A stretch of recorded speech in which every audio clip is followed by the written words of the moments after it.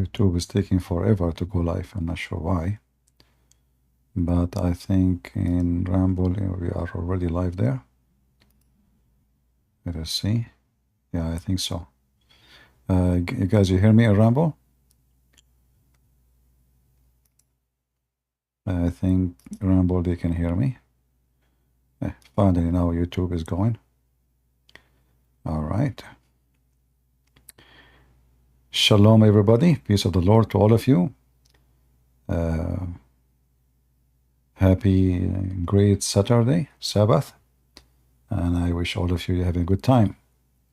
You know, and the best time for me is that the time we spend either learning or teaching. You know, days goes, years goes in your life. And what makes you different is not what you eat.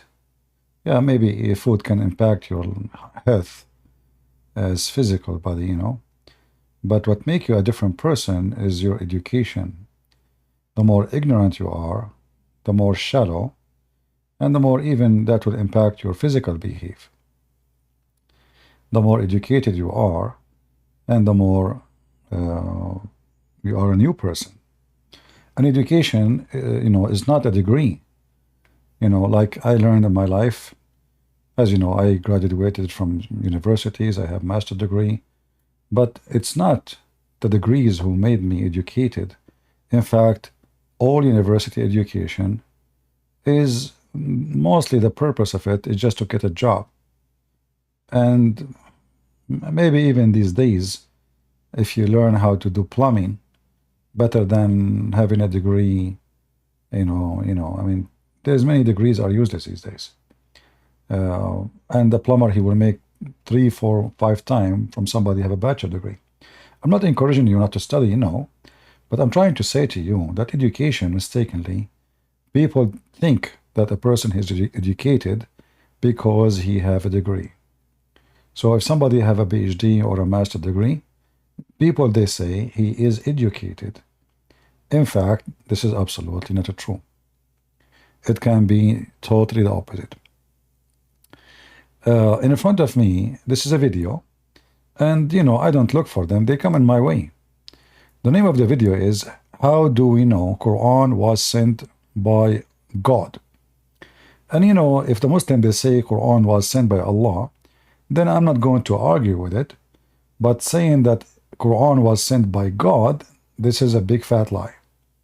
If you watch the video, which is very funny and very silly, you will see here as an example, this guy, he says that Allah, he made eternal challenge. And what is the challenge? To make Quran like it.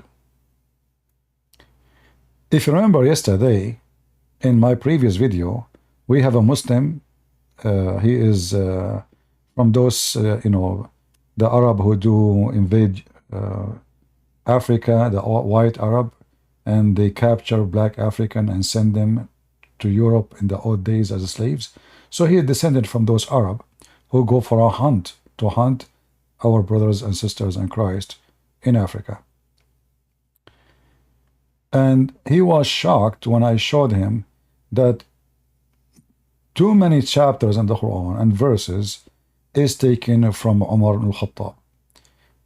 And they are the major things in Islam, including the hijab, including praying toward the Kaaba, including taking the location of Abraham to pray, which is a false. Abraham never been there.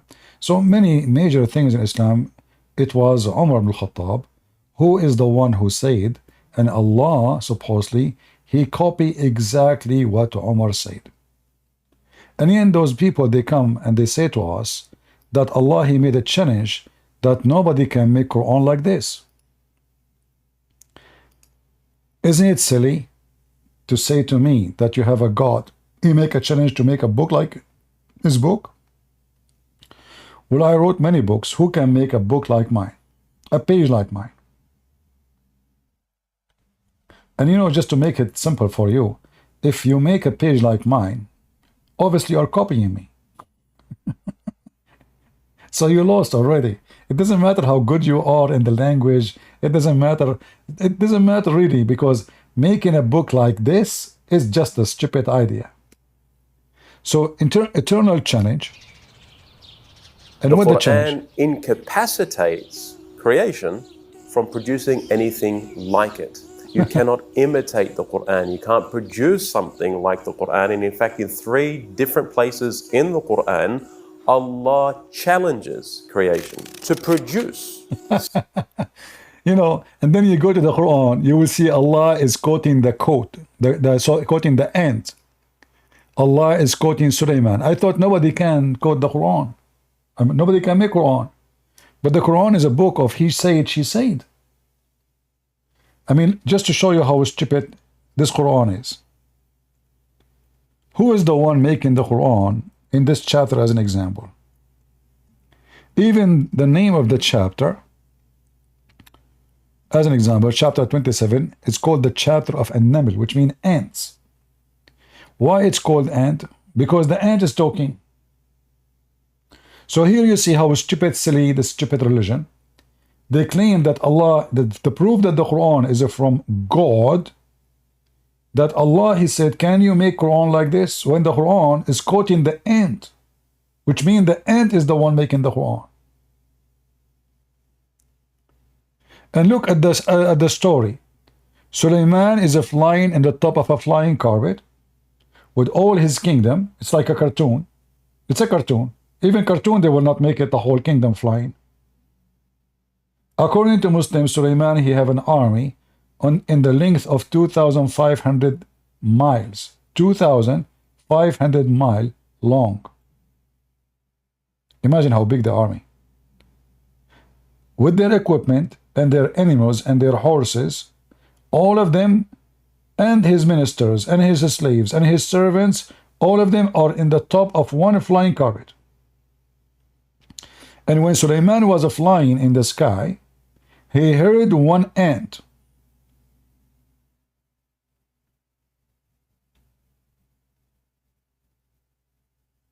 A Muslim in Discord saying to me, hey, hey, hey, the Jews, they killed the Messiah and you support them. Abdul, you see here, you see the stupidity of the Muhammadan. The Muhammadan believe that Jesus was not killed.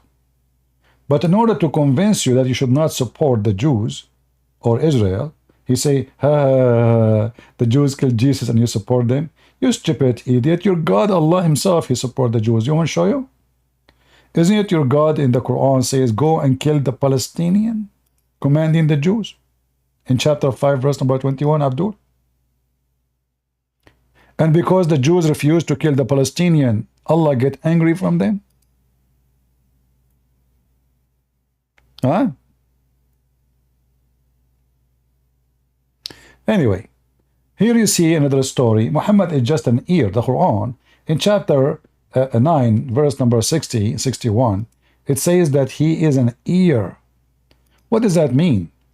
Muhammad is not even exist as a man. Muhammad is an ear. If Muhammad is exist as a person, Muhammad is a person who copy other people.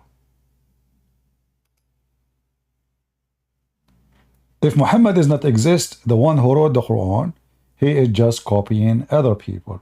And here in the Quran it says, and the Quran saying, the Muslim says to you, who can make Quran like this? But look what the Arab they said about the Quran. The Arab who Allah challenging them to make Quran like this, they say he is an ear, which means he copy whatever he hear and he put it in his book. Here, when the Muslim they explain that in their interpretation, you will see a difference between the translation and the interpretation. The interpretation says clearly that Allah is an ear, Muhammad is an ear, which means he put in his book whatever he hear from people. And we have tons of example about this. When Muhammad he quote this story, the story about Sulaiman speaking to the ants, this is a story taken from the legend of the Jews. Jews, they tell to their kids, only foolish people will believe in it. Flying carpet, flying horse, Sulaiman magic, Sulaiman penis, all kind of madness. Muhammad, he take the stories, which is absolutely legend, and every Jew he knew that, and he put it in his book, and he claimed that the one who mentioned this story to him is his God, Allah. The Muslim, they are talking about that this Quran, nobody can make like it. In the same video, I'm not going to play the video, you know, because you know them. But if you go here, you will see this Abdul here as an example. He said, when the Prophet was reciting the chapter of An-Najm, they were saying in the video that when you hear the Quran, they say there is a Christian minister, he heard the Quran and he said, this cannot be a book made by man, this is made by God. When I heard somebody, a child, he is singing the Quran, they brought a child, he have a nice voice, singing the Quran, he said my body was shivering. And here we ask the Muslims, I have a challenge for you. What about you let somebody, he don't have a nice voice, singing the same verses?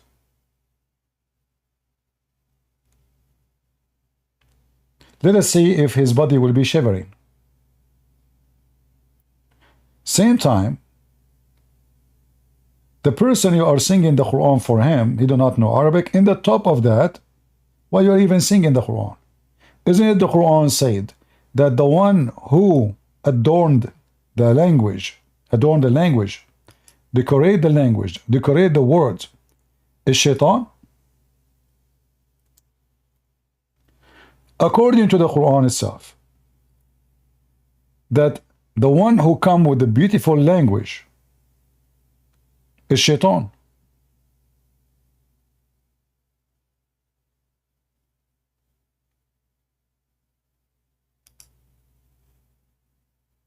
So if the Muslims saying that nothing like the Quran, and they claim it's beautiful, which is laughable, especially for the one who speak Arabic, the Quran itself saying that the one who come with decorative speeches, beautiful speeches, nice language, that is the shaitan.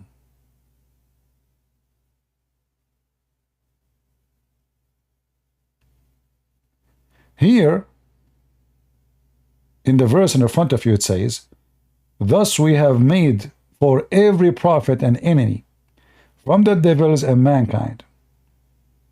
And those devils, the genie is a devil in Islam, inspire one another with decorative speeches, beautiful speeches. So according to the Quran, shaitan, he can make extremely beautiful speeches. And then the Muhammadan, they come to us and they say the Quran is a beautiful speech. But not for me. The second you know what you are reading, you will see how stupid the Quran is. If there is any Muslim would like to join us, yeah, and by the way, in the video, just to show you the deception of those people, this guy in the video, he said that the Quran is so beautiful to the point when he did recite the chapter of Al-Ahzab, sorry, Al-Najm, everyone was in the mosque. When he heard the verses of Muhammad, he bowed down, including the pagans. Believers with the Prophet ﷺ, with the mushrikeen that were opposed to him, they fell down in sujood before Allah subhanahu wa ta'ala. The liar, he did not tell the truth. The truth is that yes, the non-believers, they bow down, but not to Allah, to the three daughters of Allah. This is where Muhammad, he received the satanic verses, and I can show you the reference from their books. You can go, all of you, right now, read the same chapter he is talking about, the chapter of An-Najm, and you will see where it says that the believers and non-believers, all of them, they bow down. Why? Because Muhammad, he praised the three daughters of Allah, which is the pagans, like Muhammad, the Arab, they worship them. This is why those pagans, they bow down, not because the Quran was nice. You see how they lie in the video? He said when the Prophet of Allah, he recited the chapter of An-Najm,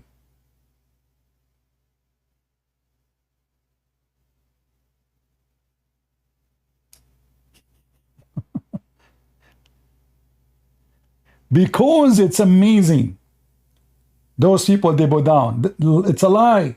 Because Shaitan gave Muhammad, according to Muslims and according to the Quran, he gave him satanic verses. Wasalam recited this verse. All of the people in the haram, the believers, with the Prophet, فَاسْجُدُوا لِلَّهِ وَعْبُدُوا. The narration, it mentions that after the Prophet ﷺ recited this verse, all of the people in the haram, the believers, with the Prophet ﷺ. Which verse? The chapter of An-Najm. We go right now, we check the interpretation for the verse, you will die laughing. You will see how they lie. They don't want to tell you in the video that because the Prophet, he recited satanic verses, those people, they bow down. They made it about something else. He said because the Quran was amazing. To the point even non-Muslims, they bow down to the Quran. So if we go right now to the Quran here, we will find the following verse. Just to show you how Muslims are satanic, there's no question about it. Because why this guy is lying about the reason for non-Muslims to bow down with Muhammad? Do you agree with me?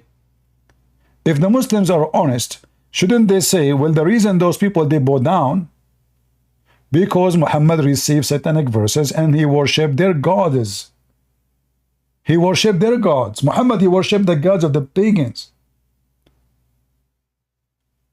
But according to the video, the Arab, the reason they bow down because the Quran was so beautiful.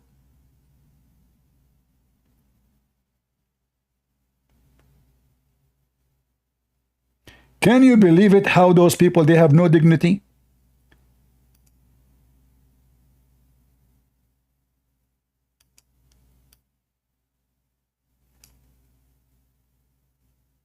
Meaning surah, until he reaches the last section of the surah. يَنْطِقُ عَنِ الْهَوَى. He can Najm out. Which one? The Prophet ﷺ goes to the haram, to Mecca, and he begins to recite Surah Al-Najm out loud before everybody. وَالنَّجْمِ إِذَا هَوَى مَا ضَلَّ صَاحِبُكُمْ وَمَا غَوَى وَمَا يَنْطِقُ عَنِ الْهَوَى. He continues on reciting this beautiful and very powerful in meaning surah until he reaches the last section of the surah. فَاسْجُدُوا لِلَّهِ وَعْبُدُوا. The narration, it mentions that after the Prophet ﷺ recited this verse, all of the people in the haram, the believers, with the Prophet ﷺ, with the mushrikeen that were opposed to him, they fell down in sujood. What a big, fat, scammer liar. Let us get you busted.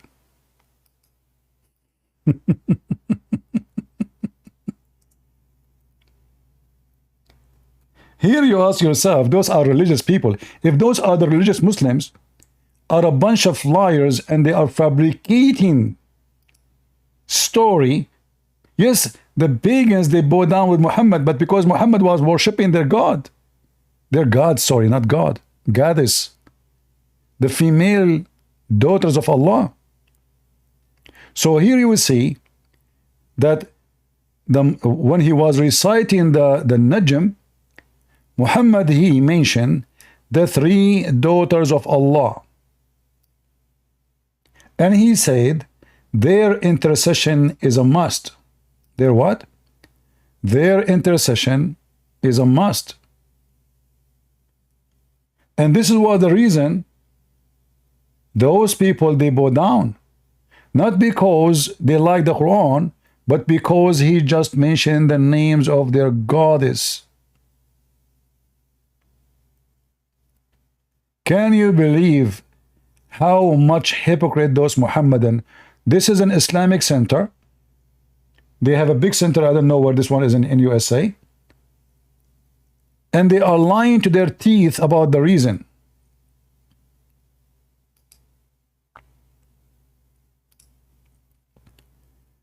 No dignity whatsoever. No honesty whatsoever. So if we go right now and we check the verses he was saying, you will see the following. You see here, we check facts. We don't make speeches like the Muhammadan, lying. Here we prove what we say, and we say what we prove. We don't make things up.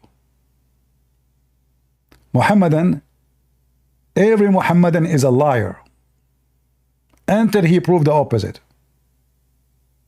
Put that in your mind. They lie with no shame. And the more the Muslim is religious, the more he is liar. Which means the more he is close to Allah, the more his lies is skyrocketing.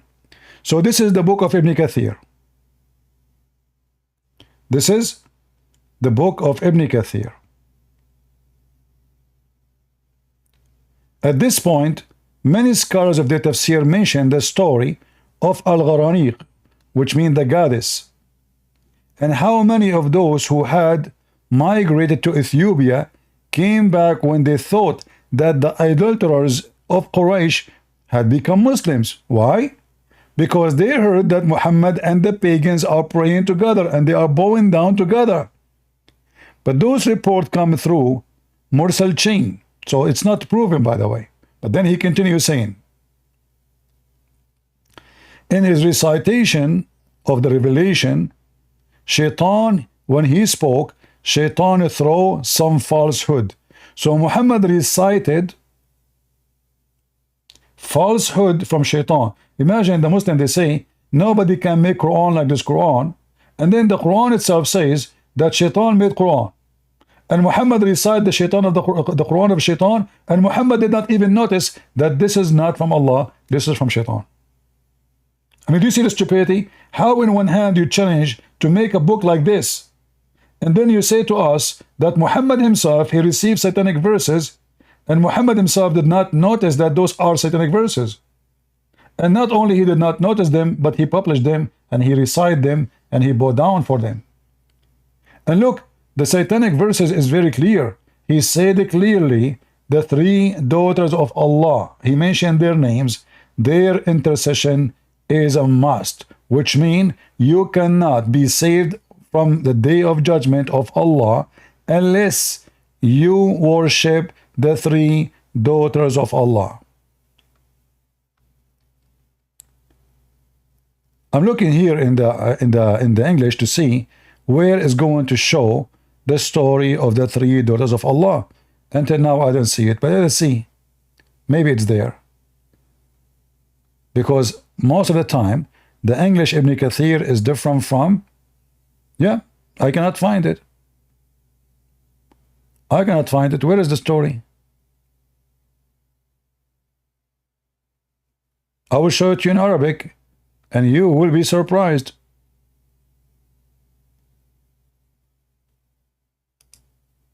What is the story about the Muslims and Muhammad? They are bowing down together. It's not there.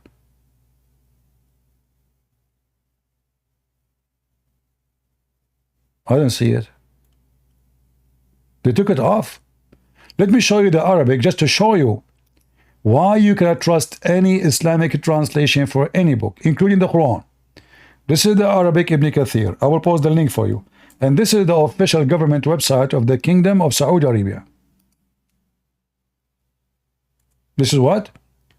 This is the official Kingdom website of Saudi Arabia. This is government website. This is not Christian Prince website. Take a note. In this website here, we have Tafsir Ibn Kathir. All what you need to do from your side is to open the link and use Google browser if you are using computer, or you can do it in your phone. Just click a translation, you can translate the page. So Arabic is not a problem because now, thank God, we have technology can translate for you. Here it says, the messenger here did read, he was reciting. Let me translate for you using Google.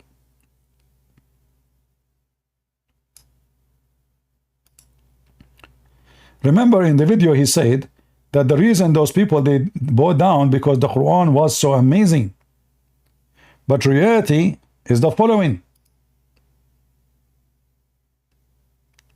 He said, the messenger of God, may God's prayers and peace be upon him, recited Al-Nam in Mecca, And when he reached this place, have you seen Al-Lat and Al-Uzza, and Manat, the other third? He said, then Satan put it on his tongue, those are the highest cranes. And their intercession is hoped for. They said, he did not mention our gods well before today. So they prostrated and they prostrated. Did you hear it? In the video they said they prostrated because the Quran was so beautiful. Are you with me? In their video they said that the pagan Arab, they prostrated because the Quran is so beautiful. But the reason they prostrated because he is worshipping their gods, which means Muhammad is a fraud. He just mentioned the three daughters of Allah, the goddess, and he called them the high cranes, and he said their intercession is hoped for, is a wish, is a supplication. You pray that the daughter of Allah will intercede for you. And because of that, look what even the text is so clear. The pagan Arab, they said, he did not mention our gods well before today. Our gods, do you see it? What Muhammad just did? So they prostrated, and he did too. So now Muhammad and the pagan Arab, they are worshipping the three daughters of Allah. But in their lies videos, they claim that the reason those people, they bow down because the Quran was so beautiful.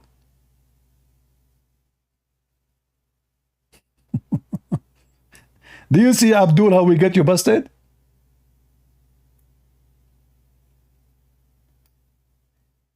Do you have a shame? A mosque is making a video like this, saying that people, they love the Quran because it's so beautiful, and this has always happened, to the point even in the time of Muhammad himself, the pagan, they bow down after they heard the Quran. So why did they not convert? And then when we check, we will find that this has happened because the pagan and Muhammad, both they worship the same God or gods, the three daughters of Allah. And this is nothing new. On one occasion, the Prophet ﷺ goes to the Haram, to Mecca, and he begins to recite Surah Al-Najm out loud before everybody. وَالنَّجْمِ إِذَا هَوَى مَا ضَلَّ صَاحِبُكُمْ وَمَا غَوَى وَمَا يَنطِقُ عَنِ الْهَوَى. He continues. By the way, how come the Quran now is not beautiful? You are reading the Quran in Arabic.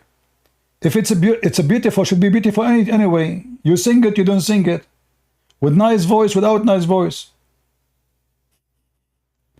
Anyone sees something beautiful in what this guy is saying, he's reading Quran. What is the beauty of the Quran? A minute ago he said when you hear it, your body will be shivering. Anyone, his body is shivering. Look, I will play it for you again. Sing it to us again. Recite Surah Al-Najm out loud before everybody. وَالنَّجْمِ إِذَا هَوَى مَا ضَلَّ صَاحِبُكُمْ وَمَا غَوَى وَمَا يَنطِقُ عَنِ الْهَوَى. He continues on reciting this beautiful and very powerful in meaning. Beautiful? There's a God, he swear by the falling stars. If there's falling stars, I mean, your God, he is so stupid to the point he think that the stars, the meteor we see in the sky, they are falling stars. Have you ever heard of a God, he swear by a falling star? Who is greater? Who is greater? Your God or the stars? I swear by something is greater than me. So when somebody swear by God, because God is, is God. When somebody swear by his mother, because he's born of her, he love her, he adore her. Allah swear by the stars for what reason? And since when the meteor are falling stars? And look at this amazing, beautiful, powerful. By the star as goes down, Your friend has not gone astray, nor has erred, nor he does speak of his own desire. But we just found that this is a story about where Muhammad received satanic verses. How he is not misguided, how he is not speaking from a desire, when you in the Quran saying that Shaitan made him speak satanic verses. Are you following with me, guys? Are you connecting the dot? The same chapter saying this is amazing by the foreign stars, which is stupid. Your friend, which in Muhammad, has not gone astray. Are you sure? Well, but here it says when he was reciting this chapter, he received satanic verses. But take to Abdul, how he is not gone astray, and now he is worshipping the three daughters of Allah.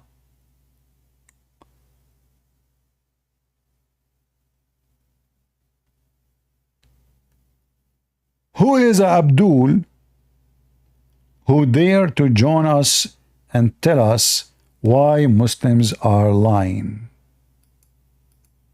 The only Abdul who can answer this is from Senegal, because he will give you whatever he wants. Go, Blade. Yo, so I mean, the verse is saying, do you not see let Uzza? It's not saying he prostrated to them.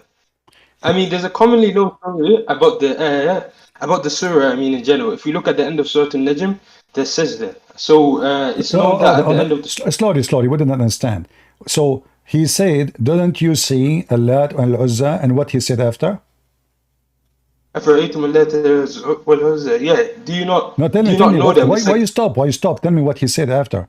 Did you see Lat and Uzza and what he said? Continue. 1 minute. I want to pull up the. Did he say? Did he say? And their intercession is hoped for? Wait, what's the verse number again? You do not know which verse we are talking about?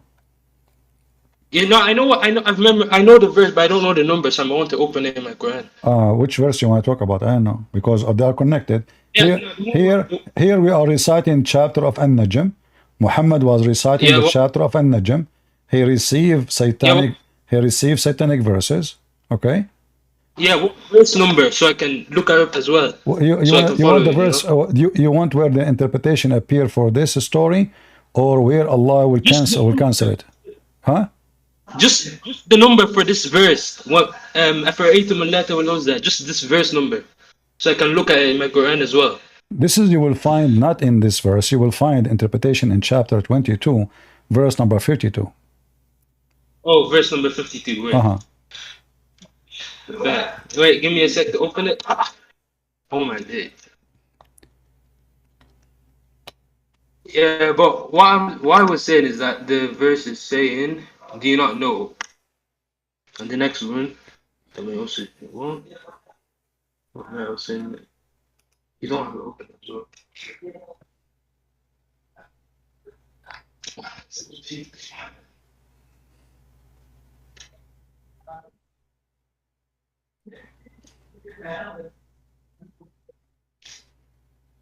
And wait, Surah Najm, verse 52.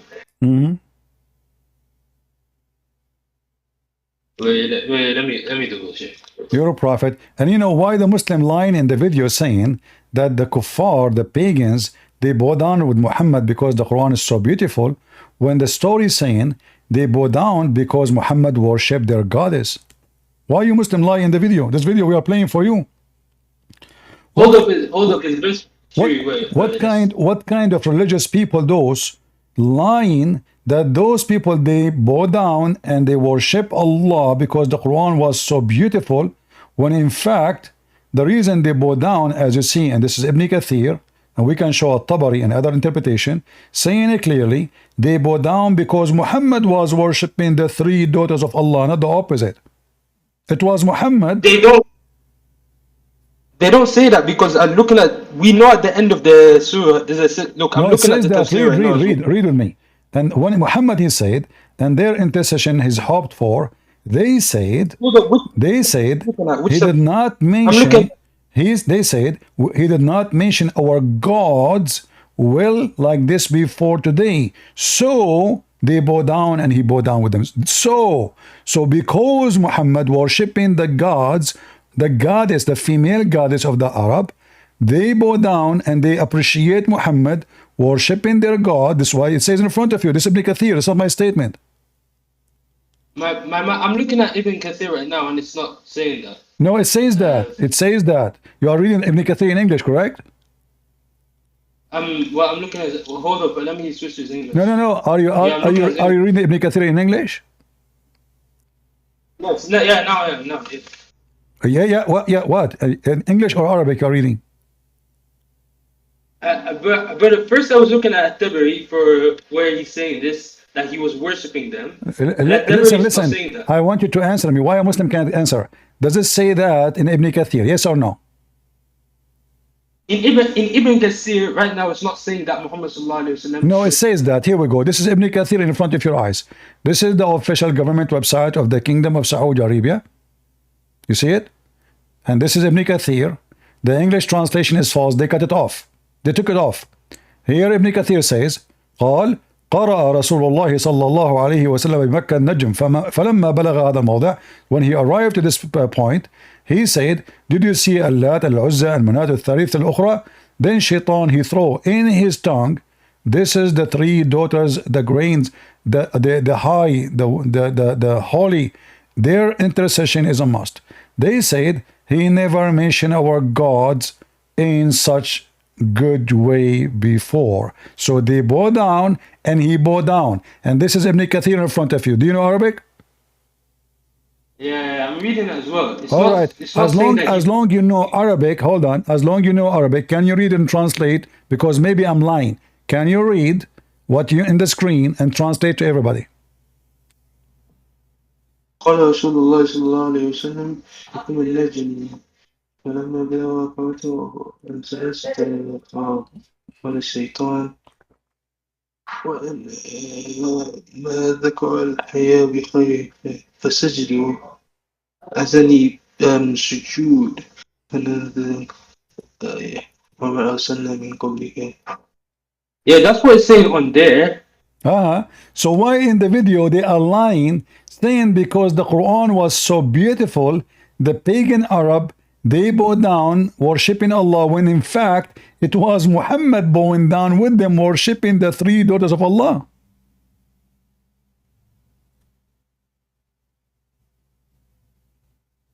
I want to looking at every single what? Every single. Do you need to call a friend? Do you need to call a sheikh to help you? Well, it'd be best to discuss this with a sheikh, because they would have proper understanding. But what this is saying from the sheikh, he can answer better. You think so? The sheikh, he can do better job. Why you don't call a sheikh right now? Okay, why you don't call a sheikh right now and let us join us? I don't know any who have got on speed dial, But I'm speaking like this. Okay, but my friend, listen. So the Arabic in front of you, you speak Arabic, I speak Arabic, and you agree with me. This is what it says, that Muhammad, he bowed down to the three daughters of Allah, and the pagans, they bow down with him, saying, Muhammad never praised our gods like this today, as he did today. So they bow down, he bowed down, and they bow down. So Muhammad now, based on what we read, you and me, and we agree, Muhammad now is worshipping the goddess of the Arab. How you explain that Muhammad is a prophet of Allah, and you Muslim, you keep saying Muhammad, he was teaching monotheism, and now Allah today, Muhammad prophet, your prophet, worshipping three daughters of Allah plus Allah. So where is the monotheism of Muhammad at that moment? What I'm saying is that at the end of the surah, it literally says the sajda at the end of the surah. Says what? What is agreed upon? A sajda, like person in the Quran where you have to do sujood when you read at the end of Najm. Yeah, so he bowed down to the three daughters of Allah. Who care? He just bowed down. He just bowed down to the three daughters of Allah. You're a prophet who you claim that he is monotheist. Is it true that he did just a second ago worship the three goddess, the three female goddess? Yes or no? No, brother, to worship them, this ayah is saying is a remembrance verse. It's a reminder for us that remember when they worshipped it. There is sajda at the end of the surah, and it is known that you perform sajda whenever you reach these parts. No, no, no, You no, no, no, perform no, no. sajda. Don't mix things. Don't mix things. It says I'm that not making. your prophet. Okay, listen. Let us repeat again. Your prophet, and you agree with me. He says those goddess al-Gharaniq, the highest. He called them the highest. Their Wait, intercession, hold. intercession is a must, is a wished for. So when your prophet saying the goddess, the high goddess, the three rows of Allah, and he mentioned their name. He said Allah, Al-Uzza, Wait, and hold on. Why Manat. are you saying intercession? Wait, hold on. You're saying they made intercession. Reading from, going a few pages back, he's saying, أفرأيتم اللات والعزى. Do you not remember Lat والعزى Uh-huh. ومناة الثالثة الأخرى, and the third one? Uh-huh. ألكم الذكر ولا No, أنثى. no, He's no, no, not no, no, saying no, no. anything Hold on, about hold on. intercession in the You whole thing. don't mix, don't mix. You are taking now those verses. The Muslim they took it from the Quran. They don't exist no more. Those verses, تلك الغرانيق العلا, تلك الغرانيق العلا is not exist in the Quran no more. This is supposedly Brother, what I'm reading the Shaitan. Quran right now. Wait, I'm reading the Quran, Surah Al-Najm, ayah 19 to 20. Okay, أفرأيتم اللات but والعزى does it ومناة say? الثالثة But ألكم الذكر ولكم الأنثى. exactly. Okay, but where is the sentence in that verse where it says إن شفاعتهن لا ترتجى?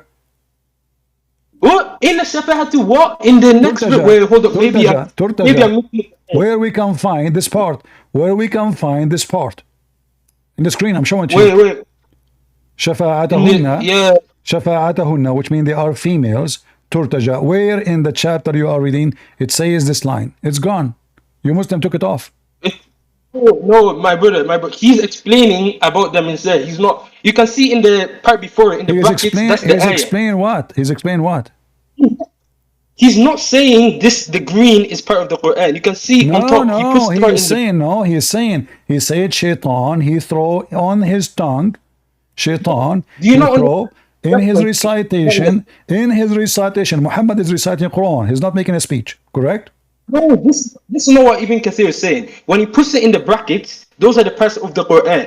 And then he goes on to explain it inside the black and the green. No He puts problem. أَفَرَأَيْتُمُ Okay. And then so اللَّاتِ Muhammad was reciting the Quran and Shaitan he throw on his recitation the following sentence. Do you agree? That is not what it's saying. I'm It looking at is. No, Ibn. it says, read it carefully. فَأَلْقَى الشَّيْطَانُ عَلَى لِسَانِهِ. Translate. My guy, I'm reading. I'm reading from every single No. It's in what. front of you. Don't make me, don't make a drama. It's in front of you. I'm highlighting for you. Read and translate to people. Does it say, Shaitan, he throw in his recitation, in his tongue, those three daughters of Allah, their intercession is hoped for. Does it say Shaitan My throw guy, on his tongue? Yes or no? wait, hold on. I want to solidify on three things. You Don't said go that they will anywhere. come for Hold intercession. on. Before you go anywhere, why you are not answering me?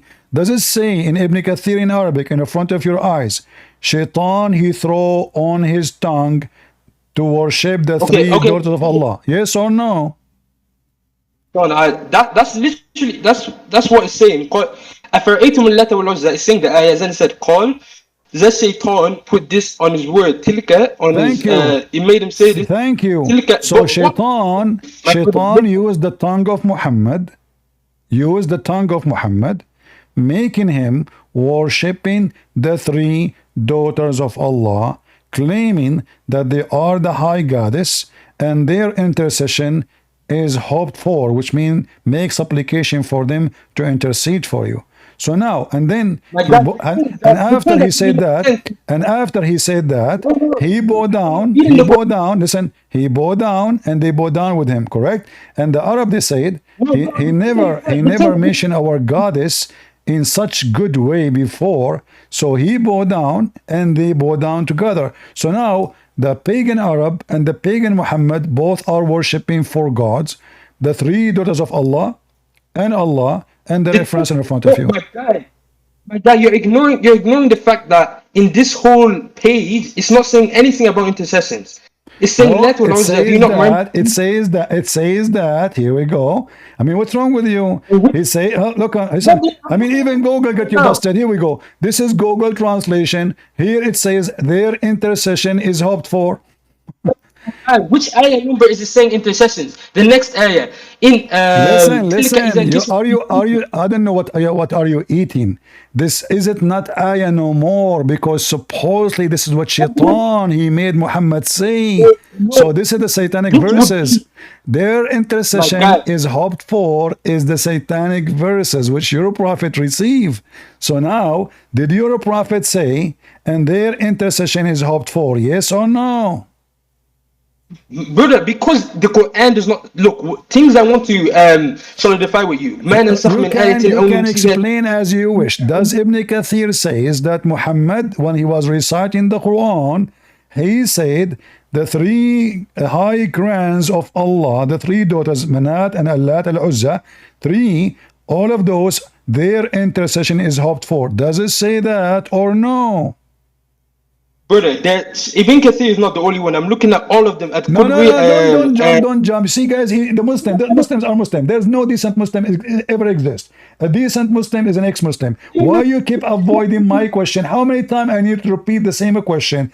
Did Ibn Kathir says that your prophet said their intercession is hoped for? Yes or no? Guy, because you're trying to single out, you have to look. Every single I sheikh am does this. singling Whenever out. I have the right to single out, because I'm asking you why you don't say yes. Say yes. If it's there, say yes. But look, you don't want to say yes. Listen. You don't want to say yes because this is a proof that your prophet is a false prophet and he worshipped three daughters of Allah and he bowed down to them. This is why you refuse to say yes. It's in front of you. You speak Arabic. I'm showing you even Google translation, and you did read it for us already. But now you are saying to me where it says their intercession is hoped for. It's in front of you. So does Ibn Kathir says that your prophet said their intercession is hoped for? The goddess. Yes or no? You see how they lie? No dignity. The reference in front of them. The website of the official government website of the Kingdom of Saudi Arabia. Government website. It's in the front of their eyes. Still they play games. Can you believe it? Satanic. This is satanic religion. If those people, they have little belief in any God besides Satan. Wait, sorry, I couldn't hear you for a few seconds. Sorry. Okay, so now I couldn't hear you for let me repeat my question for the last time. I'm not going to keep repeating, please. I'm not a kid. You're not a kid. So let's talk as adult. Does Ibn Kathir says that your prophet, when he was reciting the Quran, he mentioned the three daughters of Allah, and he called them the Gharaniq, which means the goddess, the high goddess, the high goddess. Inna shafa'atahunna turtaja. Inna shafa'atahunna turtaja. Their intercession is hoped for. And then he bowed down, and they bowed down with him. Does it say that? Yes or no? Okay, now that part about calling them the best, that part is addition, because that's what I'm not even considering saying as I'm looking at it right now. I want you to Brother, say why you don't answer. Did your prophet say their intercession is hoped for? You said to me 2 minutes ago, where it says that? I said, it's in front of you. Does it say that their intercession is hoped for? Yes or no? you can bring me the ayah where the prophet says that, I'll agree, but no ayah says that. It's And man in front of you. It's in in front of you. This is not an ayah no more. This is the ayah of shaitan. You Muslim, you took it off from the shaitan. That's what Ibn Kathir is saying. Ibn Kathir is saying, shaitan, he gave your prophet. Listen, what's wrong with you? Just say that Ibn Kathir says that, yes or no? Okay, my brother, there's two sides. There's two sides to Ibn this. Kathir says that, yes or no? Brother, there are two sides to this, okay? You see, if guys, you want to say that, no, I have no time for to. I'm not going to repeat the question at 10,000 times. What a bunch of cowards. It's in front of him. Did Ibn Kathir say yes or no? He will not say. Can you believe it how satanic they are? I just use Google translation in front of your eyes. You don't want to say yes, it says that. Why? Because you are satanic. Because you know, if you say yes, this is what he said, that means you're a prophet. is a satanic man. Let me do the translation again in front of everybody. Here we go. Using automatic Google translation, not Christian Prince, nobody else. In the front of your eyes. He said, the messenger of God, may God's prayers and peace be upon him, recited Al-Nam in Mecca, and when he reached this place, have you seen Al-Lat and Al-Uzza, and Manat, the other third, he said, then Satan put it on his tongue, those are the highest cranes. And their intercession is hoped for. Is hoped for. They said, he did not mention our gods well before today. So he prostrated and they prostrated. See? They were worshipping for gods. Muhammad and the Arab pagans, the monotheist Muhammad, the biggest fat lies of monotheism. Muhammad is like Obama. Obama, he go to Israel, he wear the hat of the Jews. He go to the church, he kiss the Bible. He sit with the atheist, he make fun of the Old Testament. He go with the gays, he's a gay. He visit the Middle East, he's a Muslim. That's Muhammad. Muhammad now is sitting with people who they are worshipping the three daughters of Allah beside Allah. The family of Allah, the whole family. Muhammad, he worshipped the three daughters of Allah. He called them goddess. He called them the high goddess. He said their intercession is hoped for. The Arab, they said, wow, that's good. We don't have a problem no more. We worship the same gods. It's in front of you. They said, the Arab, he did not mention our gods well before today. So they prostrated and they prostrated too, together, worshipping the four gods, the three daughters and Allah. And I keep asking this guy the same question. Does it say that your prophet said their intercession is hoped for? He says to me, where it says that? Can you believe how they lie? I mean, if they are debating someone, he have degrees in the garbage of Muhammad, he speak Arabic better than their God, and yet they deny, and we are showing the reference in front of them in the screen, and still they say where it says that. And just to remind you, when this guy, he took the microphone, he did read it. He agreed in the beginning. But now because he noticed, because you can reward the video, you will see he agree. He did read. He said, yes, it's a. So now because now I'm asking him a specific thing, he felt the embarrassment. He felt the danger. Because simply, look what he's saying to me in Discord. He is translating tafsir. So what I should not translate? Guys, my guilt, I'm guilty now. I'm translating tafsir. So what? Because this is what happened. Look in the chat. He admit in the Discord. He said Christian Prince is translating the tafsir. So why you refuse each time I say to you, did Ibn Kathir say so? You refuse to read. Now you just admitted, yes, this is what Ibn Kathir said. And this is what At-Tabari said. And this is what all the scholars, Muslim scholars, they said. Muhammad, he worshipped the three daughters of Allah. And here you notice why Muslims, all of them, they are a bunch of liars. Why in English, why Ibn Kathir in English doesn't have the story? Where is the story? Where is the story?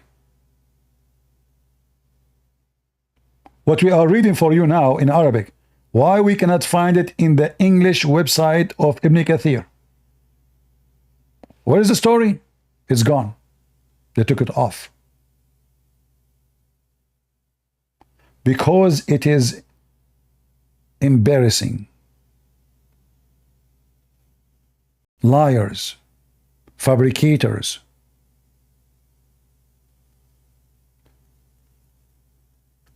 You cannot find it in Ibn Kathir in English. I have Ibn Kathir in Arabic. Ibn Kathir in English is not even 1% of Ibn Kathir in Arabic. From all the books. Any story which is an embarrassing, the Muslim, they took it off.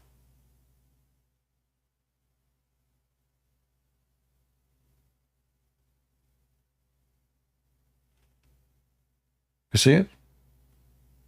So here you see why Muslims, why you cannot take Islam from Muslims. Every Muslim is a official liar.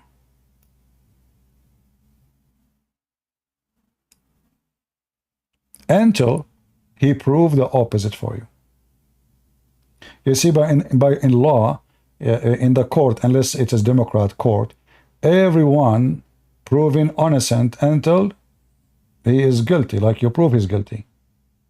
In the case of Muslims, every Muslim is guilty until he proves that he's innocent, because they lie, and they are commanded to lie. And the important for us here that this story is a true story, and the Quran confirm that Allah will take off, will erase what shaitan he throw on the recitation of Muhammad. But here you need to ask yourself, as long as shaitan was successful first time to do so, will shaitan he can be successful second time to pose the same verse here? How we know now that this verse itself, which it says Allah will take satanic verses off, how we know that this verse itself is not from shaitan? Because the story says that shaitan, CP himself cannot show the verse. Are you mentally ill? Guys, the guy saying to me, CP himself, he cannot show the verse. You idiot. You Muslim took it off. This is what the whole story about. Allah, read, are you idiot? Chapter 22, verse number 52, Allah will abolish it. So who is the one who abolished it? It was you Muslims. Allah did not do anything. And the proof Allah could not abolish it, we have the same verse still exists in Ibn Kathir, in Al-Tabari, in Al-Qurtubi, etc. Guys, look at this. When Allah, he says Allah will abolish it. Huh? And look at the first translation. He says he throws some misunderstanding. He said worship the three doors of Allah, and this is some misunderstanding. Are you sure? Why Muhammad was explaining the Quran then? Or he was reciting Quran? I mean, look at those hypocrites. If you change the translator, look at this. This is Sahih International. Let us see. Let us see different potato. He throws some misunderstanding. How he can throw misunderstanding, brother? He was not explaining the Quran. He was reciting the Quran. He was not explaining the Quran, brother. He was reciting. Look. Here is different story. The same book, the same Muslims, different translation. This translation of who? Muhammad Hilali and Muhammad Khan. Never did we send a messenger or a prophet before, but yet when he recited the revelation or narrated or spoke, shaitan throw some falsehood in it. Guys, do you see the stupidity of Muhammad? He just said that all the prophets of Allah, they recite satanic verses. Anyone knows why this is so stupid? Who knows why this is so stupid?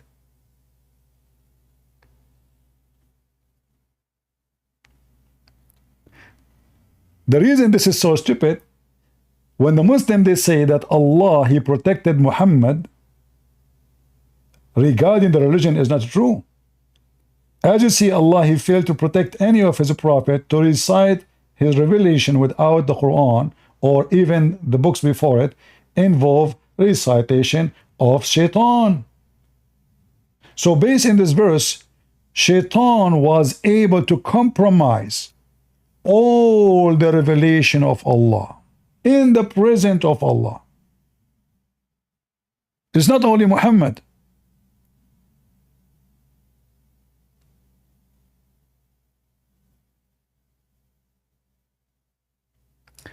Ahmad saying to me, I am quoting a weak hadith.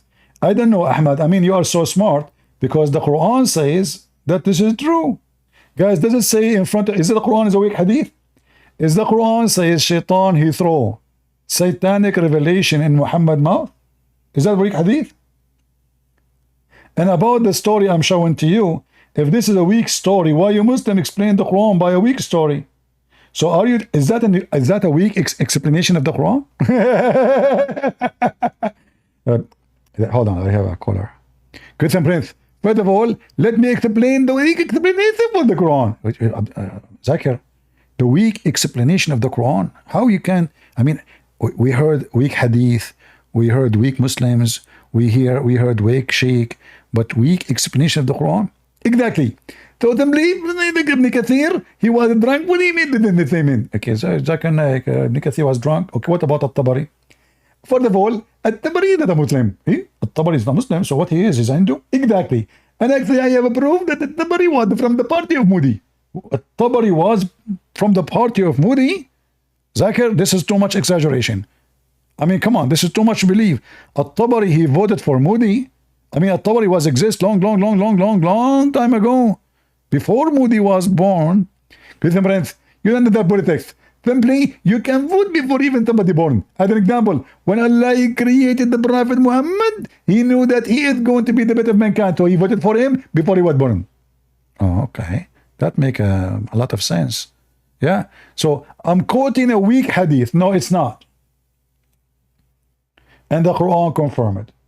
And this story exists everywhere. And not only that, there's other story says that the shaitan, aka Allah, he came to Muhammad in the shape of Jibreel. What? Are you serious? Yes. So imagine, shaitan, he came to Muhammad and he is able to clone the exact look of Jibreel. Here, there is something very dangerous in this story. If Shaitan was able to clone Jibreel, that means Shaitan always cloned Jibreel. Do you think Shaitan, he will do it only once? Why he will do it twice, 3 times, 5 times, if he can do it?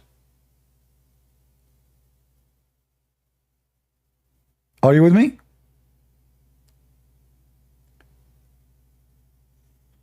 As long as Shaitan, it's so easy for him to change his look and to come to Muhammad as Jibreel. That means Shaitan, God knows how many times, he came to Muhammad as Jibreel. Here is the story from their books. Nothing of my books. IslamWeb.net, At-Tafsir al-Kabir, Fakhruddin al-Razi. Here it says that Shaitan, his name is Al-Abyad.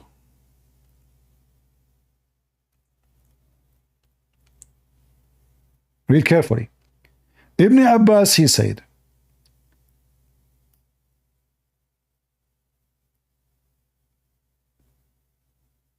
and here the Muslim, by the way, they are reporting stories, and here the story before it, they don't like it, the story after it, this is the true story. So look, this is the true story now. Ibn Abbas, he said,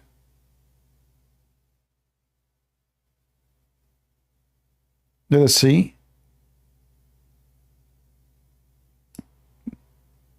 What he said.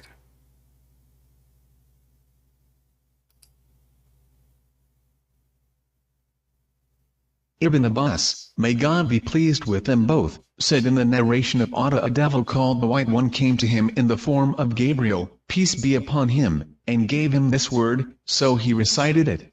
When the polytheists heard that, they liked it, so Gabriel, peace be upon him, came and looked at him, so he recited it. When he reached that word, Gabriel, peace be upon him, said, I didn't bring you this. The messenger of God, may God bless him and grant him peace, said, he came to me, coming in your image, and put it on my tongue. Oh boy. Guys, did you hear it? Shaitan, he came in the image of Jibreel. And he gave Muhammad the satanic verses. Who? Shaitan. How he looked like? like Jibreel. What he call himself? Al-Abyad, which mean white, because Jibreel is white. Do you see it, Muslims? Yeah, want the link? No problem. Here we go. No problem. Here we go.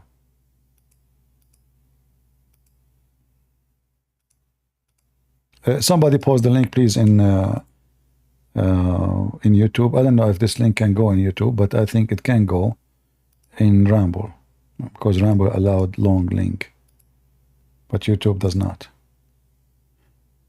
Guys, in Ramble, is the link working? Let me know if you can open it.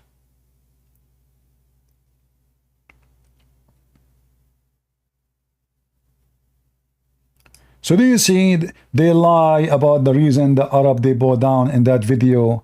They fabricated stories. There's no dignity. Those are official religious sheiks in the mosque. They claim that the reason the Arab they bow down because the Quran they heard it was so powerful, when in fact it was so doomed.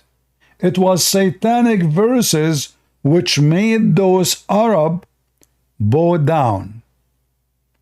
Do you see how Muhammadan we get you busted? Huh? Do you see how we get you busted? You and your official liars. You go and you make a video saying the Arab before Islam, brother. Everybody, when they hear the Quran, Quran is amazing. Even the Arab, there's a story where the Arab, when they heard this, they bowed down. What a big fat liar. They bow down for the satanic verses. And here, by the way, as long if a book is the book of God, and that's what make people believe in it, well, that means the book of the Hindus is a book of God too. I mean, look how stupid it is. Look at the silly logic. But even that reason, when they quote the story, I was watching the video, I could not believe how big fat liars they are. Because that is the same chapter where the reason is so clear why those Arab they bow down. Not because the Quran is so beautiful, but because Muhammad, he worshiped the three daughters of Allah.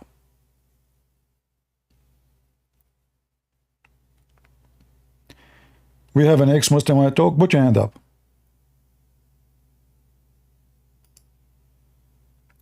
And you notice I keep asking this guy the same question, and he refused to answer.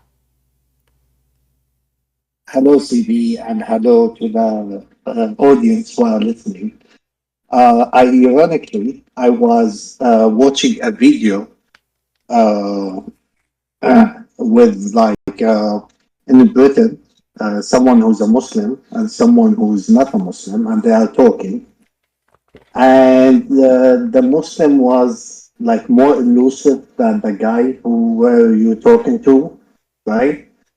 And like you can't pin him on anything. And every time they tell him about how the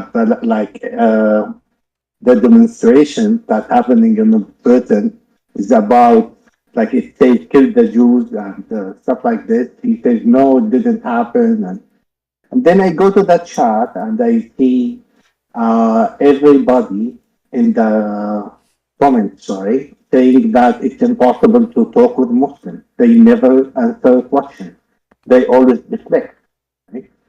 And like any let's say intellectual person, when you talk to him, you have to take the responsibility a little bit, just a little, at least a little bit, right? But to always deflect, it just doesn't mean anything.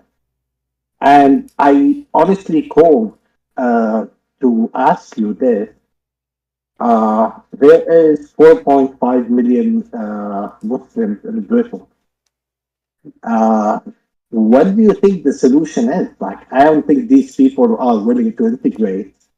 Looks like people in Britain, they understood. All right, that option. This is not my topic for now. We are changing topic. You know, what happened in Britain, whatever happened to Britain, people deserve what will happen to them. At the end of the day, it's you who made it happen. It's you who allow it. And if the Christians in Britain, they were asleep, nobody can cry for them. You slept, you snore, you get screwed. So Good for the Muslims. I don't blame the Muslims. I don't blame any nation to go and take over any other place, especially if they are satanic. Blame those who allow it to happen. If a fire starts in your home and you gave the matches to a kid, that means you are the kid, not the kid. So the British people, they were so stupid for a long time. Those are Christians, you know, many of them, they are Christian by name, and they spend their day just going like every Saturday, going, most of them, they are atheists actually. They go to the bar, dancing, music. This is what they care for. So the foreigners, they came and take over the country. Good for them. It's not their fault. Crying, those who cry, I don't respect them. You want to fix it? Fix it. It's easy. Muslims are not even 7% of the country. Stop the immigration. Don't allow anyone, and anyone, he says something wrong. He betrayed the country. He put other flag. Strip him from citizenship. You can change the law. You can strip anyone. Like now, I am a nationalized citizen as USA citizen. By USA law, if somebody betray the country, is not born in the country, you can strip him from a citizen. You can make a law that even if you are born and you betray the country, they can strip you from your citizen and throw you out. Do it. And then everybody will behave. This is an easy solution. Not my topic. So sorry, I will disconnect you to go back to my topic. I don't like crying people who cry about this and that. Just fix it. You can fix it. Always you can fix it. Always you can fix things. But people in disability, they cannot fix anything.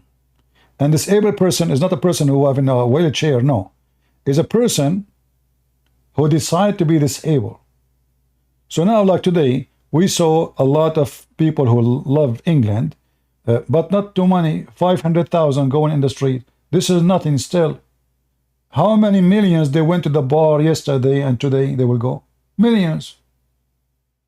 So still the nation is asleep. 500,000 in the street, that means there's 99% of the country is asleep. Stupid people, what you can do? Let them be screwed. I cry for nobody. It's against my belief to cry for the fools. Here we have an example of how amazing the Quran. This is a sheikh, his name is Al-Urayfi. Very well known. He have a conference in France or Belgium, I'm not sure. They brought in the stage a person who don't speak Arabic. And now the Muslim want to show you how your heart will tell you which one is the true Quran. So the sheikh, he will recite two kind of Quran. One he just fabricated, and one is from the Quran, the true Quran. And he will ask this French boy, which one you like more? And look what happened. فارسي ما يقدر يفرق ذكر رحمة ربك عبده زكريا هذه الجملة الأولى وجلسنا معك وأنسنا له طيب هذه الجملة الثانية قل له هل شعر بفرق بين الكلامين الجملة الثانية ارتاح إليها لم تضبط He liked the fake Quran more. What happened here, guys, I don't know, like the video somebody played with it. The guy, he liked the fake Quran. Supposedly, after he sang the Quran, he made two Quran. Fake one and true one. And he asked the guy who is not a Muslim, he do not know Arabic. He don't know what he just said. He said to him, which one you like more? The guy, he liked the second recitation, which is the fake Quran.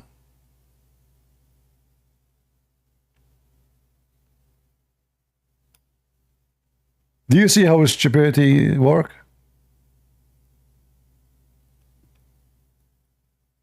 Huh? He liked the fake Quran. And then he said, okay, let's repeat again, let's repeat again. عموما هذه الطريقة هي ليست دائما مع كل الناس يكتشفون He said, not always this way work, not always work, not always work. Really? So Allah, he failed this time?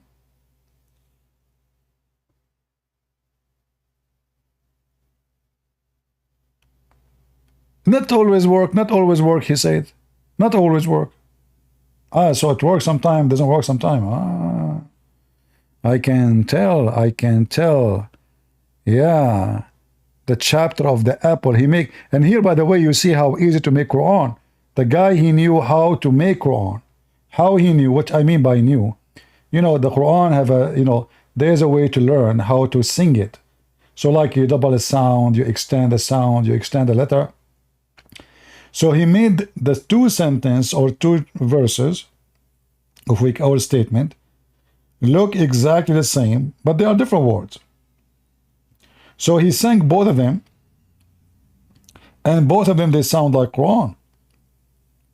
And the guy, he liked the fake Quran. And maybe this is why Muhammad,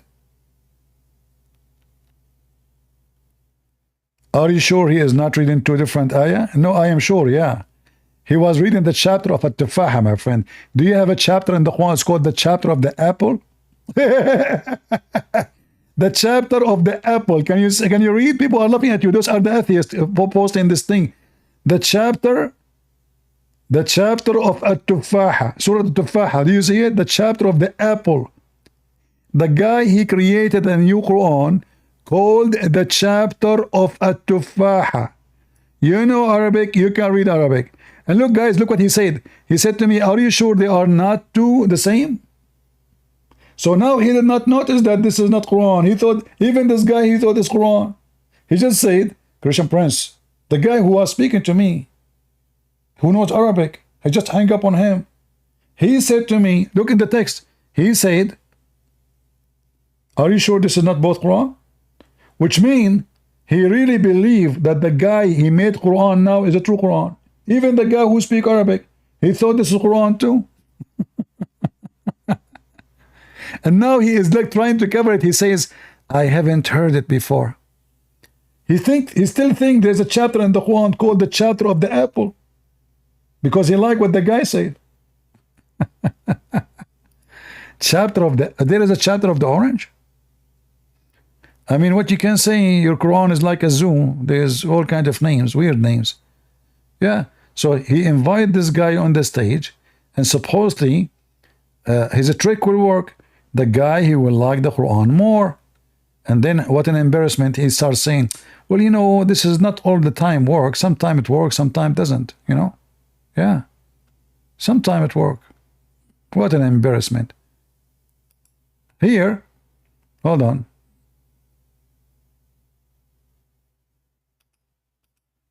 This is the full video, maybe.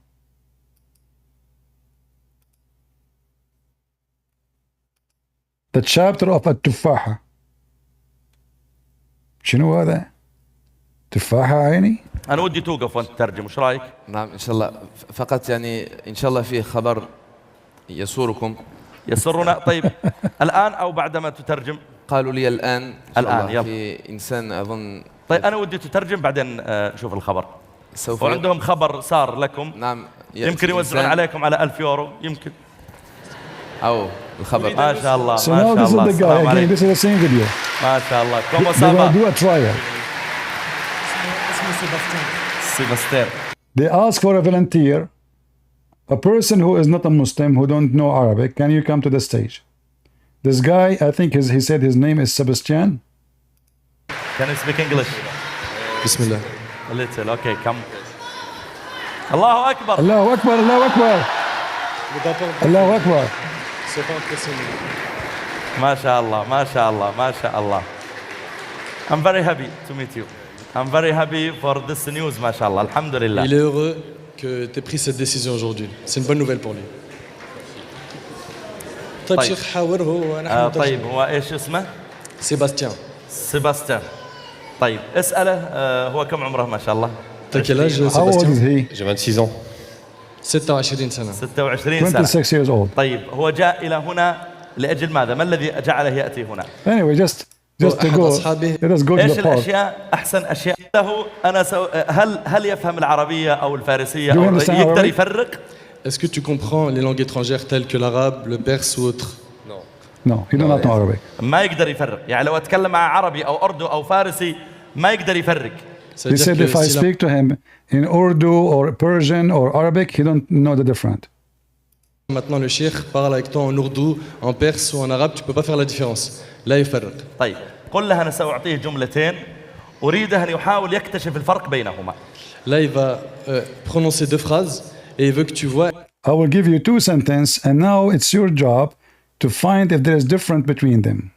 est-ce qu'il y a, ou plutôt tu lui fais ressentir ce que ces phrases ont fait sur toi. D'accord? Donc tu vas essayer de lui dire quelle est la différence entre ces deux phrases, que tu ne comprends bien sûr absolument pas. طيب. So, yeah, so now he will do the test of the truth, that this is the book by Allah. You will love it when you hear it, even though, look, he don't know Arabic, he don't know Persian, he don't know the different. But now when I recite for him, I will recite two different things. One is a true Quran, and one is a fake Quran. And look what his heart will choose. طيب اسمع الكلام الأول.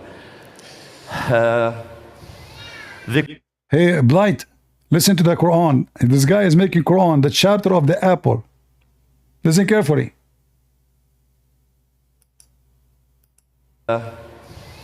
ذكر رحمة ربك عبده زكريا إذ نادى ربه نداء خفيا قال رب إني وهن العظم مني واشتعل الرأس شيبا ولم أكن بدعائك رب شقيا وإني خفت الموالي من ورائي وكانت امرأتي عاقرا فهب لي من لدنك وليا يرثني ويرث من آل يعقوب واجعله رب رضيا. Oh boy. هذه الجملة الأولى قل له.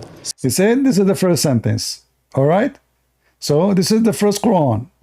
Remember, he did not say to him this is Quran.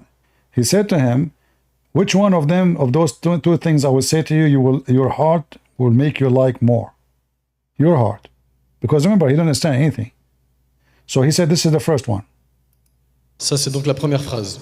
طيب ياخذ الجملة الثانية. Là maintenant, so now the second recitation. Listen carefully. Second recitation. Il va prononcer la deuxième phrase. Essaye de dire est-ce qu'il y a une différence entre les deux. نحن اجتمعنا في هذا المكان. Now he is fabricating Quran. Listen carefully. This is not Quran. This guy is fabricating now Quran. And then he asked the guy, which one you like more? He said he liked the second one, which means he liked. His heart felt better to the second one, which is the fake Quran. Il va prononcer la deuxième phrase. Essaye de dire est-ce qu'il y a une différence entre les deux. نحن اجتمعنا في هذا المكان ثم جلسنا في هذا الزمان ثم التقينا معك وجلسنا معك وأنسنا لما لقيناك ثم سوف بعد ذلك نفارقك لكننا سوف ندعو كثيرا لك. طيب هذه الجملة الثانية. Ça c'est la deuxième phrase. قل له هل شعر بفرق بين الكلامين؟ Now, did you find any difference between the two? Tu as ressenti une différence entre les deux phrases? Est-ce qu'il y en a une parmi les deux qui a peut-être touché ton cœur? Voilà, la deuxième. La deuxième, الجملة الثانية. ترتاح إليها. طيب. He liked the second one. He liked the fake Quran.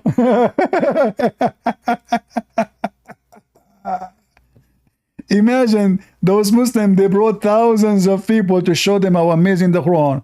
And here you see, by the way, how easy to fabricate in Arabic something sound like the Quran. So now, if I bring a Muslim here to the stage and I play for him this, he will not notice that's not the Quran. He will believe this is Quran. Even Blight, the one who called me, who speak Arabic, he said to me, are you sure this is not both Quran? Correct, guys? Did Blight, the one who called me 15 minutes ago, did he say in the chat in Discord, are you sure this is not both Quran? So even him, he speak Arabic, he thought that both are Quran. And this is telling you that the challenge of Allah to make Quran is a joke. This guy, he just make it up on the stage. We sit with you, we ate with you, we have fun with you. This is what he's saying.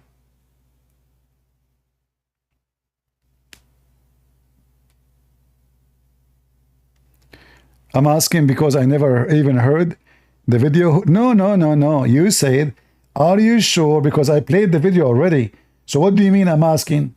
You heard the sentence both. You heard him speaking the Quran, and you heard him to speak in the false Quran. And you said to me, are you sure that both are not Quran? Aren't you sure that both are not Quran? Or they are not Quran? Your text is there.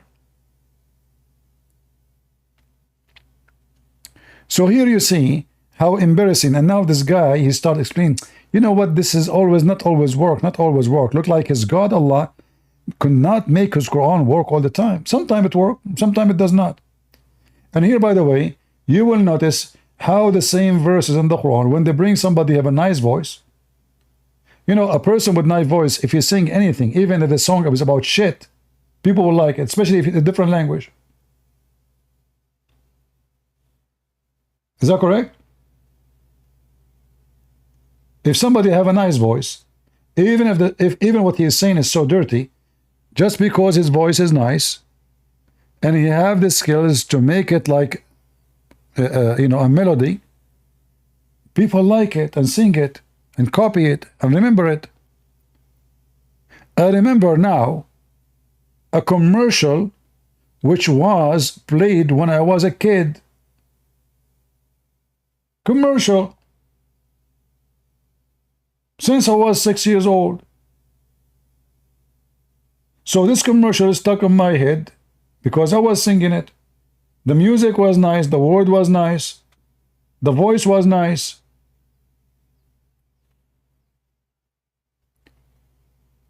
Here you see the stupidity. What about we focus on the meaning of the Quran, and then we will see how stupid this book is. So Shaitan, he throw in the mouths of all the prophet of Allah satanic verses. If we ask Blight, who is the one who caused this to happen? Is it Shaitan or Allah? Who is a Muslim can answer? Let us guess.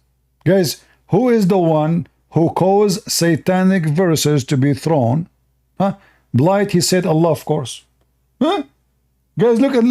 Blight, he said in Discord, he said Allah, of course. So how stupid this religion is. So why the Quran says Shaitan throw the satanic verses if Allah is the one who throw it? People, do you see what he said? He says Allah, of course, is the one who throw the satanic verses in the Quran. So the conclusion, satanic verses is not satanic. It is from Satan. His name is Allah. Because both are one. As long as you agree that all the verses of Shaitan thrown into the revelation, it's Allah who made it happen, caused it to happen, that means Shaitan, he did nothing. This is satanic verses of Allah. He is the one who throw it. And why Allah want to do that? Who is a Muslim can tell me why Allah, he want to throw satanic verses in his book? What is your reason? Who is a Muhammadan have little intelligence can tell us why your God, as Blight he agreed, why your God is throwing satanic verses in the Quran?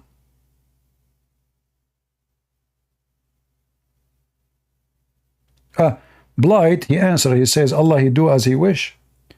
Yeah, Allah, he do as he wish because it's Shaitan. You know, he have no ethic. Correct, guys? If you have no ethic, you do as you wish. If you have ethic, you don't do as you wish, because your wish will not go against your ethic. But when you have no ethic, your wish is unlimited. So Allah, he throws satanic verses in the Quran, and then he play. Look at this drama. It turned to be Shaitan. He did not do nothing. It was Allah. He throws satanic verses, and now Allah will take it off. It's like, you know, I shoot you and I will save you. I mean, why you save me? Why you shot me anyway? What is that? What a joke. And then they say to us that the book of Allah is preserved by Allah.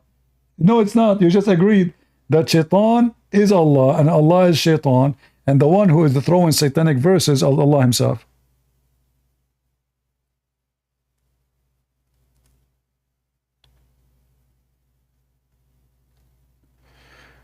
There is no need to prove the Quran, like Muhammad is copying from false gospels. There's no false gospel. Those are false books. Those aren't gospels. However, there's no need for those. But Muhammad himself, in the same page, he got himself busted. Look, the verse here in front of us says Allah will take off the satanic verses, but the verse after it says the satanic verse is still there. And he make what shaitan is thrown as a trial. Well, if Allah abolish it, there's no trial. That means he did not abolish it. That means satanic verse is still there.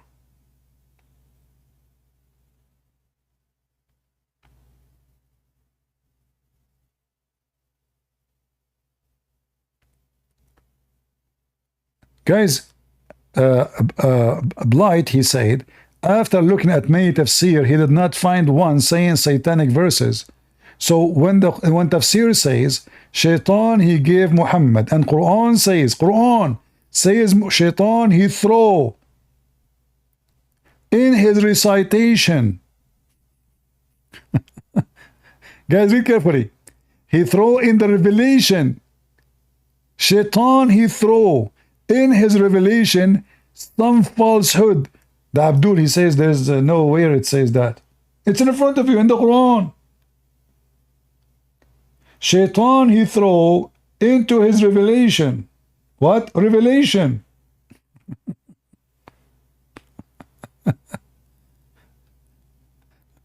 I never met a Muslim, he is not low IQ.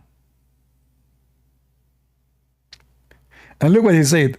And despite not, say, next Allah abolish it. Okay. It's too late. What you are saying to me, that you have a daughter, she lost her virginity, and now Allah will stitch her vagina. Well, she is not a virgin no more. And the book of Allah is not a virgin no more. Shaitan, he have intercourse with the mouth of Muhammad. And he have his orgasm on the mouth of Muhammad. Satanic verses. And now your prophet, God, saying, he will wash the mouth of Muhammad from the Satan orgasm. Too late. Excuse my language. Just to make you understand how severe what we are talking about.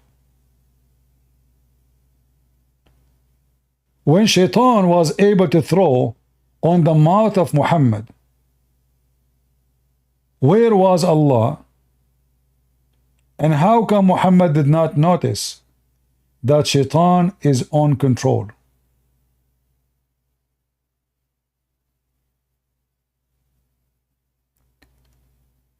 How come Muhammad did not notice that he is worshipping the three daughters of Allah? Right?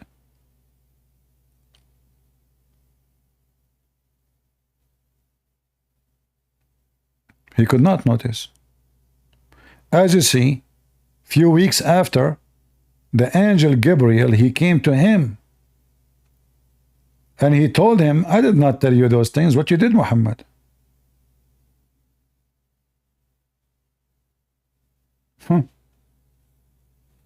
I did not tell you this. So if Jibreel did not come to Muhammad, Muhammad will never notice that this is from Shaitan. Imagine all this time he is worshipping the three daughters of Allah.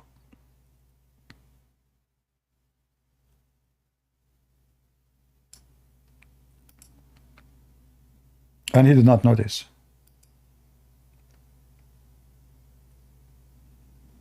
Ibn Abbas, may God be pleased with them both, said in the narration of Atta, a devil called the White One came to him in the form of Gabriel, peace be upon him, and gave him this word, so he recited it. When the polytheists heard that, they were impressed, so Gabriel, peace be upon him, came and looked at him, so he recited it.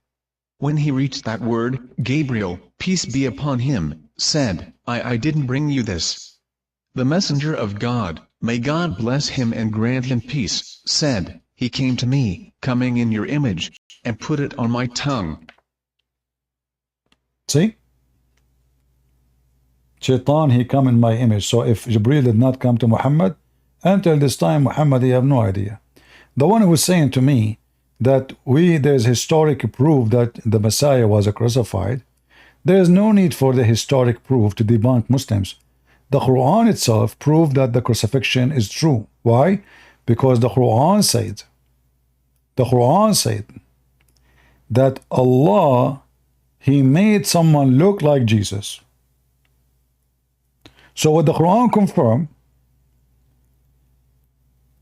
that a human being, any human being, he will look at the crucifixion, he will see Jesus on the cross. So the stupid Muhammad, by confirming that what people saw on the cross was Jesus, he confirmed the crucifixion, claiming that this is someone Allah made look like. This is a joke. Hey guys, Trump, the one we saw yesterday in the court, that was not a Trump. And as you see, everybody clone everybody in Islam. Here we go. The angel Jibreel was a clone by Shaitan. So there is two Jibreel now. And Jibreel, he cloned the boyfriend of Muhammad. His name is Dahya al-Kalbi. So now we have three Jibreel. The real Jibreel, Dahya al-Kalbi, the boyfriend of Muhammad, the handsome boy. And because Jibreel, he come to Muhammad in the look of Dahya al-Kalbi. This is what the hadith says. And now Shaitan, his name is Al-Abyad, he came to Muhammad in the shape of Jibreel. So now we have three fake Jibreel. Everybody clone everybody in Islam. And we have two Isa.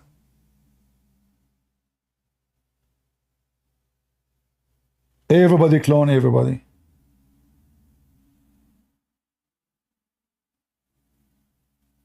And we have two Allah. You remember the hadith where it says Allah, he come to them in an image other than the image which they saw first time? You know the hadith? So we have two Allah, we have three Jibreel, we have two Isa. Maybe Muhammad is not Muhammad, maybe Muhammad is a clone. Maybe Allah himself is not Allah. This religion is based on Hindu belief. This is what the Hindu believe. You die, you come back. You clone, either you clone yourself again, you clone something else, you become a cockroach, or you become a cow, or you become a goat, or you become a bird. I don't know what Sadhguru will become. I hope that Sadhguru, after he die, he come back as Happy Guru. I mean, this is a very boring life. He spent his life, his name is Sadhguru, and he want to teach you how to be happy. I mean, his name alone will give you depression. Hey guys, I invite you to Sadhguru so we can learn how to meditate and get happy. What's his name? Sadhguru. His name is Sad. Yeah, and his wife, because she was so happy to know him, she committed suicide according to him. I mean, the guy is so good in making people around him so happy. Yeah, she killed herself by yoga, as he said. Another Muhammad, another scam. I never heard of somebody can kill himself by yoga. Trust me, if that happened, my mom, she would do it every day. Just to get rid of me. But it doesn't work, trust me. She killed herself by yoga? So you play yoga, you would commit suicide? Sound like yoga is very good, huh? How many of you now will start asking your mother-in-law to start practicing yoga? Hey, mother-in-law, do you want to do yoga? I can pay for membership. Really? Where? For free? Yes, for free. Oh, my son-in-law has become so friendly these days. I wonder why. Yeah, I have one condition. You have to learn yoga from Sadhguru. Okay? Do it exactly like his wife. She was doing it. Oh, boy. Do we have any Abdul is willing to join us and we will change topic. Forget about all those things we said. You gave me one reason to make me believe Islam is from true God. Who can do it? Forget about Shaitan cloning Jibreel. Forget about Shaitan giving satanic verses.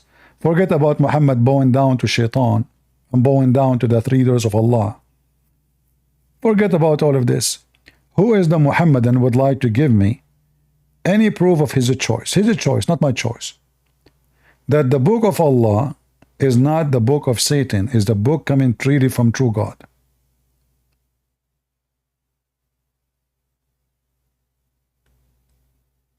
All right? Yeah, you know, for me, I believe that those yogas, most of them, they are just a scam. And actually, I see them as a kind of a sexual club. Women are naked in the, like, you cannot do yoga without showing your panties and your breast is coming off. I believe it's just for the hippie people who are stupid. Go blind. Tell me a reason that your prophet he received truly a book from God, true God. Give me a reason. Good reason.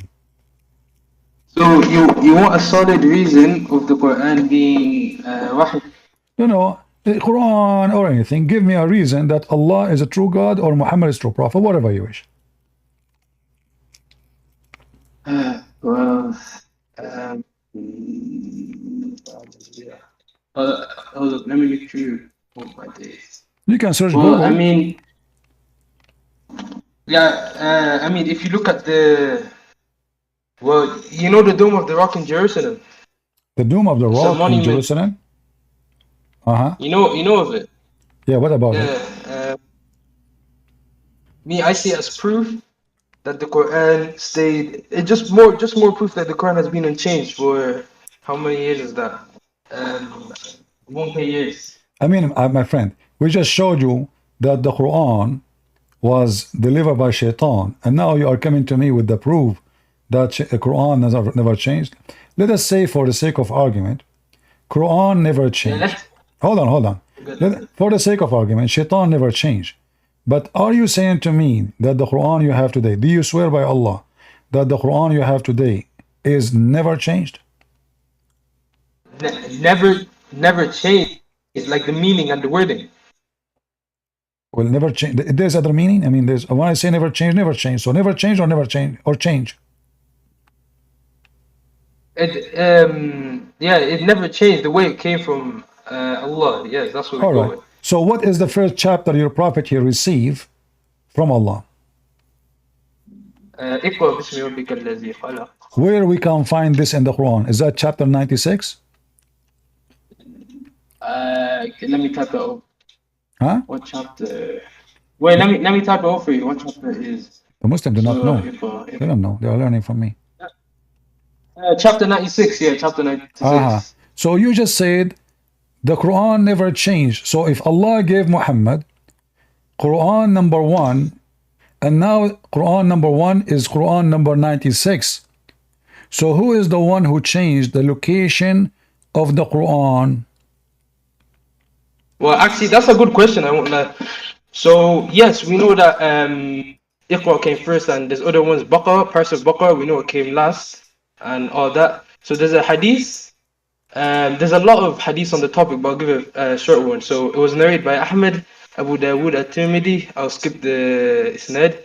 And it was basically like, what made you put Anfal next to Tawbah, and what made you put, and why did you not put Bismillahir Rahmanir Rahim at the start of Tawbah? This is part of the hadith. And then Uthman radiallahu anhu said, Muhammad sallallahu alayhi wasallam used to receive the revelation of surah with many verses. When they were revealed, he would call his scribes and tell them, put these verses in the surah where such and such is mentioned. Al-Anfal was one of the first surahs to reveal in Medina, and Al-Bara was one of the last parts of the Quran to be revealed. Its stories were similar to those mentioned in Al-Anfal, so it was taught to put it as part of it. The Messenger of Allah was taken,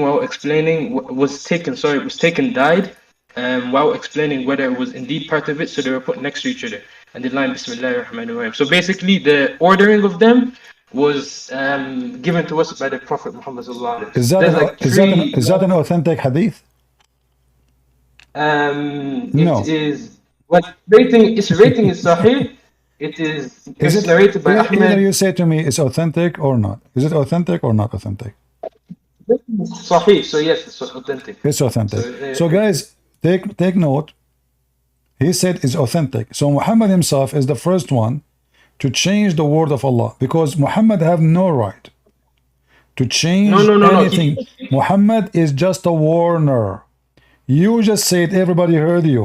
Everybody heard you. And I asked you, is that authentic? So now you have no excuse. You said yes, it's authentic. So you are saying, did I ever say that? The wording? I said he changed the plate. Look, in the hadith it says, why was Tawbah put beside Al-Fal? And in the hadith Muhammad he said they were put together because they had the same topics. So he did not change any part of the actual verses. He was the one who just he changed because when you take sentence out of their places as Allah gave it to him, that is a corruption. If I write a book and I made a sentence in page number 1, and then you take my sentence to page number 50, that is what corruption is about. Even your Quran confirmed that. The Quran says that those who change the words from their location is the one who doing corruption. Is that correct? See, the thing is that this is what do you call it? This is how Allah said that you should do it. How No. You cannot say to me, this is how Allah you should do it, because if Allah he said this is how you do it, it should be in the Quran. Because remember, Muhammad received revelation either by something called Hadith Qudsi, which is a scam, or Quran. Neither of them, it says what you are saying. Can you show me where in the Quran it says that Allah told Muhammad to change location of verses? The Quran says the opposite. Those who change location of words from their location, you see the Muslim translation, they lie. They say they switch word or twist word from their context. It's a lie. The Quran saying يُحَرِّفُونَ الْكَلِمَ عَنْ مَوَاضِعِهِ. So they change the location of words from their places. In another way, they displace the words. Correct? So, okay, yes, but the thing is that, as I said the hadith, I said they're multiple. So there's another one by Al-Qadi Abu Bakr. The order of the verses is something that is obligatory and binding. So listen, so now what you confirm to me, that you're a prophet, he did not leave the Quran as Allah gave it to him. He started playing with it. You said that, everybody heard you guys. Did he say the prophet told them to put this one here and that one there? You said that. And this, yes, and this hadith is telling you that Jibril told him where to put each verse. So that means Allah told him. If Jibril unless we want to listen. Yes. If Jibril told him to do that, Jibril had to receive verses from Allah. Because the Quran says, because this is contradiction. Allah says, the one who changed the words from their right places, he is a bad person. He is betraying God. So those people who change location, they are not good people. And now you are saying to me that Allah, why Allah want to do that? Are you saying to me Allah, when after he gave Muhammad the Quran, he found that he is wrong, and he decided to change the location of what he said? Now that's a slight debate, because angels they do not have it's a peak of the debate, but they're generally agreed on not to have free will. So if Jibril told him to do X, then it is usually agreed upon that Allah told him to do X. My friend, what about the free will now? In Islam, there is no free will. I'm saying, listen, focus with me. If Jibril told Muhammad to change the location, why even Muhammad he accept? Shouldn't he say, if Allah give it to me this way, why I am changing it? Did Muhammad ask him why I'm changing it? Okay, so we know that Jibril is the one, as we know from the first verse, who gave it to him. It came to Jibril. It was given to him from Jibril. So, and we know it's from Allah to Jibril to Muhammad. First of all, and can you show me where the first verse it says that Jibril is the one who gave him what he gave him? Where it says Jibril, where the name Jibril appear? Where the name Jibril appear? So chapter 96, I don't see anywhere the name Jibreel. Where's the name Jibreel? Where's the name Jibreel? There's no name Where, Jibreel. I think it's mentioned somewhere else. Is it true that the one who told him that this is Jibreel, it was the cousin of Khadija, Waraq ibn Nawfal? No, it's because Prophet Muhammad sallallahu alaihi wasallam, he was physically there. Nobody told him. He was there and then he ran home. It's from his own. Okay, give me a proof that Jibreel told Muhammad, I'm Jibreel. Go ahead. Well, sure. Wait one sec.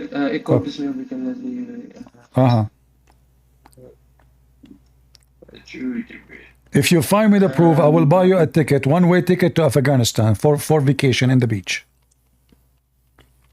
No need. That become though, but no. I challenge you. You will not find such a thing.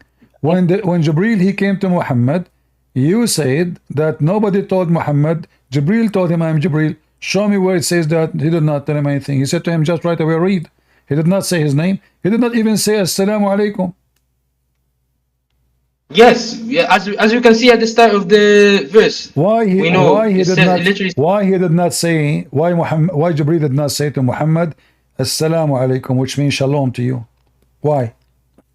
Is that because he is the devil? No, simply because that's simply how Allah willed for him to start. So are you saying to me that this is how Allah delivered the Quran? So how come when the angel came to Mary, he said to her, peace unto you, Mary, shalom to you, Mary? So Gabriel, the one who came to Mary, he cannot be the same Gabriel, the one who came to Muhammad, because Gabriel who come to Mary, the first word he say, the greeting of peace. The one who came to Muhammad, he did not give him peace. He never mentioned the word peace. Muhammad started using the word peace later after he met with the Christian and the Jews, and he learned it from them. Is that correct? I think there's another hadith about the usage of salam. No. Don't tell me hadith. Hold on, just focus with me. You see, the first chapter Allah he gave to Muhammad, did even Allah mention his name?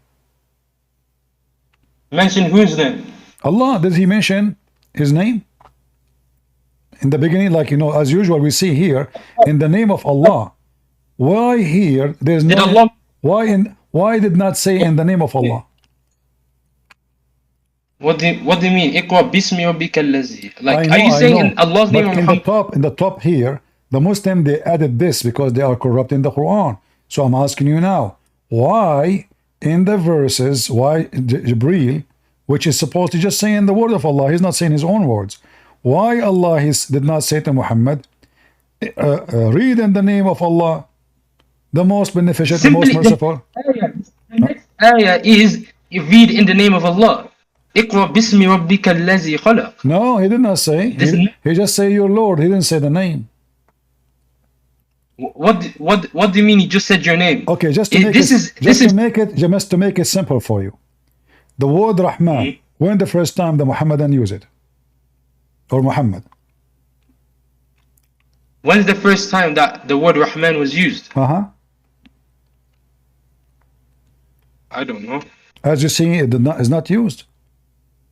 Wait, are you trying to say? Are you trying to say why the word Bismillah was not used in the actual revelation, but they added it? It's not. Is that what you're trying to say? Not only this. This is something later add to the names of your God. Muhammad he learned about the word Rahman from a guy. His name is Rahmanul Yamama. Rahmanul Yamama. He sent him a letter saying in the name of Rahman. Rahmanul Yamama. Muhammad, he wrote letter back. He said, hold on. He says, in the name of Allah, Ar-Rahman. The Arab, they said to Muhammad, Muhammad have a new God? Now he in the Quran. Hold on. In the Quran itself, refers to himself as I'm asking you, if Allah, his name is Ar-Rahman, why Allah did not mention his name to Muhammad until the guy Rahmanul Yamama show up? I don't get how you can confirm this, because Allah subhanahu wa ta'ala, He says He's Ar-Rahman Ar-Rahim multiple times in the Quran, in Medina, in Mecca surahs. My friend, Before, I will take you to your level. Obviously, all of you Muslims, including the Sheikh, they do not know what they are talking about. In chapter 17, verse 110, they ask Muhammad, why you are invoking Ar-Rahman? Why? You can read the tafsir. Because they never heard him saying Ar-Rahman before. Wait. It's a new name. He used to say Allah. He used to say Allah. Wait, hold up. Suddenly Muhammad, Wait, he is using the word Rahman. Wait, hold up. What verse number? What verse number? Chapter 17, verse 110. Okay, word. Yeah, with you. Yeah, continue. All right. So they said, oh, look now, Muhammad, you have two gods, Allah and Rahman, which mean Muhammad never ever used the word Rahman until he learned it from this guy. And suddenly he stuck with it. And this is why I'm saying to you, why when Allah, he sent Jibreel to Muhammad first time, he did not say in the name of Allah, the Rahman Ar-Rahim. The reason is very simple. That name is not exist. Muhammad did not learn it yet. He was just using Allah. He learned from Rahmanul Yamama, Rahman Rahim. So he add them now in his book. And this is why the Arab, they were wondering, the kuffar, they were saying, look, Muhammad, he used to call one God, now he's calling two, Allah and Rahman. So Muhammad now, he want to answer them, look, hold on. Your prophet, he gave a very funny, silly answer. He said, all good names belong to Allah. I'm going to call Allah Monica. Wait, hold up. When did the Arabs say this? In the previous verse? No, read the interpretation for it. In the tafsir of the ayah. Yeah. Can I call Allah Hunter Biden? It's a good name. Wait, it's not. Can I call him Trump? Can I call Allah Trump? It says Ism al-Husna, yani. It's not saying simply good names. First, and read Arabic, good man. What is Al-Husna? Al-Asma al-Husna. So all good names belong to Allah. So now Muhammad could not explain to them where this name is coming from. Shouldn't he say, this is a name Allah told me from before? No. Now he is claiming that all good names belong to Allah. Shushu, Tutu, Mumu, Susu, Fufu, Joe Biden, Obama, Christian Prince.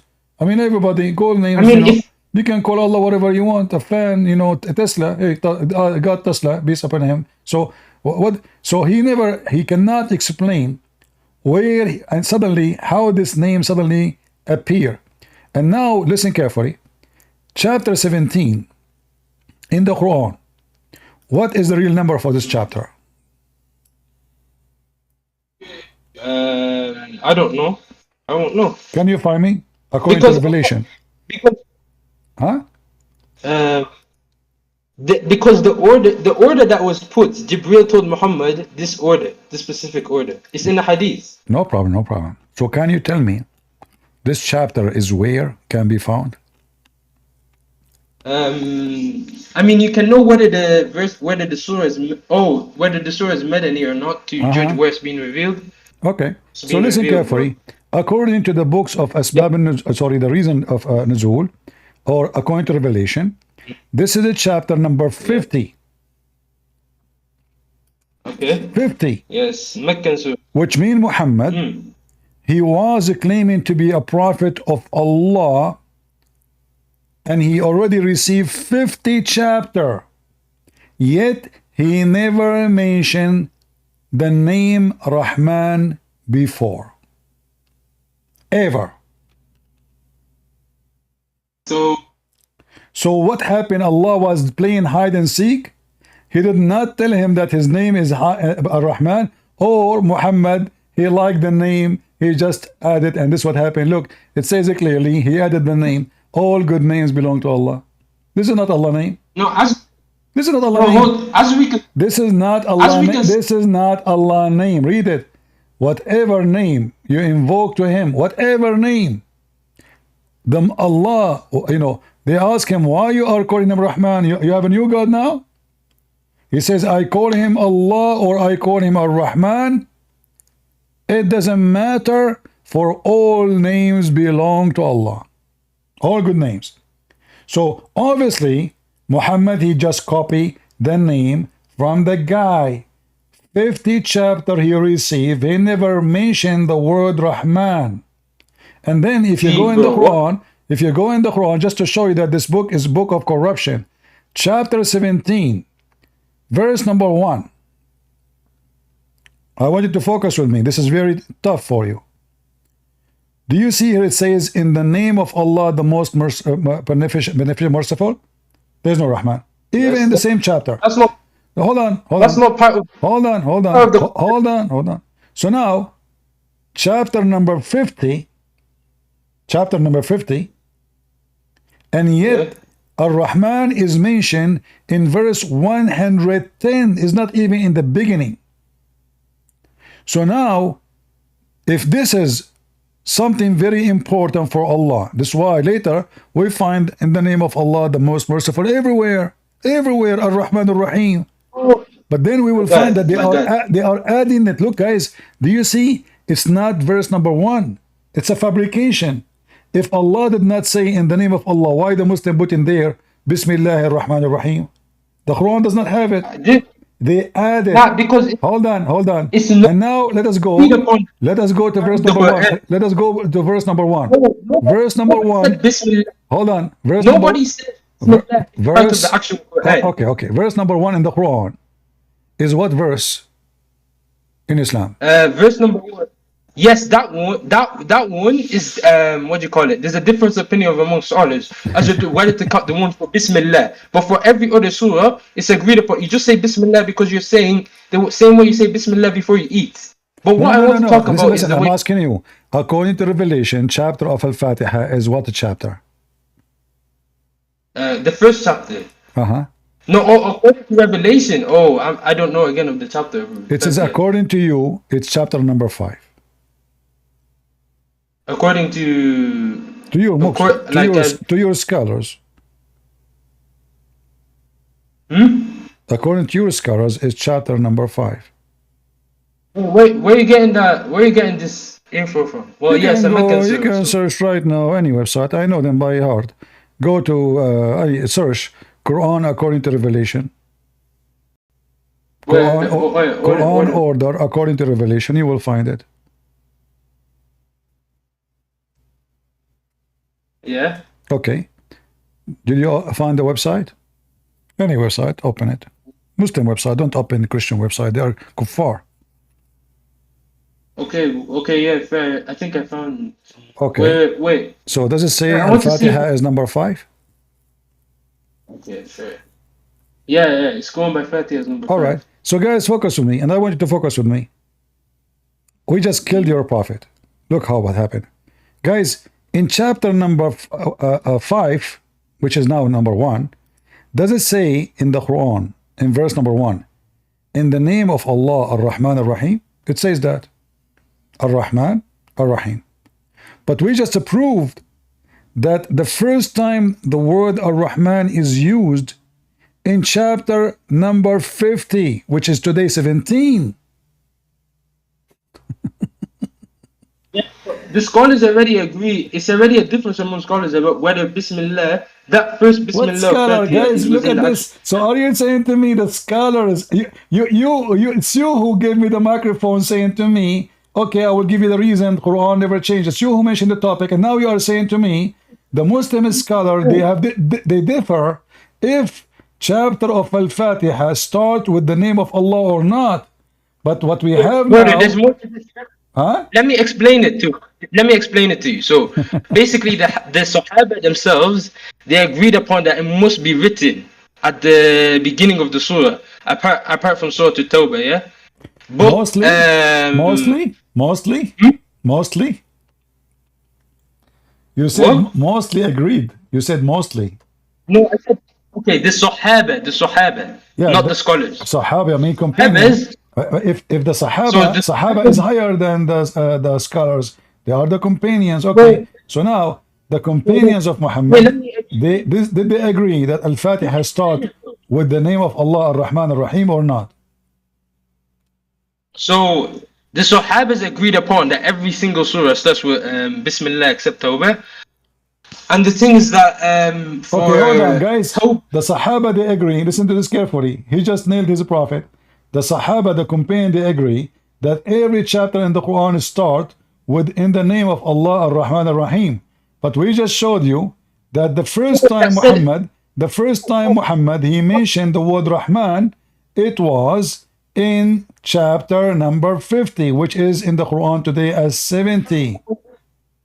it's not part of the Quran. As you can see in Surah Al-Iqra itself, it says Bismillah, the top written, but it's not given a verse number.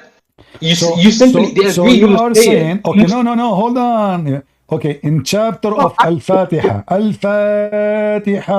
okay, chapter of Al-Fatiha, is it verse number 1 or it's not? That is what I'm going to. So basically, the scholars they have a different opinion regarding this Fatiha only, because the rest are known. They're not thought actually the verses. Quran, guys, I thought the Quran is a preserved word by word, perfect by perfect, and now the scholars, they disagree, they have different opinion if this verse is part of the chapter or not. Yes, my guy. As you can see, whether you have it or not, because Bismillah will be read whether you have it or not. But the thing is, because in like Who Surah care about Al-Naml, happy, my friend? Who care about being happy or not? Focus with me, Abdul. Focus. Too much hashish. Listen, this is not about happy or sad. I feel sorry for you. You just said that you Muslims are not sure if this verse is part of this chapter or not. So somebody added, because as you see, the first time Ar-Rahman appeared, it was a chapter number 50. So there's no way that in chapter number 50 it appeared first time, but we find it in chapter number 1. My boy. So, what was I trying to say? It's that, oh my days, brother, I've lost my train of thought. Yeah, now continue. How old are you? Huh? How old are you? Does it really matter? Well, you don't call a sheikh because, you know, according to Islam, it's better if you have two witnesses. So if one of them forgot, the other one will remind her. Of course, I don't have a Muslim with me. You don't know any good sheikh? Like someone smarter, he can beat me? Okay. I don't have them as either, bro. You do not what? I don't understand what? I don't have them to call. No, you can call them. I don't have. No, you can call them. Why not? I mean, sheikhs, I like sheikh. You know, like this guy Al-Arifi, the one who making chapter of the apple. Call him, tell him this guy, he claimed to be a scholar, he think he know Islam, get him busted. You know, look, he is demolishing Islam wherever we go.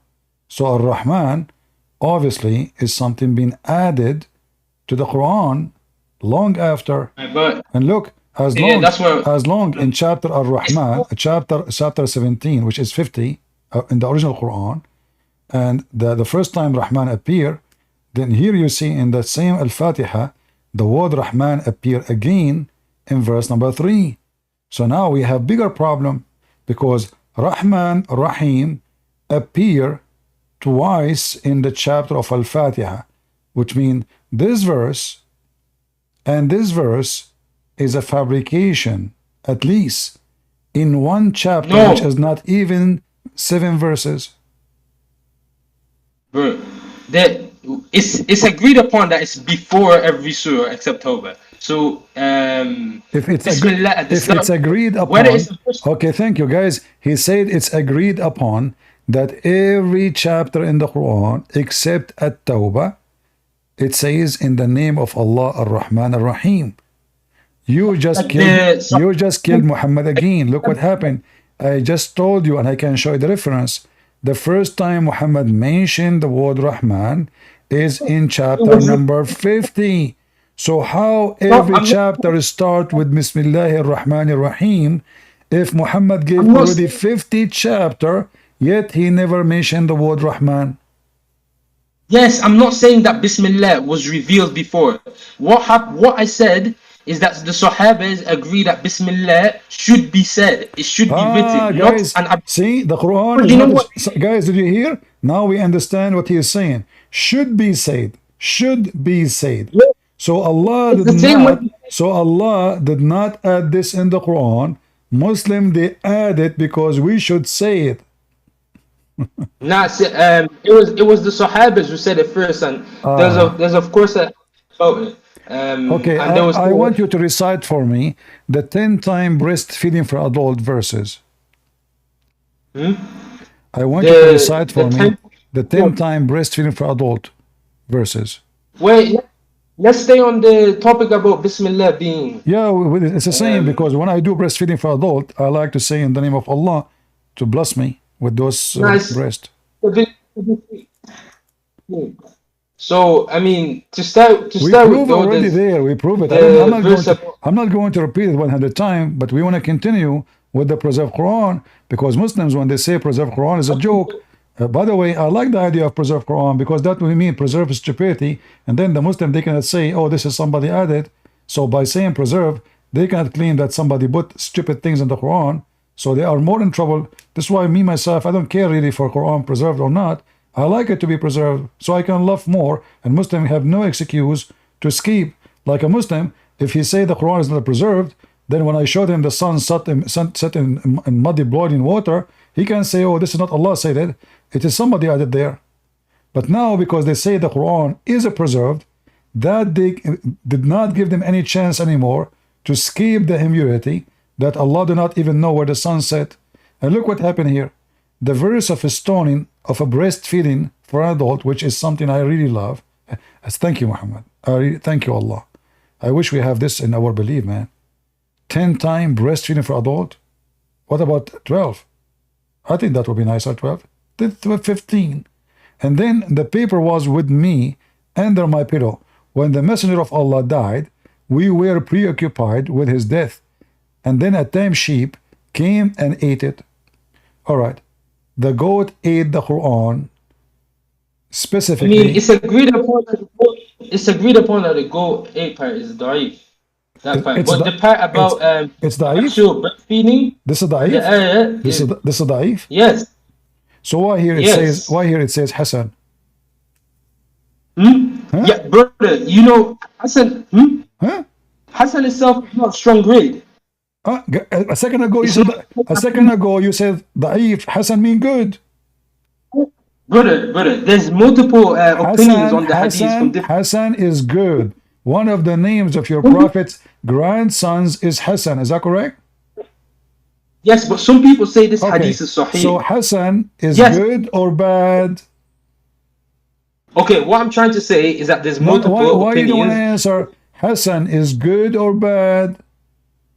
The majority of opinion on this hadith is that it's da'if. Hassan, don't tell me majority, you're lying. This is Sunan Ibn Majah, and this is an authentic book. This is Sahih Sunan Ibn Majah. The Muslim Sunni, they have 6 Sunni Sahih authentic. This is one of them. 6 writers. And this is one of them.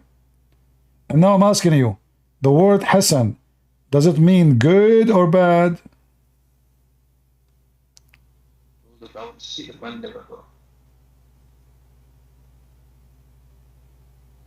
Why don't answer? Is the word Hassan good or bad? The word Hassan, does it mean good or mean bad?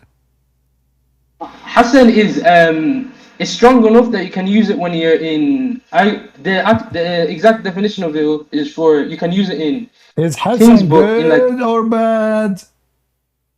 Strong enough that you can use in. The word Hassan, is the word Hassan mean good or mean bad? But if in the tree, it's the second the word Hassan, okay? The word Hassan, does it mean in Arabic good or mean bad? Bro, there's 3 ratings for hadith. The word Hassan, guys, you see, speaking to a goat is easier. He is scared to say it means good because this is what Hassan means. The grandson of Muhammad, his name is Hassan, which means good. He don't want to say Hassan means good. He want to explain. Don't explain. Because doesn't say it is good or it says it's bad. It says it's good. Brother, there's three. Okay, Hassan is basically the middle. Da'if is the weakest, and Sahih is the strongest. Hassan is the middle. All And right, it's all right, hold agreed on. upon. Okay, hold on. Okay, so now, your prophet, did he receive 10 times breastfeeding for adult verses? Yes or no? The fact is, this hadith is not even strong enough to use. I'm not asking And you we about. have multiple. I'm not asking you about this hadith no more. I'm asking you, did your prophet receive 10 times breastfeeding for adult? Yes or no? What proof is there? Is this not the only proof, supposed proof that he did? This is not Is my there question. I'm another? asking you. You see, I'm just being so patient with you. Hold on. Don't play with me. Yeah, So now I'm I'm not asking as you. well. I'm I'm trying. asking you. So now, did your prophet receive verses saying a man should do breastfeeding for adult from a woman, she is not his wife, 10 times? Either you say yes, he received such a thing, or you say never.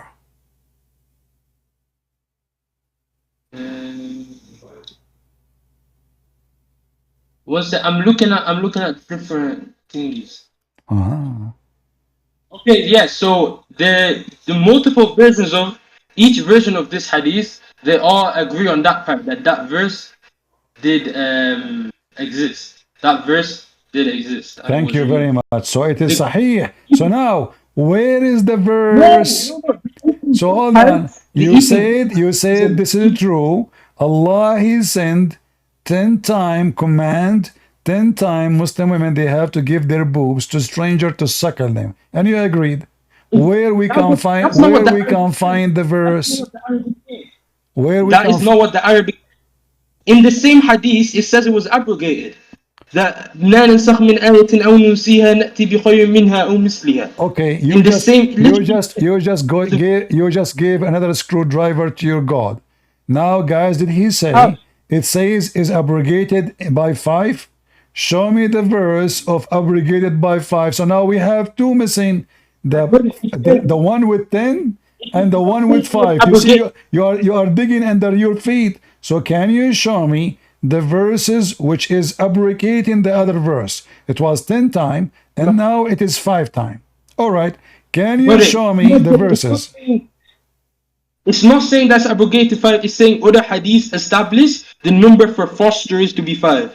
It's you who said the word abrogated, not me. Yes, and All that right. and that's what. But I want you to. All right. The other verse. So hold on. Who is the one who command you to abrogate the verses and take it off from the Quran? Can you show me reference that your prophet said, don't write those verses in the Quran because they are shameful? Wait, what? What? No, it's simply what do you call it? What are you saying again? What are you saying again? Muslim, he cannot focus. Abdul, look at my finger here. Focus. So now, your God, he sent verse of 10 times breastfeeding for adult. You said Allah abrogated by 5, which is very silly to believe, because why Allah will make it 5? It was 10. Like Allah, he found himself mistaken with the number. 10 is not necessarily to make it 5. Is that a joke? And what 5 can do and what 10 can do, and they have to be in different time. But this is another question. Allah, he abrogated the 10 by 5. Where is the 5 verse? And where is the command of abrogation to 5? Can you show it to me? In this, okay, so one thing I want to agree on, that you can see in the hadith, it says that the number is for fosterers to be 5. No, it's not saying for adult. No, this is not for fostery. What fostery? This is for adult, not for kid. It says it literally there. Okay, let's see in Arabic. Read it. Here we go. رضاعة الكبير رضاعة الكبير الكبير adult. And then look at what it's saying about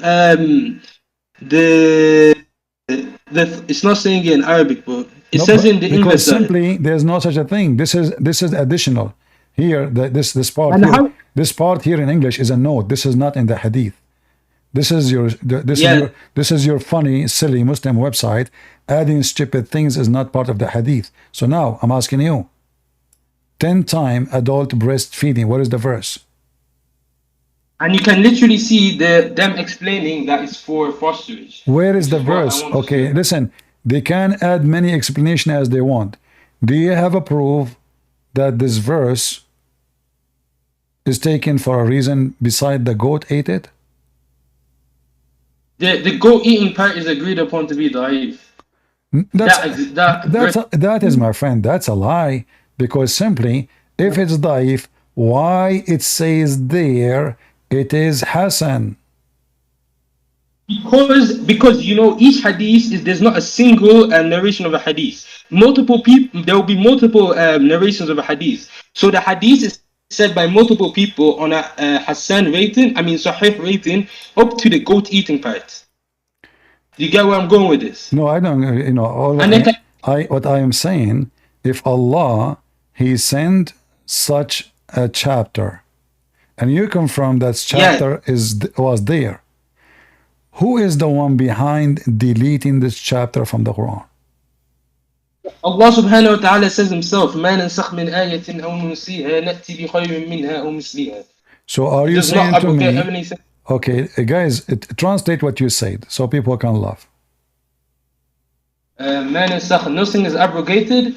مِنْ آيَةٍ, nothing is abrogated from the Quran. It's Surah Baqarah. Wait, pull up the verse. Surah Baqarah verse around the end of Juz 1.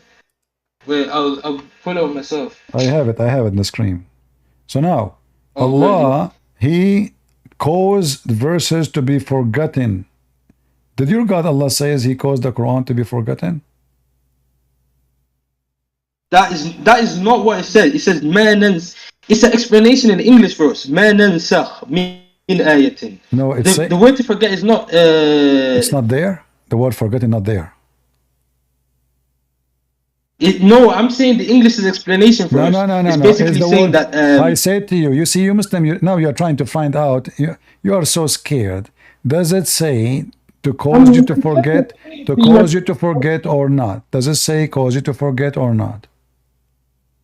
The ayah is saying Allah can remove the existence of a ruling of verse. It doesn't say cause you, it doesn't say cause you to forget. It doesn't say cause you to forget. It says, brother, that you can see them use the word to explain it better in English, man and stuff. Like what? Does it say the word forget? Does it say the word forget? Yes or no? No. No. Guys, doesn't say. I never met a Muslim is not a Abdul liar. Here we go. It's in front of you.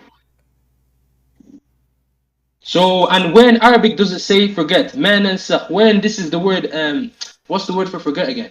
It's in front of you, Abdul. In front of you. Potato. Nunsiha. Why every Muslim is a potato? Nunsiha is to forget. It says nansakh. Oh, you talk about nunsiha later. You see, I should kick you out from here a long time ago, but I'm being patient with you. You see how patient I am with you? I mean, you keep saying it's not there and then I get you busted. You say it's not there and I get you busted. So your God, He calls you to forget the Quran. But you call me and you say, you want to prove to me that the Quran never changed when even your God saying He will make you forget the Quran. So now let's go back to zero. So the verses of breastfeeding for adult, did Allah cause you to forget? Did Allah cause you to forget the 10-time breastfeeding for adult?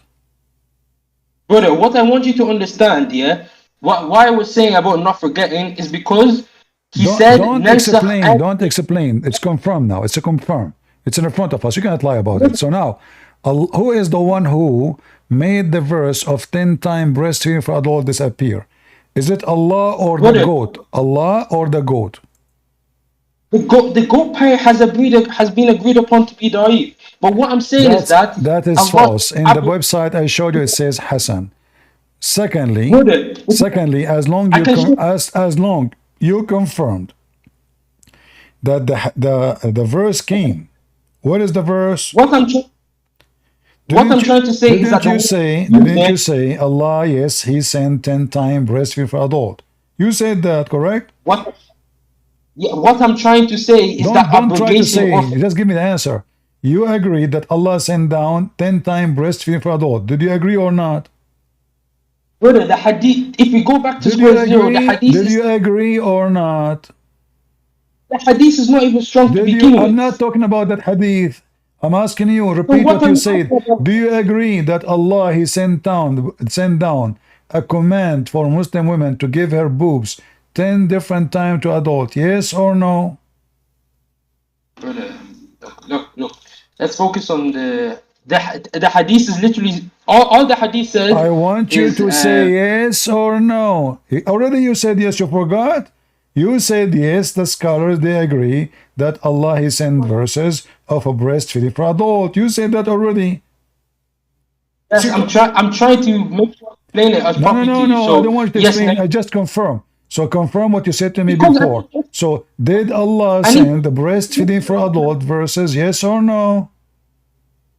So yes, from multiple. Okay. Yes. Okay. Hold on. Don't explain now. Yes. So now, as long you said yes, hold on. Now you can explain. Now you can explain.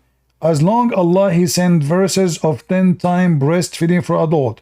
Where is the verse? Does the same hadith not say it was abrogated? If it's abrogated, that means now we have two verses missing, not only one. Where is the one for 10? No. Where is the one for 10 and where is the one for 5? Brother, you can see to overrule. This is why I'm saying we should look at the tafsir of this. Why I'm Don't give saying me I need to explain tafsir this. because tafsir have to give reference who is the one who deleted those verses. Give me the reason. Where is the verses? You can read any tafsir you want. Who is the one who deleted? Who is the one who took those verses from the Quran? So now we have two problems instead of one. One verse was 10 times breastfeeding for adult. The second verse was 5 times for adult. Where we can find the 10, this is 10 why- time? Where we can find the Okay, 10 this is- and where we can find the 5? They are This- gone. Okay, look, let me read out these hadiths, okay? That hadith itself, it has part that is da'if and a part that is sahih. One hadith that is sahih, Imam Malik says that among the revealed of the Quran, 10 definite breastfeedings are required to establish the relationship of mahram. Then that was abrogated and replaced with 5. Another from Yahya ibn Sa'id. It was revealed in the Quran that 10 breastfeedings are required to establish the relationship of mahram, then 5 are required. Another, so you can see where I'm going with this. There's no No. You are going nowhere because you are being an idiot. Because simply you are mixing between breastfeeding for a child and breastfeeding for adult. Breastfeeding for adult does not make a man a breast. Okay, let us make it simple. Is a breastfeeding for adult make the man forbidden for the women?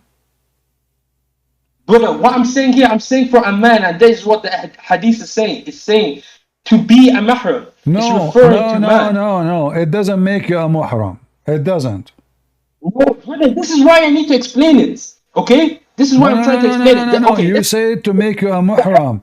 It does not make you a muhram, which means the man is still can have sex with the women, correct? Brother, this is why I'm saying you should let us explain. We should look at the tafsir.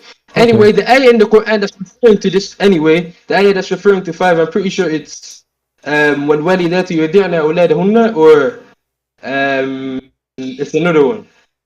I'm pretty sure it's وَالْوَالِدَاتُ يُرْضِعْنَ. So listen, make it simple for me.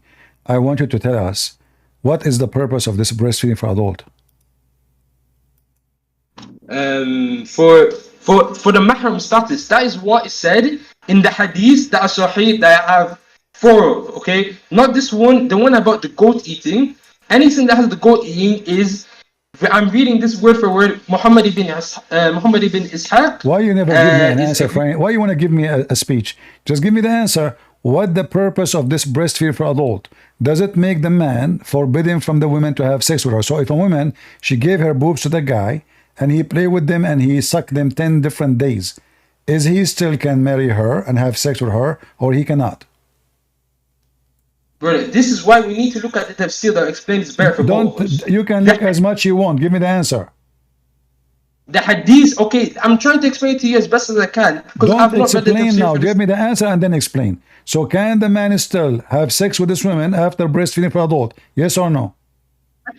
I cannot give you because I don't even know the complete fatwa on this. Because what the hadith is saying Okay. is saying it So was revealed in the that what is the according to your understanding? What is the logic of this 10-time breastfeeding adult? Why Allah giving your wife command so she can give her breast to the neighbor? What is the point? that's not what the hadith is saying. All the hadith say it was revealed in the Quran, different wording, that the Quran ruling was 10 definite breastfeedings to establish the relationship of mahram. This is what all of them are saying. Then all of them say this was abrogated and replaced with 5. So For what the mahram. It's not purpose? saying What is the purpose? So explain to the audience. Either your God is satanic, commanding Muslim women to cover their hair, but to show their boobs and suckle it. Like there's a guy in YouTube, his name is Muhammad Hijab, and there's a guy in YouTube, his name is Shamsi. Shamsi, he will suck the boobs of Muhammad Hijab wife, and this is lawful in Islam. But what is the purpose of this? What is the logic of this? It's saying that the ruling of those 10 breastfeedings to establish the relationship of mahram. No, is it does to, not. like, No, it does you know not. what is really? No, it does not. Yes, that is a I lie. have That okay. If you want to disagree okay, with you want do you want to get me busted? Do you want to get me busted? Here we go. This is your Islamic website, and this is the fatwa says that breastfeeding for adult 10 times does not make a muhram, does not make the man forbidden for the women to have sex with her. I'm not saying it's 10 either. I'm trying to explain to you. No, you said that it make him muhram. You lied. It doesn't. Brother, I'm trying to explain. I'm not saying that either. You said that already. Now you try to change what you said. You said that it's recorded in YouTube. So listen, this is the title. This is the title of the fatwa. The fatwa number 3901. The breastfeeding for adult does not make it forbidden for the man to have sex with her. So now, as long as we confirm that does not make the man forbidden for the women, so what's the purpose of it? Brother, I'm trying to what is the purpose? What is the purpose of it if it's still the man can have sex with the women? What is the purpose? What is the reason to command a Muslim woman to give her boobs to the neighbor 10 times? 10 different days. The hadith does not say this. The hadith says, and I'm saying again for the third time, it was revealed in the Quran that 10 definite breastfeedings are required to establish the relationship of mahram. This can refer to the foster, false.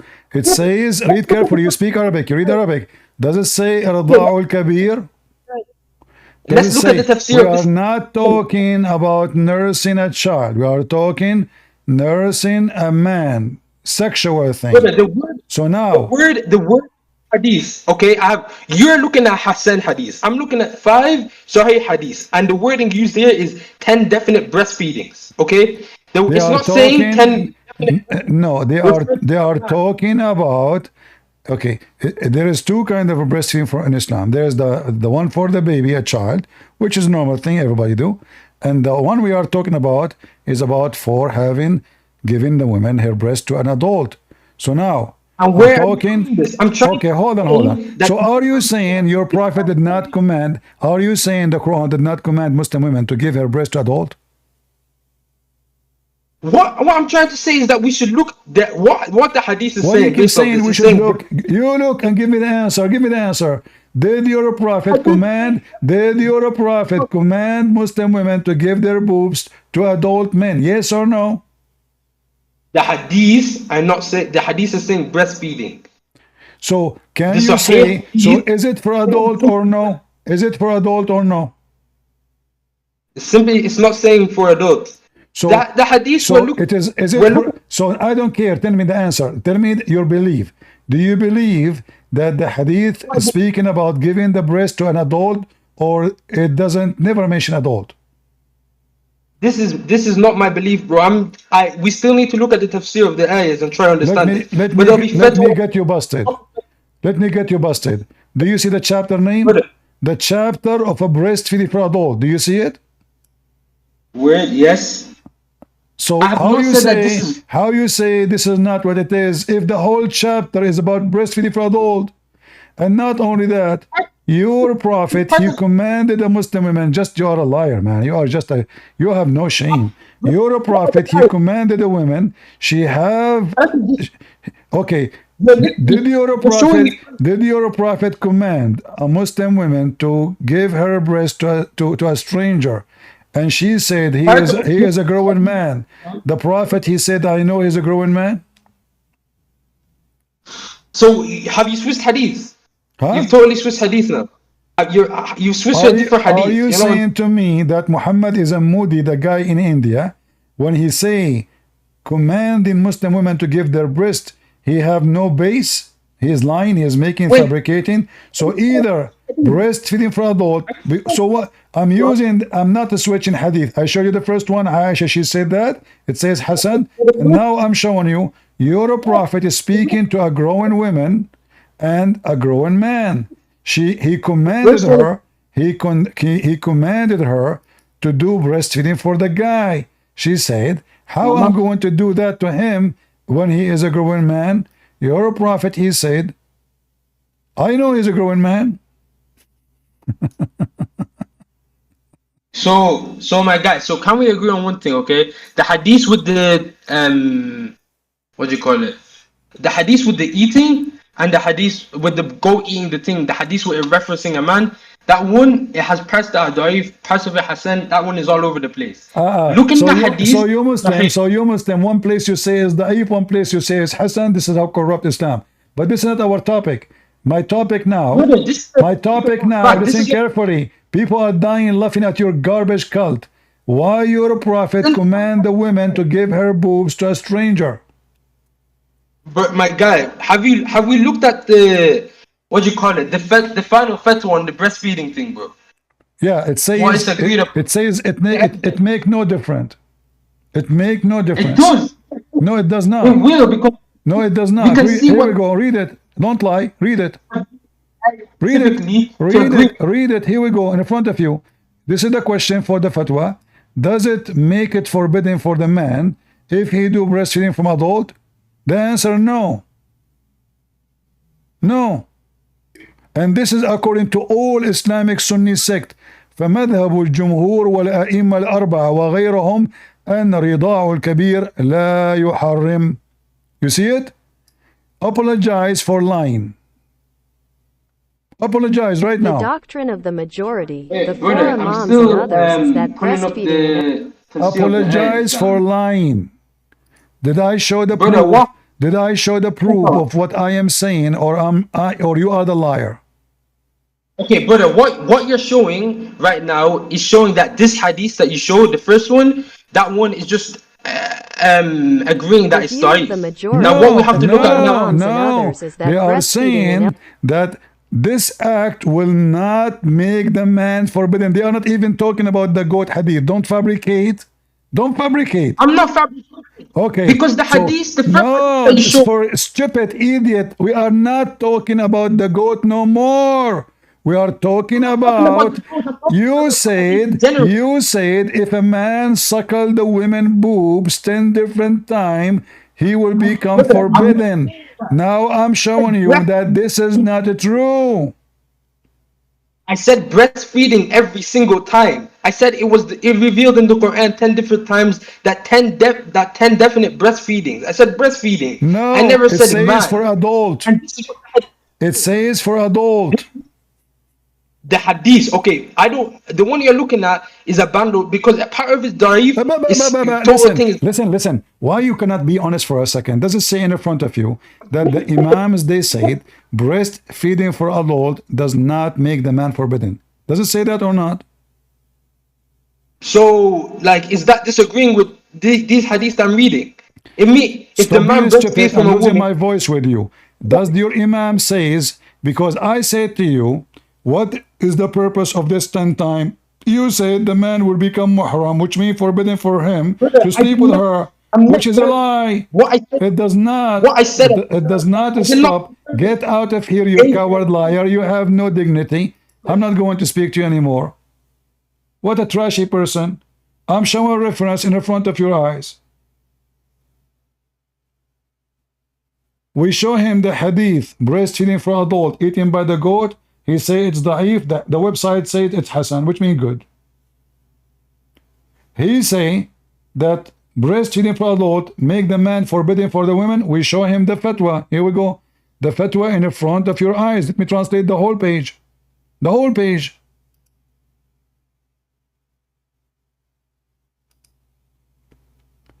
And this is the title. Breastfeeding for adult will not make it forbidden, which means the man still can have sexual intercourse with the women. This is the title. And here is the question. If an elder man he breastfeeding a woman, does that make him forbidden for her? The answer, no.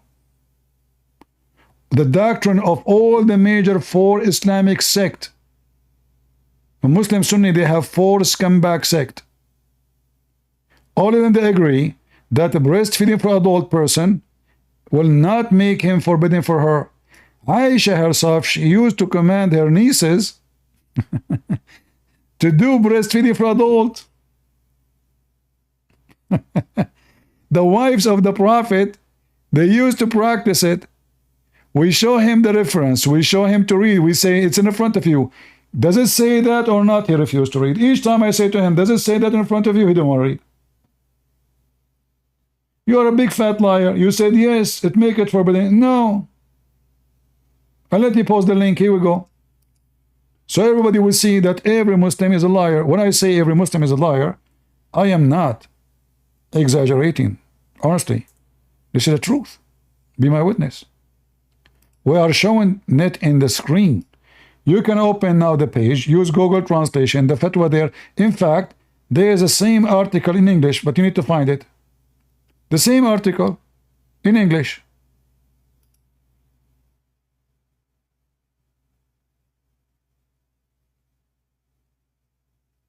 No dignity, no honesty.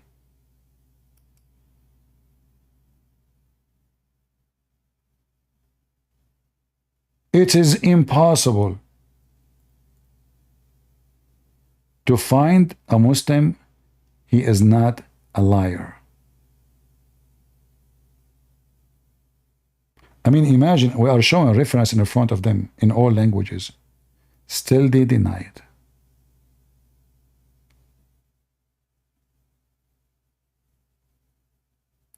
And Aisha, the wife of Muhammad, she was commanding her nieces to do it too. What a religion. The whole country, men is going to Muslim women houses sucking their boobs. But remember, those women, they are conservative. They cover their hair, but you can play with their boobs. That's amazing religion. A woman, she's, she go in the beach, she cover herself, she's wearing hijab, she look like a zombie in the beach. But then you go to her in the car, you say, can I suckle you? Oh, sure, mashallah. Which boob you want to start with? Huh? The reason he don't want to answer, I asked him 1,000 times. What is the purpose of this? He lied, he said, it make the person forbidden. This is how stupid this religion is. Therefore, if you forbid adoption, how breastfeeding will make you adopted by the women? Muslim, they forbid adoption. You see how stupid those people are? If you Muslim forbid adoption, how if a man suckle your wife boobs, did he become her son now? And then we show you here that all the scholars agree that this act will not forbidden you from having sex with this women. So what the point?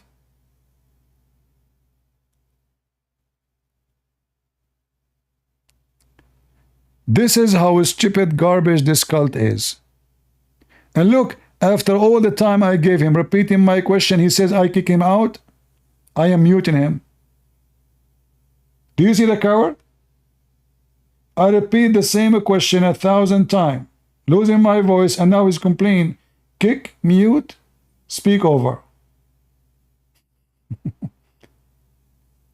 Until now, you did not answer. You lied. You said that this is will make it forbidden. We got you busted. Your scholars say no, it doesn't. So if you want to come back, I will bring you. But you have to read what I'm showing you. Aisha, she command her nieces to do breastfeeding for adult. And you have to do it in 10 different times. You said that the hadith doesn't say 10, it says 10 times, but doesn't say for adult. You are a big fat liar. The hadith says 10 different times for adult.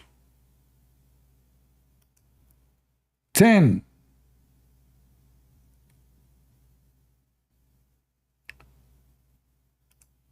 It is impossible to find a Muslim is a Muslim. They are not Muslims. They are Muhammadan.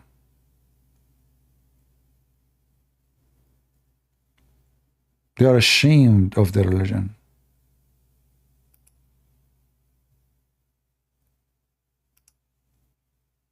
They deny what is in the Quran. They deny what is in the Hadith.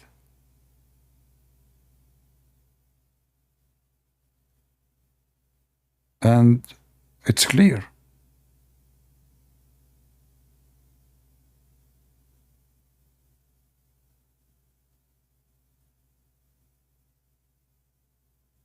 And just to show you that the hadith I just showed,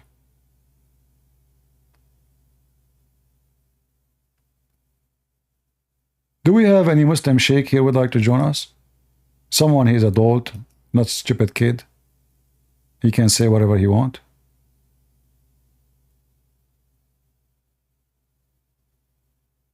Anyone?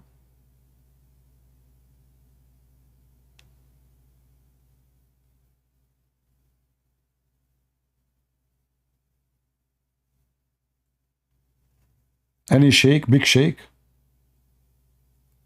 Do we have Mufti Mink here?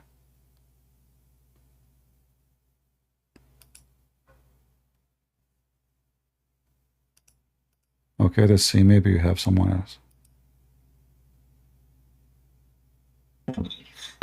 What's up, CP?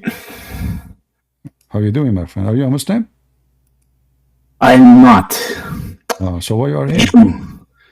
Not religious. Well, I found your channel shortly in November, December this year, and I've become a real fan. Really appreciate what you're doing. Very much respect. Well, you're welcome, my friend. You like our channel? Very much. I've never been real keen on religion. My folks, they sent me to the Jewish schools here in the U.S. and I've got to tell you, you see the crazies there at the protests. They're just like that in the schools too. Leftist craziness. It really put me off of anything religious for much of my life. Yeah, well, it's normal. I mean, those kids in USA, most of them, they grow in liberal school, and liberal school are they teach them how to be a revolutionary in a stupid way. So I'm not surprised if your teacher is a stupid. So what is the student will be? Clearly. Yeah. This is why, I mean, the easiest proof that they are a bunch of stupid. A homosexual is defending Hamas, which kill homosexual. This is how stupid they are. If those people, they go to Gaza, they will rape them literally and they will kill them. But not before raping them, by the way. I assure you, because all of Hamas is homosexual too. But those stupid people, if they go there, those women wearing short bikini in the street, free Palestine, free Palestine. If she go to Gaza, she will lose her vagina in 2 seconds. In 2 seconds.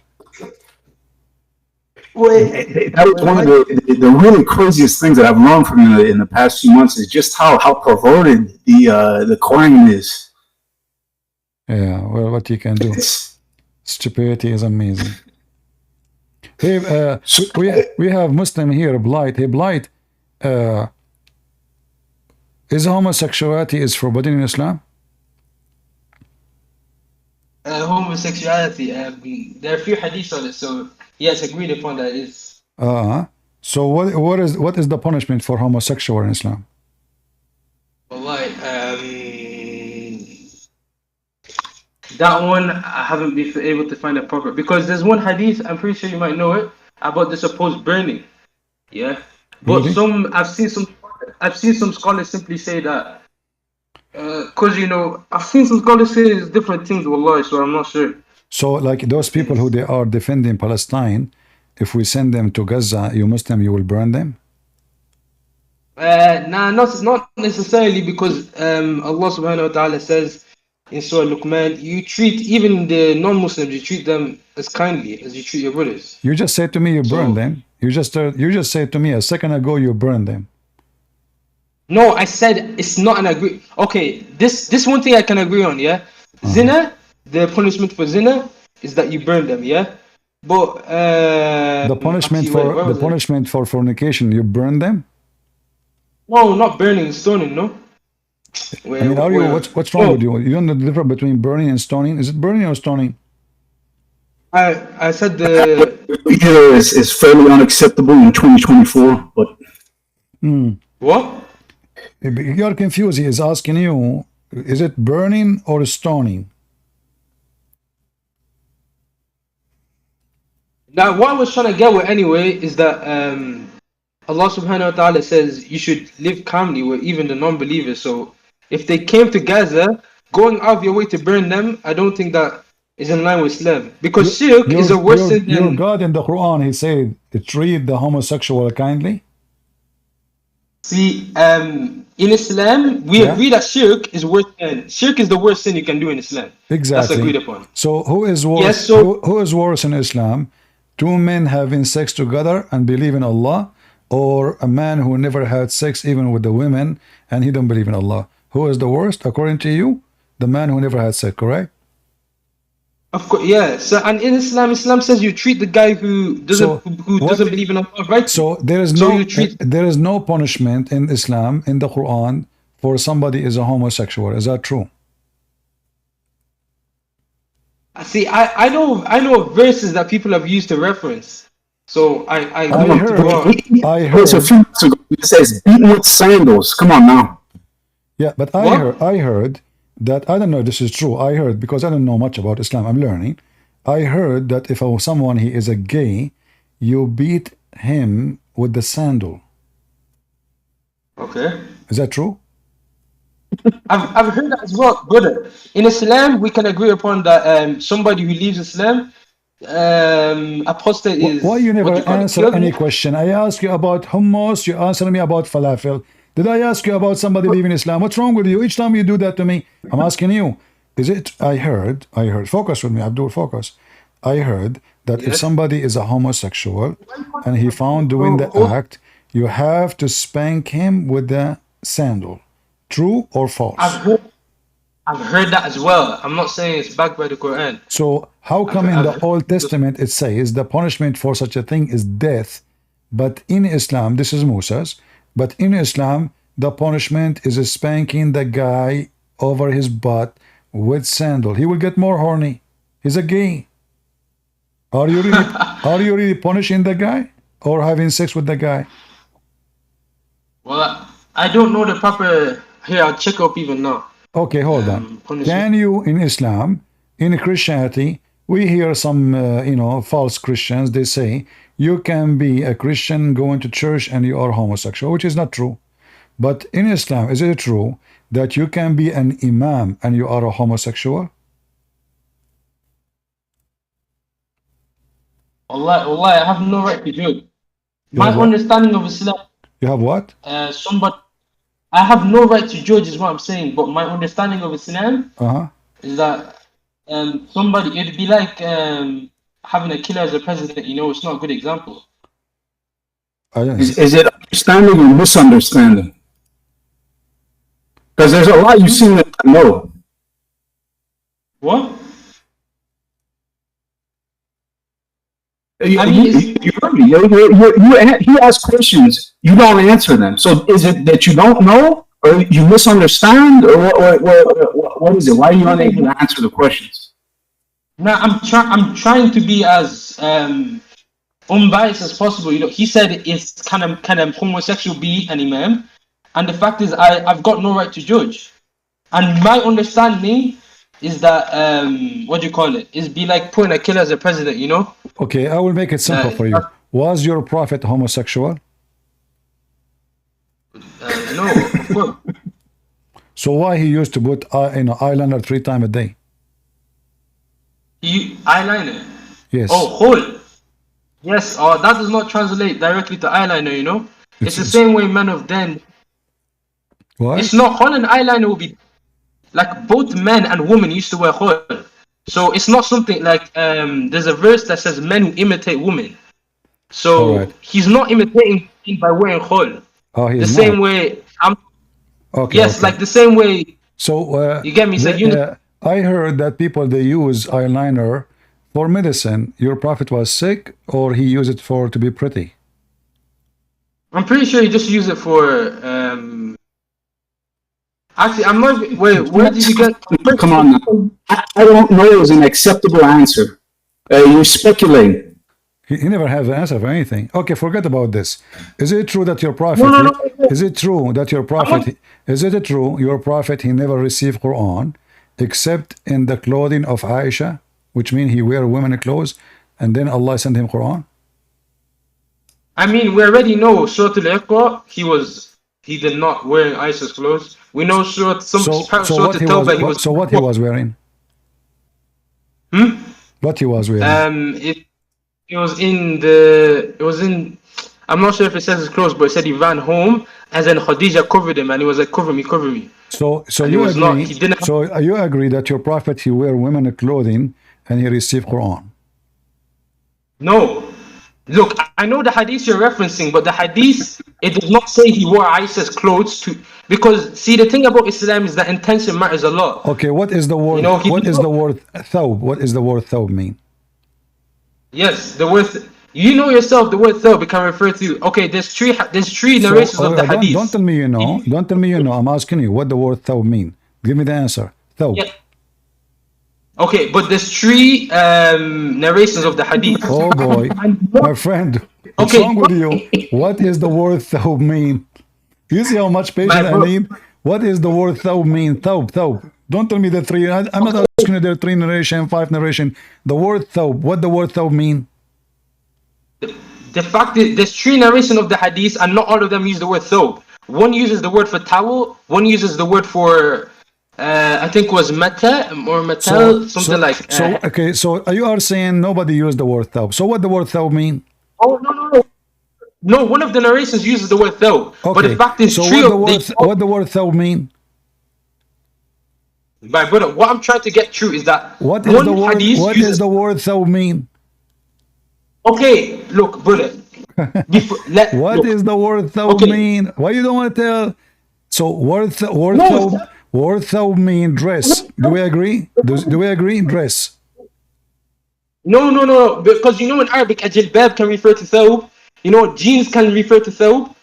In Arabic, thawb is a vague word. That's why I'm saying the previous hadith. Because one says towel, one says something like I think it was scarf, and then one says soap. So you can either see as he was wearing let us examine the story together, me and you, because you are the smartest between all the girls in the house. So now, when Muhammad he said, I never received Quran except in the thawb of Aisha, what he meant? No, wait, pull up the actual hadith, because I know there's multiple versions. Pull up the one we're looking at, because I know one of them says, I know there's 3 versions, Shah. One of them says towel, one of them says something else, and then one of them says thawb. I just quoted this one. Okay, explain to me this one I just gave you. Open it like I never received Quran except in the thawb of Aisha. Explain the hadith for me. Go ahead. Brother, drop the hadith in chat or something. I forget its name. But we know in Arabic, thawb does not refer to dress. I thawb just can told mean you anything. what the hadith says. Tell me now, what is the meaning of that? I never received Quran except in the thawb of Aisha. You translate, no problem. What that mean? No, wait 1 second. Somebody dropped the hadith name, I think. Sunan Abi Dawood 5. It seems to be a recurring theme whereby anything, whatever it means at the moment, and then it means something else the next moment, whatever is convenient. I'm saying, oh, they dropped the wrong hadith. But I'm saying that, what do you call it? So the word thawb does not translate to dress in Arabic, and this is my pretty friend, obvious, you know. Okay, don't worry about the dress. Tell me what the hadith mean. I never received Quran except in the thawb. I did not say thawb mean a dress yet. I did not say that. I'm saying what that mean. Muhammad said, I never received Quran except in the thawb of Aisha. What does that mean? This is why I'm trying to bring the hadith, because there might have been more said I just told you the hadith. I just told you the hadith. It's one sentence. So what that means? I know that, no, the hadith is very long. The hadith is long a bit. I know there's more to it. Oh, the hadith is long, really? Yeah, I know it's at least like 5 lines in Arabic when I was looking at Arabic. It's not simply 1 line. Okay. And Pete, how many times have you read the various Islamic texts? I'm pretty sure it's Sahih though. I'm pretty sure it is Sahih. So? Tens, hundreds. The chain was probably the longer part. But what I'm trying to get to, some mandam has probably explained the meaning of him wearing the dress of Aisha. Me personally, I don't understand that, because we know when he first revealed the Quran. So you don't understand that? You don't understand? So now you told me 3 version of it, 4 version of it, 5 version. At the end, the answer is I don't know what Muhammad is saying. No, let me explain to you what I'm trying to say. What I'm saying is that Tell me now. You said keep explaining, but you explain nothing. Okay, Muhammad said, I never received Quran except in the thawb of Aisha. What does that mean? You tell me, let me explain to you. And then you start saying to me, there's a 3 version of the hadith and blah, blah, blah. But I'm not asking you about how many versions. Tell me what this hadith mean. Either you say I know or you say I don't know. Okay, so what I'm saying is that the parts that I do understand that the word thawb is not referring to a dress and him cross-dressing. The second part that I'm sure of is that the word thawb, because in the 3 different hadiths it's using different words. Second part that I'm sure of, that at least from my understanding, is that he did not receive Iqra. He was not married to Aisha then, from what I know of, and there's parts like Surah At-Tawbah, or parts of Surah At-Tawbah, when he was in the cave with Abu Bakr. He was not. They were running and all that, like him wearing the clothes. I don't understand. Anyone understand what this guy is talking about? What this guy is talking about, my friend? When Muhammad he said, I never received Quran except in the thawb of Aisha. What does that mean? This is what I'm saying. Drop the Arabic so we can analyze it together, bro. Because are you saying to me you do not know what the hadith is saying, but you can explain it to me without knowing? What? Are you saying to me you give me an answer, but you do not know what I'm talking about? You're breaking up, or is it just me? When you are answering me now, you keep saying to me, drop the hadith. You were saying nowhere it says, and you told me it's mentioned in 3 places. So now you do not know what hadith I'm talking about, or you know what hadith I'm talking about. I know what hadith you're talking about. I'm asking for the Arabic so because I don't remember the whole hadith, but I remember these specific parts that about him putting on a belonging of Aisha in the 3 different hadiths. What I'm sure of is that it does not use the word thawb in each of them. That part I'm sure of 100%. It uses the word like towel in one, thawb in one, and something else in one. So what I'm not sure of is the other hadith says what? The other hadith says what? One is saying thawb. It says Malta or something like that. I know it says meme and something like well raw. I know it says towel when I looked at it. It did not say guys. clothes. Did you hear what he said? Okay, let's switch this one. Muhammad he never received Quran except in the towel of Aisha. Explain that to us. Yeah, this is the final part I'm trying to explain. I don't understand that because I know there are parts of the Quran where he What do was you mean you don't maybe in understand? battle. Even this one need understanding. I mean, Muhammad said he never received Quran except in the towel of Aisha. So are you saying that your prophet, in order to receive Quran from Allah, he have to put the towel of Aisha on him? Brother, this is why I'm saying we should look at the Arabic. Stop Because saying, this, stop saying we should look. If you are the Arab, you speak Arabic, give me the answer. We and should we look. Guys, we should look. We should look. bring the Arabic and both analyze it then. Listen, Because both of us, I'm asking you. Okay, now it's you who mentioned towel, not me. yes, whether it's towel, fish, or banana, it doesn't matter. What I'm No, saying it is that matter. It matter. What is the connection between the towel and the revelation of Allah? that's what I'm saying. I don't that we should both look at the Arabic together or look at what Sheikhs have said on this. This is what I'm saying. Okay. This is what I've been saying Okay, since listen. the hadith. Okay, listen. So, doesn't matter. You mentioned to me 3 versions of the hadith. One said the blanket, Yes. one said the blanket according to you, one said towel, and the other one said thawb, which means dress. Now, whatever of them you choose. Why Muhammad never received any Quran except with the fabric of Aisha? Because the blanket of Aisha or the dress of Aisha or the towel of Aisha, what the connection of Aisha and her furniture and the revelation of Allah? We know if we're taking this word for word, we know that isn't strictly true unless there's parts that I've forgotten. But we know, like when he was in the battle, he received the Quran. When he was in the cave with Abu Bakr, I'm pretty sure as well. And before he even was married to Aisha, we know he received. So that, for what I'm saying is that I don't understand if this is meant to be literal or if this So is guys, not. what he is saying, his prophet is a big fat liar because this is cannot be true. Because Muhammad, he received Quran. You just said that, everybody heard you. Muhammad, he received Quran. Hold on. Muhammad received Quran before even he married Aisha. So how he say, I never received Quran except with the clothing of Aisha? What's the hadith number again? Brother, I can't see the screen. All of those hadith I've shown you, it's in front of you. And the hadith No, in Sahih al-Bukhari, you can find it says لا تؤذني في عائشة فإن الوحي لم يأتني وأنا في ثوب إلا ثوب عائشة امرأة إلا عائشة. Yeah, that's literally what we're saying, word for word. So now your prophet, he lied because you just said that he received Quran. You said he received Quran when he was with Khadija. He received Quran when he was in the cave. But now your prophet claimed that he cannot receive Quran unless he is wearing any clothing of Aisha. Brother, what? Okay, look, hadith, they need context. Okay, there's a hadith saying that whenever you see the Jews, you should push them to the side.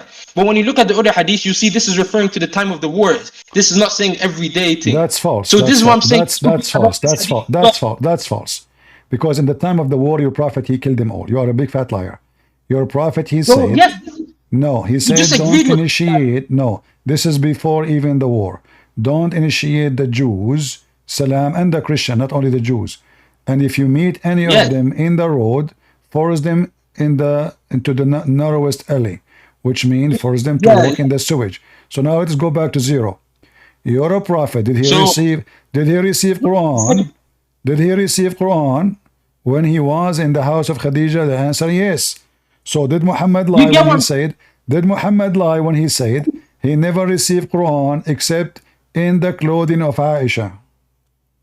What I'm saying is that even hadith need context. The first hadith I stated, when you think it's an everyday thing, but then when you look at the other hadith, there is no need for context no more because he said never receive, never receive. So it's not connected no more. And here we go. This is the hadith in front of you. It says في ثوب امرأة لا تؤذني في عائشة فإن الوحي لم يأتني وأنا في ثوب امرأة إلا عائشة. Don't hurt me in Aisha because I never received Quran in any women clothing except the clothes of Aisha.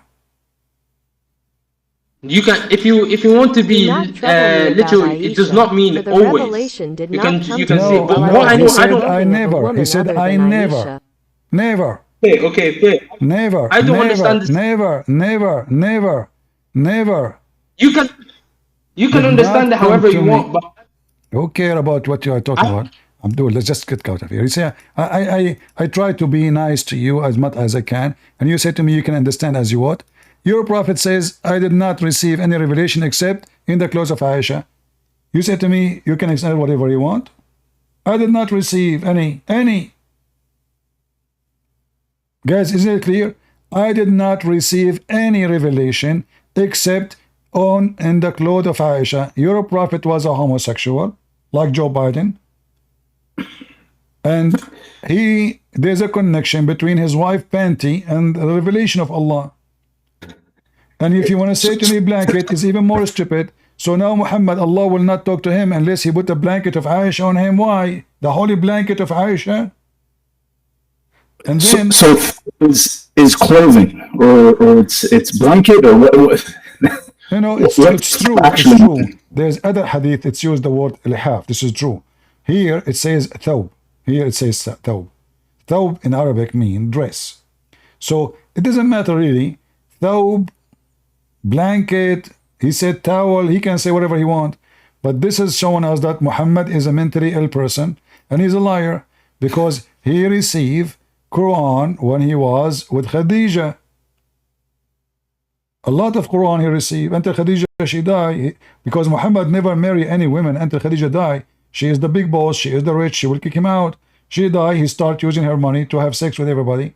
So now Muhammad, when he say I never received Quran except in the clothing of Aisha, as you see in this Sahih Bukhari here, hadith number 2581, that proves that Muhammad is a fraud, because Muhammad supposedly he received Quran when he was in a trip. He received Quran when he was in Ethiopia. He received Quran when he was in the mountain.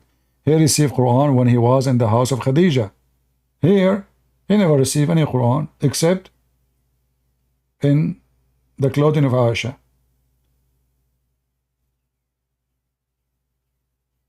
Aisha, she was not born when he married Khadijah. So we cannot say he borrowed the panty of Aisha when he was in the house of Khadijah.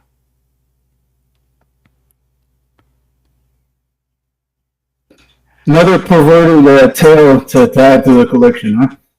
Yeah, and you know, the towel of Aisha, the holy towel of Aisha, you know?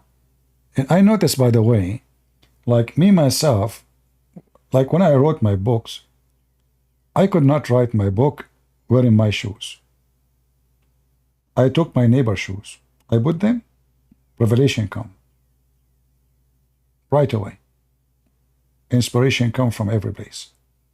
I put my shoes on, I cannot write anything. Why? I don't know. There is something fishy, you know. So Muhammad, obviously he have the same issue like me. He have to have the book of the clothes of Aisha so he can do so. There is something very strong, you know. Yeah, true story, you know. The thawb of Aisha, the clothes of Aisha. What a homosexual, you know. All of them they are gays. If you type the word mukhannath here in the hadith, search, which mean homosexual or feminine. Well, the greetings, hugging, the kissing is a bit bizarre. Every house in Mecca, if you read my book, Season Allah, you will see that all of them, including Muhammad, they have homosexual living with them in their houses. So look, Muhammad, he commanded the companion to kick all the homosexual from their houses.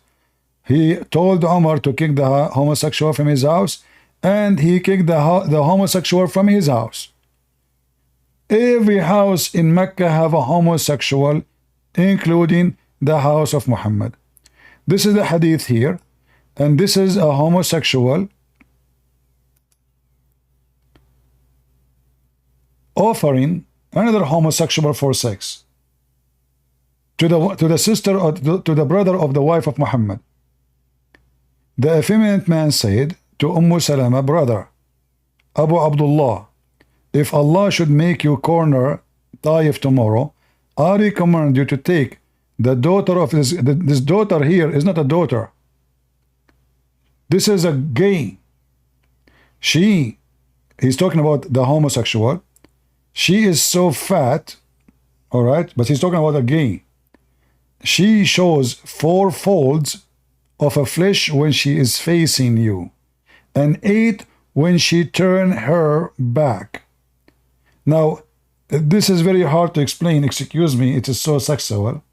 But this guy is telling the brother of the wife of the Prophet, tomorrow you will attack that Taif, and if you conquer, guess what? We should reward you and sleep with this guy, who is, they call him she. So that's the other element of the quote unquote religion that's really bizarre. It's so much of it is about conquering and the jihad and all the rest of it. You know, I've heard a lot of speakers reference the religion now as, rather than Islam, jihadism. Yeah. Well, there is a group of Muslim men. They come to the Caliphate and they say to him, we are tempted by a gay. He is our Imam.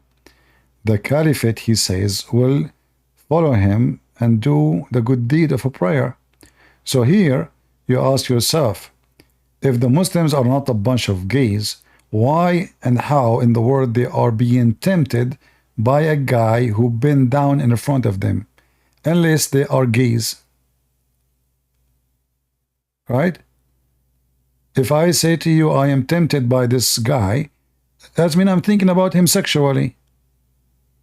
This is the Muslims.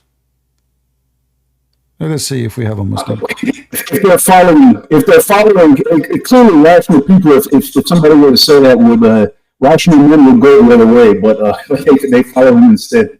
Yeah. Well, this is a very funny religion. Harami, how are you doing, Harami? You are Harami? Christian friends, how are you doing? I'm fine. Are you a Muslim? No, not really. I left religion a few years ago. You left what? Islam. You left Islam a few years ago? Why you left Islam? Because I found something so disgusting and untrue about Islam that I just couldn't accept it. What you found disgusting? Such as the marriage of 6 and the consummation at 9. Yeah, well, but you know, in case you do not know, girls at that time, they used to be very hot at the age of 6. Definitely. Yeah, I remember when I was in the Middle East, there was a girl at the age of 4, she tried to rape me. I was 30 years old at that time. She was 4 years old. She chased me and she cornered me in the corner, you know, there's nobody, it was dark. And but thanks to Allah, she don't like cockroaches. So a cockroach came in the wall and she started running. I don't know, I thought Jibril saved me. It was a cockroach. So obviously girls at the Middle East, they are different, not like any girls in the world. At the age of 4, and if you believe me or not, she brought with her handcuffs, and you know, she was going to do all kind of bad things to me, including breastfeeding for adult, you know. So yeah, definitely you should be scared of such women. They can do anything. yeah, those Middle Eastern girls, they are, you know, I heard that even Aisha at the age of 4, she was dating and she was engaged. This is what the Muslims say. At the age of 4. You got your neighbor at Sanders over there creating stories, or is that the phone helping you to gain revelations? Christian friends, I just heard you talking with this other caller and condescending your voice is Bozar. I don't know, your voice is too loud for some reason. It's not clear. Can you fix your microphone? Is it better now? It's too loud to the point it's not clear, you know. Is it better now? It's better now. Okay, go ahead. Okay. So, Christian Mins, I wanted to say that just right before I joined, you were talking about evolution, one of the basic tenets of science, and how you were saying that's a stupid idea. I don't think that's true. What is a stupid idea again? Evolution. Evolution. Evolution? You believe in evolution? Yes. What does evolution mean? Yeah, definitely. What does that word mean? Evolution is, as defined by scientists, a change in allele frequencies or genetic mutations in a population over time. Well, if this is the case, I believe in it then, because, you know, when I was a kid, my mom, she used to call me Genie, and now I am not Genie no more, you know? I used to break mirrors, glasses, everything in my way. Take my dad gun, steal his car. So they call me Genie. So yeah, I'm not a Genie no more. My friend, the evolution you are talking about in science, they believe that everything is not created by God, right? And those creatures, they evaluate, or let us say, they used to be something and they become something else by time, correct? No, not really. So what is the original of what is the origin of a human according to your science? Humans from single-celled animals. This is what I'm saying. Then you used to be a single. You used to be a single cells, and then you, by millions of years, you became a human. But this is a very stupid idea. We can debunk it in 2 seconds, because this is assuming that you can plan for your body to change what it's going to be after 10 million years, as an example. So the reason for a change is adoption, correct? Adopting a situation. Is that true? Evolution only works on the level of reproduction. It does not work on a human level. If the reason is the reproduction, no. If the reason is reproduction, this is false, because already they are reproducing. Because if the cells took it 10 million years to be something else, well, already obviously they can survive without any of those. There is no need to make a penis and vagina to be able to reproduce, because already you are reproducing. No, we so don't there's no need something for else. Huh? We are still cells. No, you said one cells. You used to be one cell. Did you say that? We came from cells. No. It was one cell or many cells? Single cells, definitely. Okay. But still, Single even cells. if you're Okay. multicellular, So now the single cell, animals, a single we cell. have cells. Just wait. Single cells, like as an example, the paramecium, it's a single cells. Do not need sexual organs to reproduce. It just split itself. It grow until it reach a certain size and split itself. So there is no need to make a penis and make a vagina. So if this is the scenario, there's no need for all of this male and female, because how in the world you can design yourself to be 10 million years from now? You design that after 10 million years, I will keep changing until I create male and female.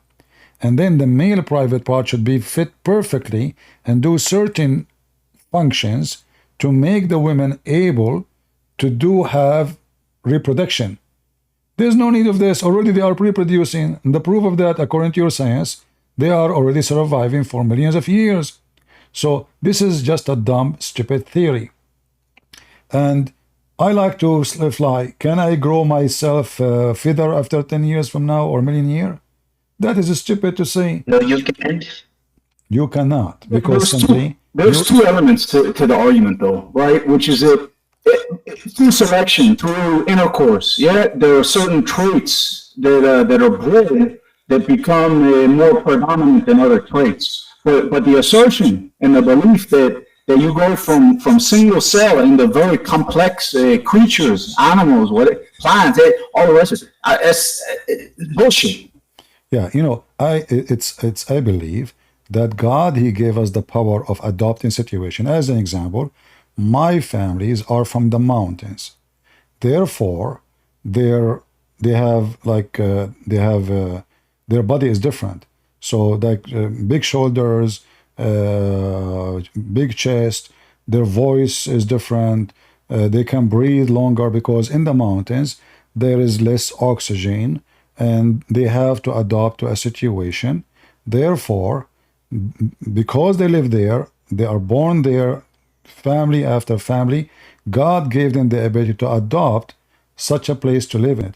If you go and live suddenly in the top of the mountain, very high, like Himalaya, you are not used to. You are not used to be there. You will have difficulty. You will have difficulty to breathe. But this is okay. But what they are saying, talking about, is just a fiction. There's no proof of it. It's false. It's just an idea. There's no proof of this. All of this. There is animals prove the opposite. There is proof of this. There are scientific papers on this. The whole community believes in this. My friend, all your There papers. are even species. You just say There it. are even You just say it. You just say it. You just man, say let me it. speak. You I'll let you just speak for such a long you just time. said papers. You just said papers. I will give Can you. I will give you other let me paper. speak for a moment? We have videos of the Big Bang. It turned to be there's no Big Bang. So how many schools been taught in and teaching the Big Bang for the last 50, 60 years? It turned to be a joke. It's a lie. There's no Big Bang. And now the biggest scientists who came with this theory, they are saying we have to rewrite all the theory of the Big Bang because obviously we were wrong. So what they were teaching us to be fact, it turned to be fiction. So can I say something? Yeah, you can I ask something for a moment? You said paper. Do you have a proof beside the paper? Of course, I have proofs. What is That the was what just is the what I was proof? going What to is the say. proof? Like the examples of Australopithecus. It's a species that has halfway characteristics between humans and apes. It walks on 2 feet, but it looks like an ape. It has hair like an ape, and it has face characteristics like the nose sticking up, But it's just still like an ape. okay. But you see, you just prove that you are not thinking right. I'm trying not to be rude. Because as long we still have the monkey still is a monkey. So if you are saying to me we used to be monkeys before, as an example, well, No, I didn't say that we are monkeys before. no problem. I'm Because saying you said yeah, you That said is what you're saying, though. no, you that's said that's essentially what you're saying. you are saying I this. am saying that monkeys and humans are both cousins of the same ancestor. Let me explain to you. All what you are saying, Mr. Confused. I'm not saying that. Oh, Mr. Confused. All what you are saying that there's one creator, and this is why all the creation they share many things. As an example, we share DNA of the banana, but is banana is a human? No. So we have share with the banana. Banana, it's of a fruit. So there's one creator, and the creator is like an artist. When he make an art, right away they know this is Picasso. This guy is the one who made the Da Vinci. This is so they have a signature. Signature is not necessarily their name. No, it is the way they do things. So all the creatures they share things. Yes, but this is not because of the evolution. This is because there's one creator. So the fish have a heart. I have a heart, but doesn't mean I was a fish. The bird have a heart. I have a heart. The bird have a blood. I have a blood. Even the blood is red, but doesn't mean I was a bird. So all of this because we share one creator. The artist who made us is one. So his fingerprint, which means his art, show in every creation. So similarity of creatures is because of one creator, not because you used to be a motorcycle and then you become a car. The motorcycle is made to be motorcycle, and the car is made to be a car. Produce babies. Motorcycles can produce babies. Who? Evolution works with reproduction. Who can make babies? Evolution does not work on non-living things. Who can make babies? It's an interesting. Hold on. Evolution is an interesting theory. Evolution is an interesting theory. There are lots of scientific theories. Wait, get your facts right first. Theories are not facts. It's a views. All right. Buzar. This is not my topic. I don't care really, Mr. Atheist. Okay, I agree with you. You used to be chimpanzee and now you are a human. But I think you're still chimpanzee. But stay away from my banana, please. You get close to it, I will shoot you in your ass. I'm warning you. I have a sign. I have a sign in the front of my house. No trespassing. Somebody go there. Boom, boom. In my lifetime alone, they went for, when I was in school, they taught 9 planets, including Pluto. Then they removed Pluto down to 8 planets, and then a few years later they added it more. Yeah. Science. Anyway, this is not really important for me. He can imagine himself whatever he wants. I think the origin of those people, they used to be potatoes, and that's why I call them potatoes until now. How you explain to me that a Christian prince, he called a human being potatoes, unless he believed that the origin of those people are potatoes. So here we go, I agree with you. If you decide you are an animal, you are an animal. What I can do to you, And there's no point of me. I mean, imagine I am going to debate a person to convince him that you are a human, not a donkey. You want to believe he's a donkey? Okay, you're a donkey. What I can do? You're a chimpanzee. You're a chimpanzee. Have fun, but stay away from my. Go to the zoo, do whatever you want. People are stupid. Yeah. Same time, you say to him, "Are you willing to have sex with your mom?" He will say no. But aren't you an atheist? You don't have any rules, any book. Why? Animals, they have sex with their mom. Have you ever heard of a dog? He believe his mother is haram. Have you ever heard of a rat? He think his sister is forbidden for him. So either you are a rat. So long as she's a chimpanzee, it's okay. In fact, in Islam, chimpanzees are Muslims. Like there is a story about a female chimpanzee, filthy chimpanzee. I don't respect her. Actually, I was going to marry like a monkey, but I changed my mind after I saw this hadith, because monkeys are cheap. And you don't need too much to make her happy. Just give her a banana. That's easy. So during the pre-Islamic period of ignorance, I saw a she monkey surrounded by a number of monkeys. That is Mimi Hijab and Ali Dawa. They were all stoning it because it had committed illegal sexual intercourse. So here we go. You see, the Muhammad, he believe in the evolution you are talking about. Yeah. Muhammad, even he said the Jews, Allah, he made them pigs and monkeys. The only different, he believed in the verse, like they used to be human, they became monkeys. And you believe that you used to be monkey, you became a human. That's it. Okay, well, stupid people, what you can say. You are what you believe. Now, is it followed by all the sects, or is it just a Shia or Sunni or? Oh, the Shia, they have stories like this. The Shia have even more funny stories. Shia, they have the most crazy stories. Sunni.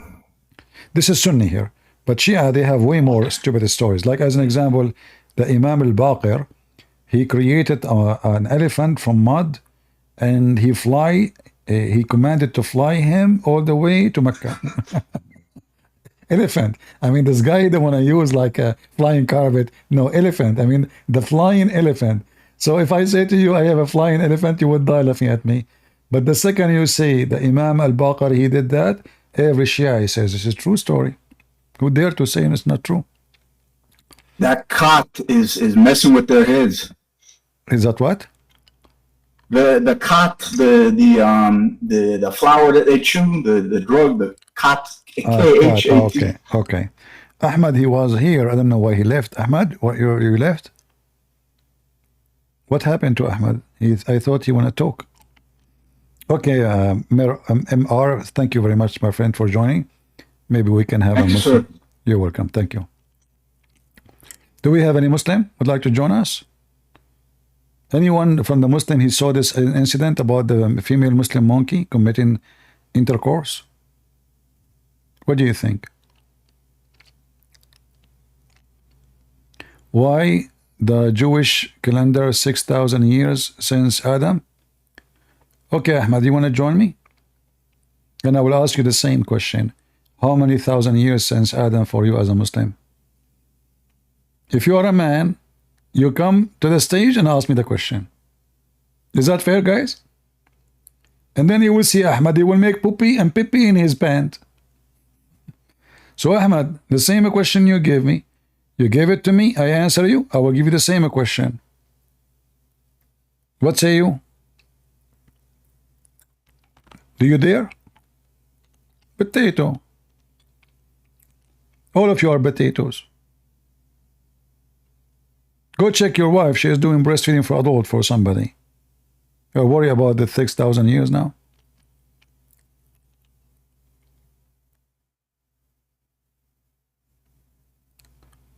All right. Are we having good time, guys? Do we have enough for today? I think we have enough for today. Did Momo say that about the she-monkey? No, this is not Muhammad. This is a companion of Muhammad. He witnessed female Muslim women committing adultery. Obviously, this woman, she is not a good, respected female monkey. Trust me, not all Muslim female monkeys do that, okay? They are very conservative. They are from very good family. They stay virgin, all right? It's true they don't wear a panty, but they cover their hair. And their ass is red. I'm not sure why. I mean, first time I saw a monkey, the ass is red, I was like, what the heck? Is that the guy who was debating me yesterday? I took it like, there's no way this is the same person, because look, his ass is red. So I came to the conclusion it might be ultimate fart from, you know, ultimate fart, you know the thing. All right. Yeah, I mean, very weird. This stupid female monkey. I mean, who in the world want to trust to marry a monkey after this? Who in the world want to partner with monkey? No way, haram. Look, you trust the monkey just because other person, you have a better banana than yours? Huh? She go around. If you read the story, actually, the whole story, you would die laughing.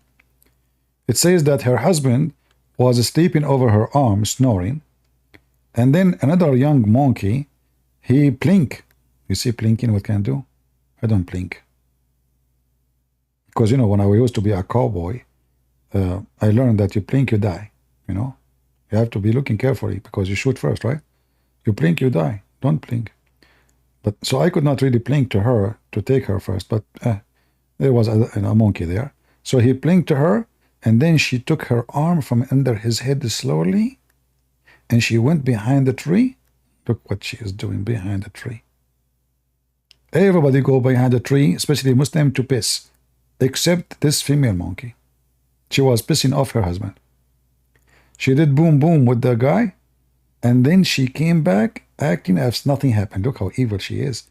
She put her hand back underneath of his head, and he did not notice anything in the beginning, but then he smelled the sperm. What the heck? You know, the guy, he went crazy, and like, how in the world she have sperm semen there? At that time, you cannot buy it, you know? You cannot buy it at that time. You have to do it for real. Now you can buy it. There's a bank for a sperm. No? You make deposit there. You can catch it anytime. So at that time, there's no way. So he, like, in the beginning, he thought maybe there's a bank of sperm, like, you know, no, it's not like, it's not advanced yet. So he was thinking about it seriously, and then he decided, you know, that this must be fornication. He starts screaming. All the community came, the LGBTQ, and they started stoning, and drama happened. Yeah. Any Abdul?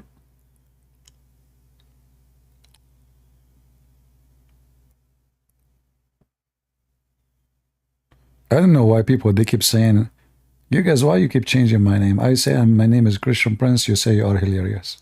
Crazy people. They can't even remember my name. Like, you know, I say, see, like, you know, you are hilarious. No, I'm not. If he show up here, I will let him speak to you. Hilarious is not here. Weird, you know, cuckoo. Do we have any Abdul? He is not a cuckoo, which is mission impossible. The monkey Muslims, the monkey she was doing boom, boom, boom. Really? I mean, this is a serious story, right?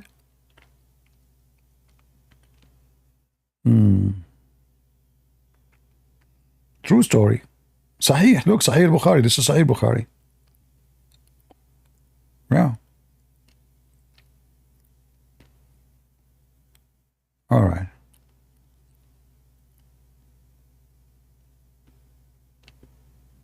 Any Muhammadan, Mayday, Mayday.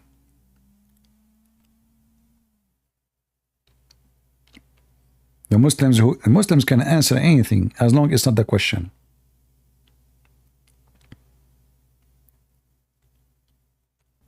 What I'm eating, I'm not eating anything. I bought those drops for my voice because I'm speaking for many hours and my voice hurt, you know. So I have those drops. I bought them from Amazon. It says there, no pork. The second I said there's no pork, I said, oh, okay, that's perfect. You know, you guys, you can hear it in my mouth? Really? Sorry for that. I hope I'm not hurting your feeling. But it's just, you know, to help my throat not to go dry. But I never thought you can hear me. You guys have a very sensitive hearing now. Oh boy. Any Muhammadan?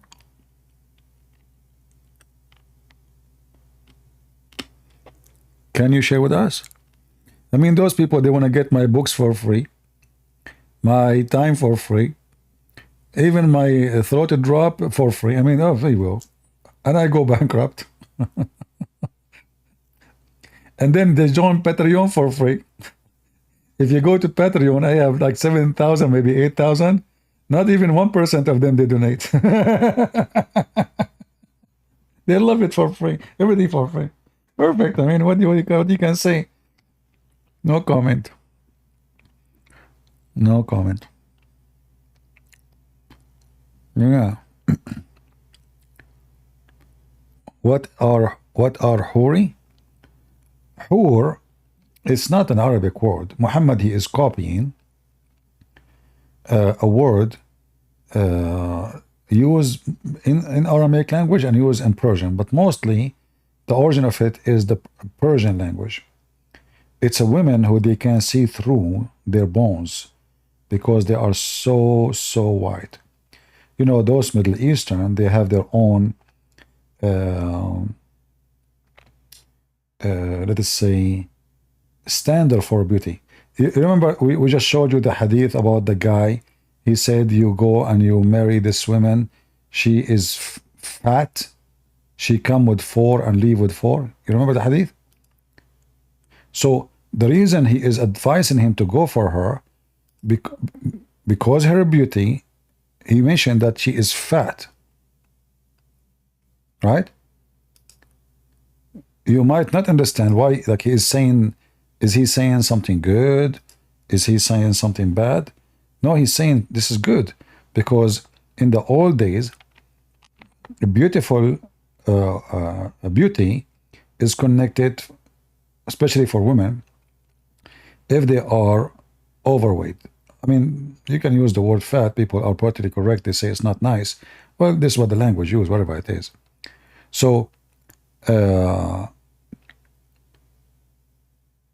here you notice that he is describing for him that if he became victorious in conquering, he should go and take this homosexual, calling her she, saying that she is fat. Where is the word fat?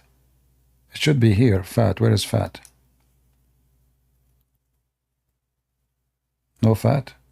It should be there. Here we go. She is so beautiful and fat. Do you see it? So you might not understand what is the connection, because being fat make you so beautiful in the old days. So if a woman in the old days, she is skinny, she is slim, she don't have big butt, you know, she have to be huge in order to be considered beautiful. That's why Muhammad, he liked the wife of his son. Why? Because the hadith says she was so big and beautiful and the most perfect woman of Quraysh. So her butt, maybe she was like 72 inch. So here you see the standard of a beauty, it changed now, like, you know, things changing. So the women now, women, they spend a lot of money to lose weight. At that time, in order to be qualified even to be a wife, you have to be fat. You are not fat to believe that a woman, she is skinny, she will not give good babies. You know, she cannot make good babies. The bigger you are, you know, the nicer. Yeah. That's why in the Middle East we have a song. I could not understand it really when I was a kid. So the song saying that this is a girl, she is so beautiful to the point the camel could not carry her. So I heard the song from everybody, but I never understood what is the relationship between her beauty and the camel is not able to carry her. But then when I start, you know, educating myself, I learned that she is so beautiful to the point she passed the capacity of the camel to carry her. So she was more than 500, 600 kilos, you know, like half size of a car. That's why she is so beautiful, you know. Yeah. So if you are an overweight person, if you go back on time, it was your time. That's why here he's saying she was so beautiful and fat. Yeah. The more fat she is, the more beautiful. This is why Aisha, if you remember, her mother, she was feeding her to make her fat. She was so small, and that make her not qualified to go to the house of the husband, which is Muhammad. So she was getting into in 5 into 6 years old, and she is not good to go. Why? Because she is slim, skinny. If she is fat, she is ready, according to their understanding, for sex, because she is fat. Here you will see Aisha, she is saying, my mother was trying to fatten me up. Do you see it? Fatten me up. When she wanted to send me to Allah Messenger, when she got married. But nothing worked until I ate a cucumber with date. Then I grow plump like the best kind of a plum. See it? So at that time, the purpose of success for women, or let us say the target of a beauty, is to gain weight. Not like these days. Women walk in the street, you think they are like, they have no, they're bones. You know? Look, where are you? There's bones. Yeah. You see those girls, they do fashion program. I feel sorry for them. I mean, they don't even look like a human. They look like ghosts. Those are supermodel. I know, for me, they look super ugly. Yeah. If they get married, I feel sorry for their husband.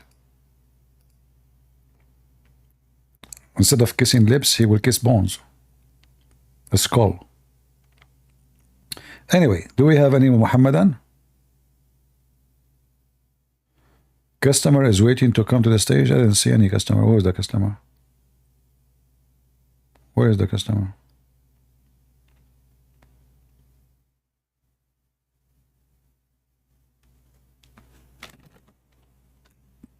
Any Muhammadan? Bilal, wanna debate me? Okay, where is, put your hand up, Bilal. I don't see you, sorry. I don't know, where is the hands? I don't see them.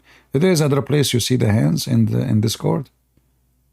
So if you miss it in the chat, I see here it says I have etc. audience, but I don't see hands. Second, the last row. So you guys, you see it, I don't see it? That's not fair.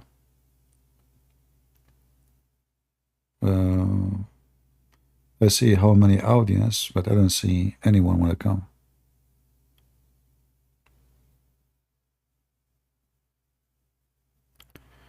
Okay, he just said he don't want to debate me, he's stupid. Okay.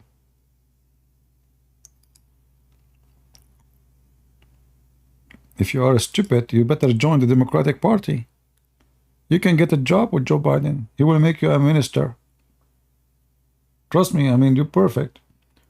Just go join the Democratic Party. They will give you a good job. You make good money, good salary. And all what you do is shout free Palestine. You do not need to free Palestine anyway. Just to stay here. But just shout. You know? And then the Jews, by the way, they are in the heart, from yesterday actually, they are in the middle of Rafah. And those silly people in New York, in Chicago, they are shouting, free Palestine. I mean, their voice is the most annoying, stupid voice ever. Free Palestine, huh? That's it. You were able to free it. Any Abdul? Why those people don't go and join Hamas to defend the Palestinian? Why you are, you know, all those Arabs saying, having the flag of Allah, go join, do jihad. Bunch of cowards, potatoes.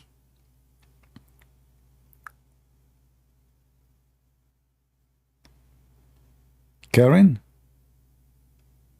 You know, first time I heard about this Karen, I thought it's like a person, her name is Karen.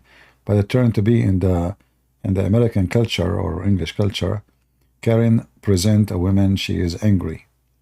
Or like not right in her anger. But then I thought about it, I feel sorry for any woman, her name really is Karen. If there's anybody call his daughter Karen these days? Because anyone do something crazy, they say the angry Karen or something. I don't think anybody is calling his daughter Karen anymore. Any Abdul?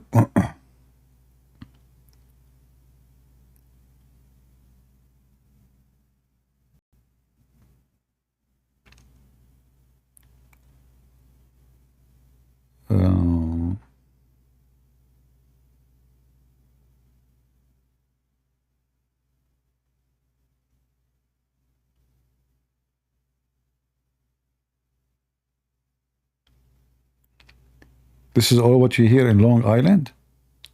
I think if we change the shape of the island, they will change. Let us ask Joe Biden to change the Long Island shape. He can do it. He can have connection with the Hunter Biden. He have a connection with the Chinese. And he can make a paint. You know, he can exchange, like he give them 10 paints for the purpose of changing the Long Island, make it White Island. Yeah, they are going after the poor Trump because he did take a mortgage or something, you know, 10 years ago, 15 years ago. Obviously, this is not about election, absolutely, yeah. Yeah. But you know what? It's going to be really crazy if Trump won the election. Oh boy. Those Democrats, they will have heart attack. Seriously. In fact, like one of the reasons I like him to be a president, just to see what would happen to them. Imagine if the coming election, Trump, he won after all what they did to him. I mean, those Democrats, last time, I'm leaving the country. I want to see what would happen to this guy. What his name? Donero. I mean, this guy is really mentally ill. Unbelievable. Stupid idiot. he lost respect to himself. Already he is a pervert. You know, he keeps saying the F word. He have, I don't know, 5, 6 wives, kids everywhere. Do you know that Muhammad lit some pictures with Mary and Jesus in the Kaaba after he destroyed the other idol that is written in the book? Yeah. We don't care about the book. It's called The Life of Muhammad, but there is many reference about those things. But what does have to do with anything? You see, you have to be careful. People, they say, and they don't recognize that something they say supposedly to prove a point can be harmful. So are you saying that Muhammad, he liked Jesus? Or he liked Mary? Or he liked Abraham? So you Christians, you have to know what you are talking about. Either you believe Muhammad is a scumbag, he have no respect to Jesus or Mary, he is false prophet, or, you know, why you are saying such a thing? Like, what the point? Muhammad he lit? I don't believe Muhammad he lit anything. Muhammad is a hypocrite man. In order, the same as all Muslims. Like when Umar, the Caliphate, he occupied Jerusalem. The Muslim, they will say to you, Umar, he refused to pray inside our holy church, where the empty tomb of Jesus. And they say because he's a good man. But the fact he did not do that, for he is being smart. If he do take over the church, that will unite all the Christians at that time to go to war, because now they will receive the news that the church is in their hand, not only Jerusalem. Do you understand? So some people, you know, they go around and they post things, but they don't know that people, they can take it in the wrong way.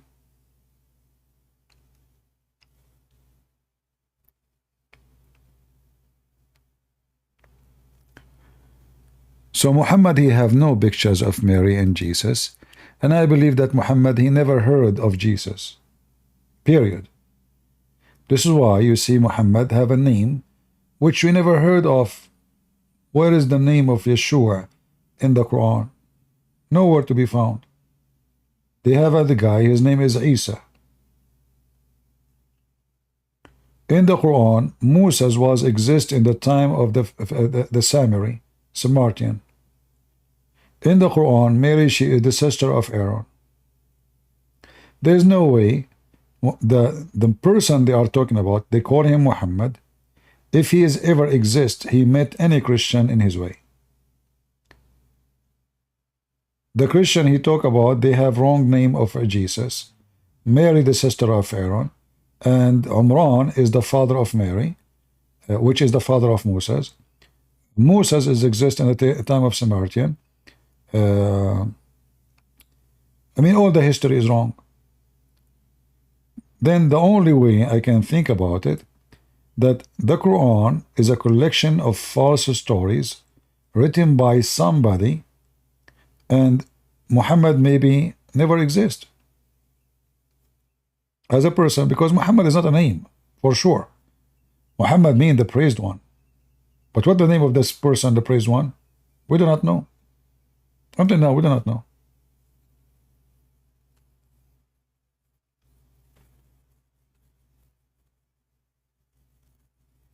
Qatham is, there is a story saying his name is Qatham, but even that, there's no guarantee.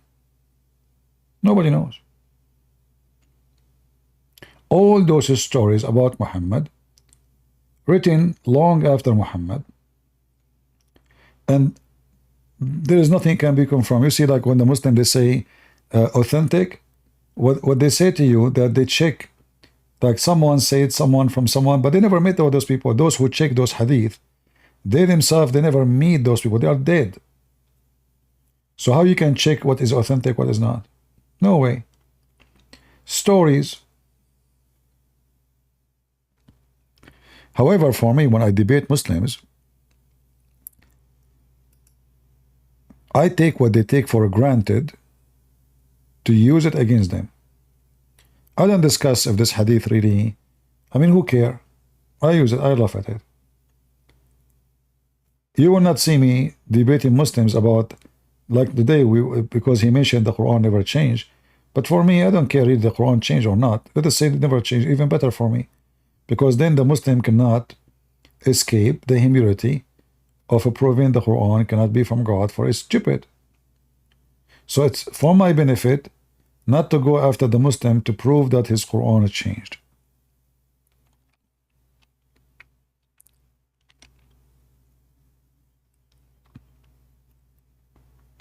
We do not know anything about Muhammad. Nobody knows anything. That's why the Quran sometimes call Muhammad Ahmad, sometimes Mustafa, sometimes what his name is. According to Muslim, Muhammad, he have 99 names. Allah have 99 names. None of them is a name, obviously. It's a person. It might be a fiction. You see, if you go and read about the Arab invasion to Jerusalem, you will find that people who live there, in their history books, they never said anything about Islam. They didn't mention Islam. They did not mention a new religion. They mentioned savage Arab people coming to occupy them. That's all. There's no religion. So it is possible that most of the stories is a fiction stories, and in certain point somebody started this story, and those Arab, they adopted those stories from, and then the story become like it's a lie. You repeat it, you believe it.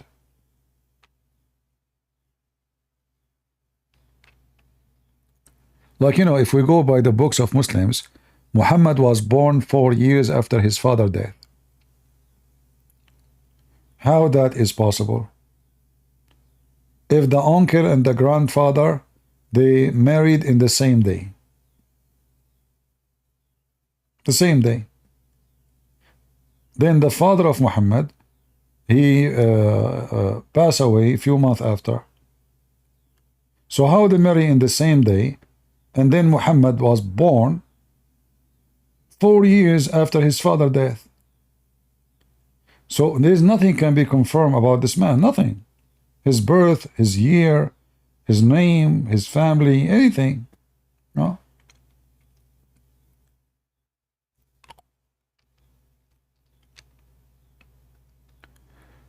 Where we can find reference about Palestine speaking Aramaic? Well, isn't it Jesus, he spoke to the Aramaic women? Aramaic is the language for everybody at that time. Everybody. The women, Jesus, he, the Canaanite. The women, he met her. Palestinians are not exist no more. There's no Palestinians. But there is local who live there who they are not Jews. Many origin, many nations, they used to live in that area. So there is the Jews and there is other groups, but they are small in size.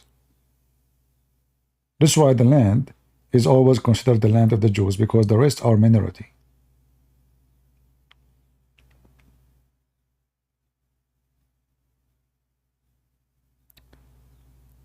All right.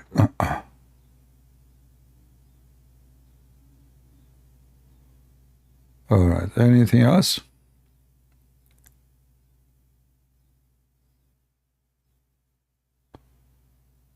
Yeah, for me, I'm not here to debunk the existence of Muhammad.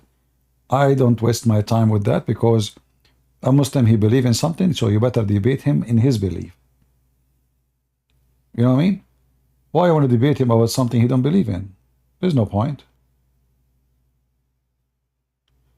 So if you destroy his belief, you will make him leave his belief. But if you start saying to him, Muhammad never exists, he will laugh. What are you talking about? He will just leave, There's no point of this argument. But if you want to do like academic study, you can go farther. But this is usually is a study you can make for people who have a very high education, not a normal Muslim who don't even know what we are talking about.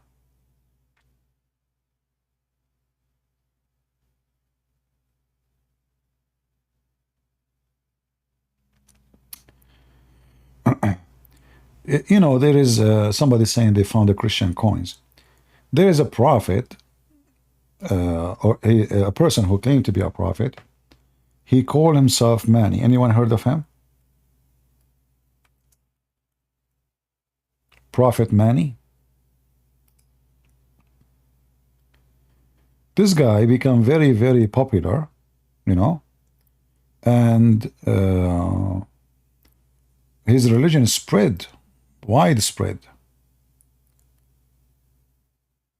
And actually, I believe until now, there is a good size of people, I don't know how many thousands, but not like millions, they still believe in Prophet Mani.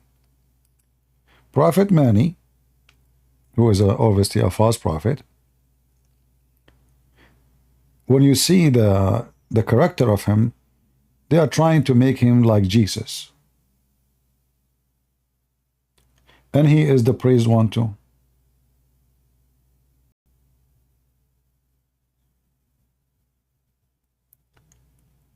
So this guy, he mixed his religion with the Christianity and many things, and Muhammad, he took a lot of his stories from him.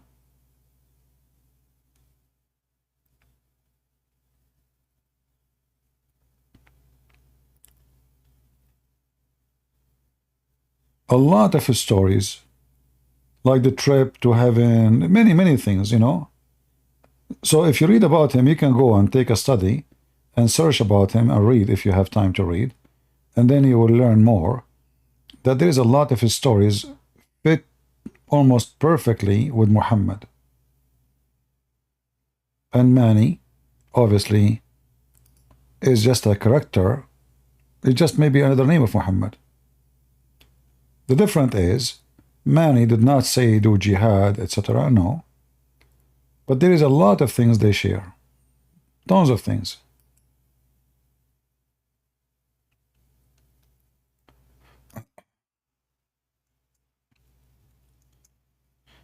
Always, if you want to do deep study, you can go farther. And if you want to be really, let us say, a scholar in history, then the best way is not to go to history school. The best way first to do, or first step, is to learn languages. Languages open a lot of keys. So now, like, I know Arabic, I know little Aramaic, little Hebrew, but I cannot say I know the language, but I know Arabic very well. It's my first language. So if I can speak Hebrew, Aramaic, Greek, Arabic, that will give me an open treasure of knowledge. Because language is the keys of every knowledge.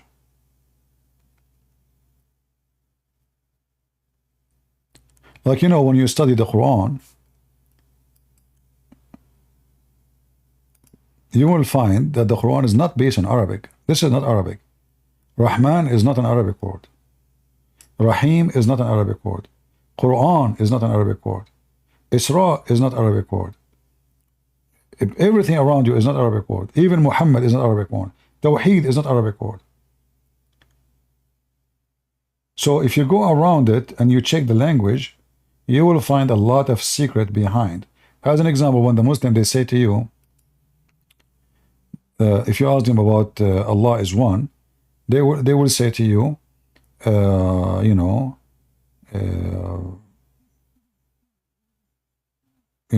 Allah is one person. You say, how Allah is one person? Like, what is exactly the proof? They will say to you, Allah, he says, Hu Ahad. But Ahad, this is a word coming from the Hebrew. Ahad, Ikhad.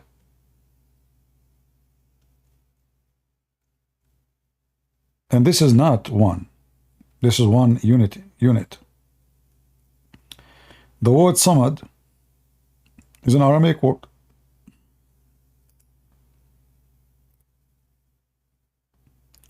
Allahu Samad. Allah is Echad. Echad. Ahad is Echad. It's not one person. It's a unity. It must mean more than one. Like the Bible says, the husband leave his parents, the man leave his parents, and he get married and become Echad. The two become Echad. That's Ahad. Samad, in the Aramaic, coming from the word Masmud, or Samud, or Masmuda. All of this mean a piece of solid rocks and have a hollow space inside it. And it's used usually to talk about anything is inside. From outside is hard, from inside is empty. In the language today, many Arabian people, they use the word for like, you know, what they call them, they look like a pig, have a hole in it, you put coins when you are a kid. What they call it? Like you save your money? Biggie pack? Okay, biggie pack. So this is what Samad mean. Muslims, if you read the translation, interpretation, you will see how much confused, because they do not know what this word. This is not an Arabic word. Look what they say, the self-sufficient. If you go and read the interpretation, every one of them, he give you different meaning, because they don't know what this word means. This was not an Arabic word. It's not. And most likely, Muhammad was trying to copy a Jew who was trying to refute the Christians about Jesus if he is born.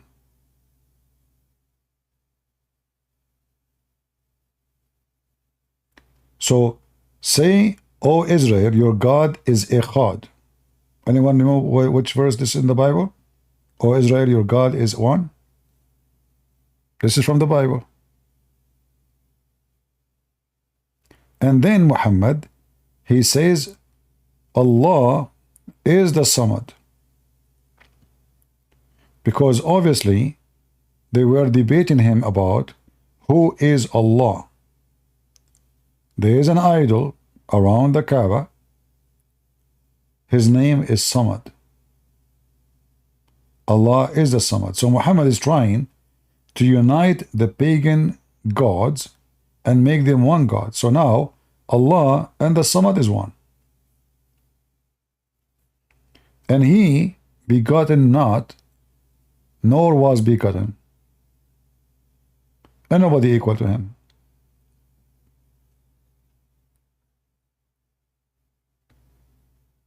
Do you know Gabriel Sawama? He's an Aramaic scholar and said, even today Arab countries have Aramaic names. Qatar, Bahrain. Yeah, exactly, it's true. This is true. Aramaic, not only Arab, the word Europe is Aramaic. The word Africa is Aramaic. When you say Africa, this is Aramaic word. When you say Europe, this is an Aramaic word. Many cities in Italy is named by the Aramaic, the Phoenician. Very powerful, civilization. The Muslim, they came to destroy it.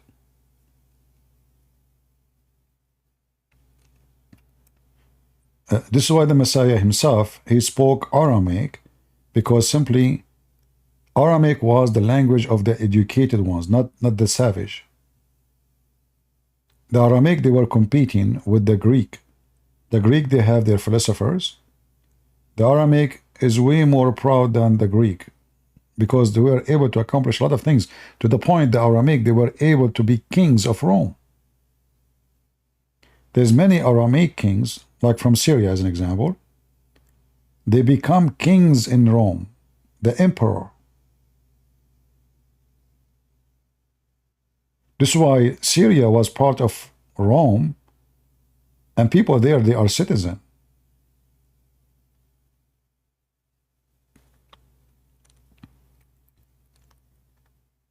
Uh,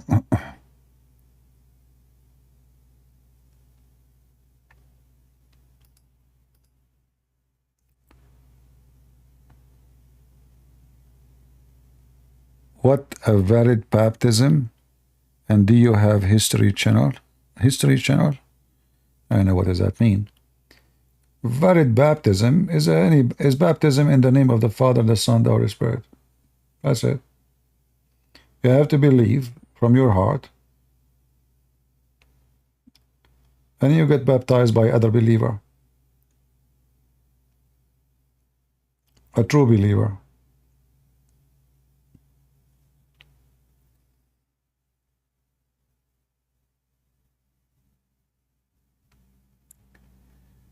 CP does not debate anybody because he is a layman. Really? Okay, thank you, Mikey. So what we are doing here all the time, if you type out, you will find a billion debate done by me. Okay, Mikey, do you want to call me and ask me about Luke 18? Are you a Muslim, Mikey? I want to debate you. What do you think, Mikey? Do you want to join me? Here we go. Let us see who is the layman. What say you? And you can start talking about the chapter you want to talk about, Luke. You said Luke 18? All right. You want to call me? Don't you want to scare me, Mikey?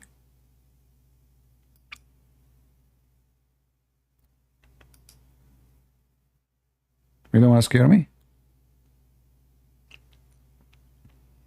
Well, explain the Luke 18. It's very easy.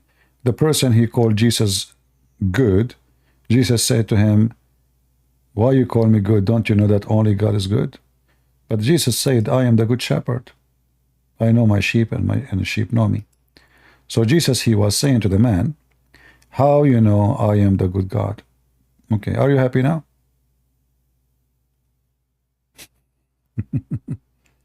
Jesus is not saying to him, don't call me good. He says, why? Correct, guys? He did not say don't. Shame on you. No. He said, why you call me? Explain. What do you think of me? Don't you know only God is good? But isn't it Jesus says, me and the Father is one, which means me and God the Father is one. Whoever saw me, he saw the Father. So you Muslims are potatoes. You go, you want to read one verse, but you don't want to read the rest. That's why we laugh at you. I never saw a Muslim here little intelligent. All of you are potatoes.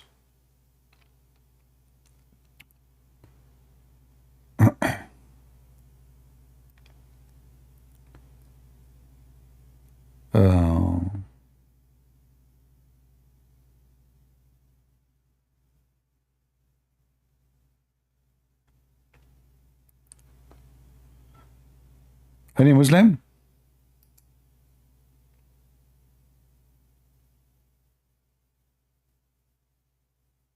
Any Abdul? When when I advise you, if you are a Abdul and you don't want to play games, but all of you play games. You do not know Luke? You mean you do not know who's Luke? No, we know who's Luke. The question is, do you know who's Muhammad? You don't know who's Muhammad. In front of everybody, I challenge you to call me and show me one valid reference about who is Muhammad. Is that fair, guys? Show me one valid book, confirm who is Muhammad. Do you remember, guys, the guy from Senegal, Ultimate Fort? He said all the hadith book is written by the dogs of the Arab. Okay. The hadith book is a fabrication, is not accepted. So I said to him, who is Muhammad father? He said, I don't care. Where Muhammad was born? I don't care. So there's not even a single statement about who is this guy, his name is Muhammad. In the Quran, it says Jesus, the son of Mary. In the Quran, it says Mary, the daughter of Amran. Correct? In the Quran it says the children of Israel. So who's Muhammad? Children of who? Nowhere it says. They don't know. They have no idea what Muhammad is.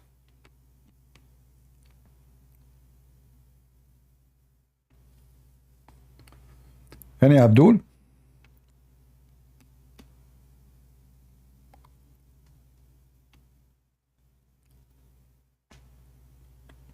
Okay, call me. If you believe in Bukhari, why you don't join us? The link is there. Click at Discord. You will be here in a second. You do not need to make an account. Just a click. Come and tell me about Al-Bukhari. Let us laugh. But you don't dare. You're just a potato. The name of Pharaoh wife, please. You see, Muhammad is an idiot. This is other proof that the one who wrote the Quran, it cannot be even, and it might be a group of people who they are stupid. So Muhammad, you think that the Pharaoh is a person, his name is Pharaoh.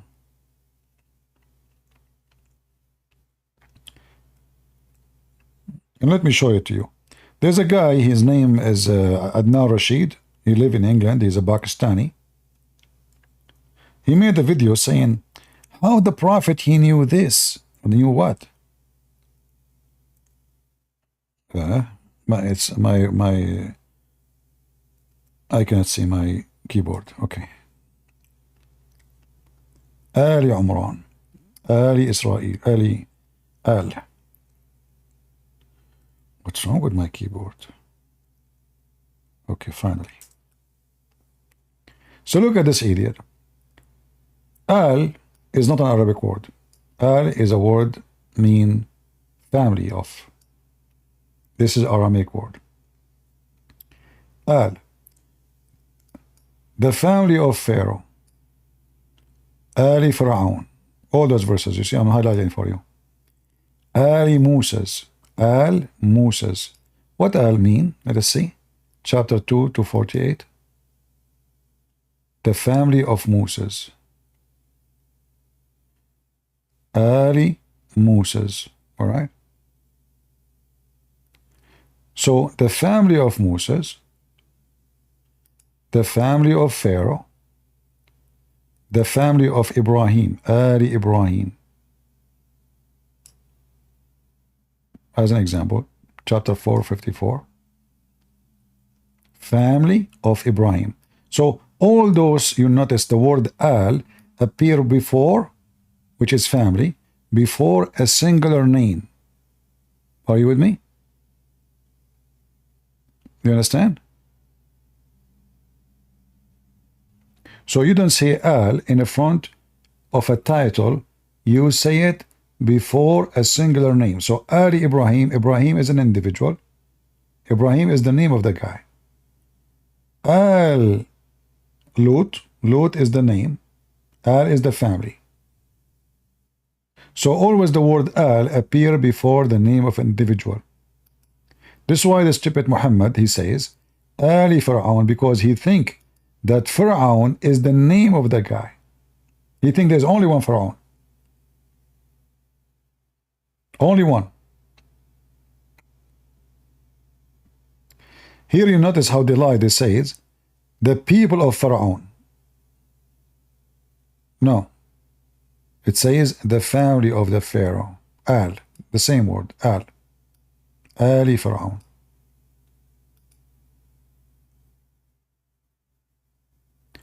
Ali Moses. Ali Pharaoh. They are translating the word Al as people. That's not true.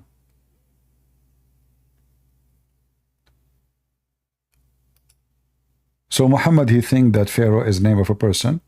And then there is a hadith, Muhammad, he claimed to be smart. He claimed that the wife of the Pharaoh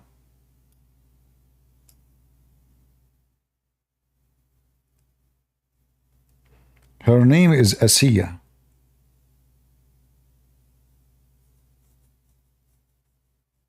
Asiya bint Muzahim.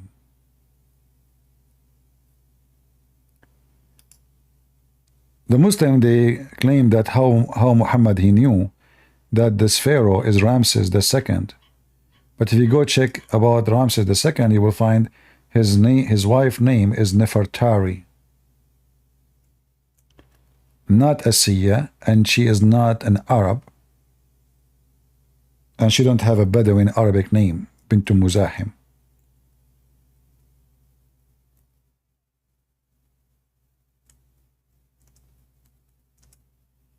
Let us show you the hadith. And this is additional proof that Muhammad is a fraud. He have a very wrong information about the Pharaoh. So if a Muslim, he says to you that the Pharaoh mentioned in the Quran is Ramses II, ask him, what is the name of the wife of this man according to your religion, according to your prophet? He will give you the name. Right away you go and show him what it says in the books of history, that the wife of the Pharaoh, Ramses II, her name is Nefertari. Nefertari. So Muhammad again is an idiot. If we go and find the hadith, and this should be in al-Bukhari and Muslim, both.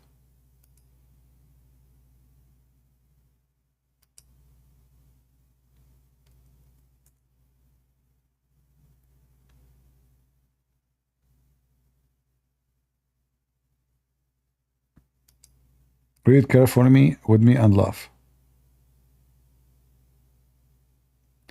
The Prophet said, sufficient for you among the women of mankind is Maryam bint Imran. So Muhammad again making a big mistake. Maryam is not the sister of Aaron, because Imran, sister of Aaron. Imran is the father of Moses and Aaron. The stupid Muhammad, you think Maryam, the sister of Aaron, which is mentioned in the Bible, is the same woman. Her name is Maryam, the mother of Jesus. And then Khadija bint Khuwaylid, and Fatima bint Muhammad, and Asiya, the wife of Fir'aun. You see, he didn't say the wife of the Pharaoh. In Arabic it's so clear. The wife of Fir'aun. In Arabic, if the name is a title, we have to add L. L before the name. As an example, Al-Masih, the Messiah. We don't say Messiah. You understand? The same as in English, actually. When something is defined and known, you add the before the description. So you say the house, you say the moon. You don't say moon, you say the moon. Why? Because there's only one moon for us in the earth. So Muhammad saying the wife of Pharaoh, not the Pharaoh. So her name is Asiya, and she is the wife of Fir'aun. Again, Muhammad, he proved to be a false prophet. And again, this is a Sahih hadith. And this is the same hadith appear in al-Bukhari, in Sahih Muslim, etc. Like here, it's in al-Bukhari, which is the most authentic, And here you see Muhammad, he added another name. He added Aisha. And look how Muhammad, he is very filthy here.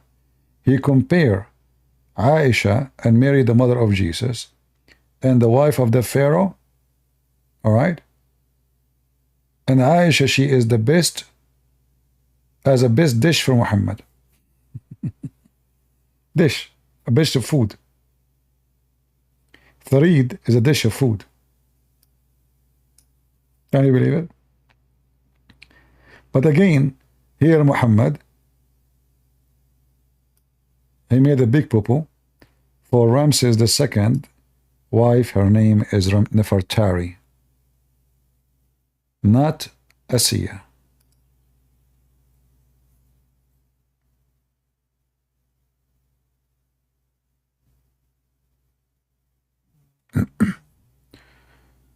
Any Abdul? Yeah, there's two kind of al. Don't be confused. There's L and Al. Like I said, before the title you say the Pharaoh, L. L is not Al. Al, the one I showed you in the Quran, you see I'm saying Al, like long. Even the writing of it is different. Let me see if I can zoom.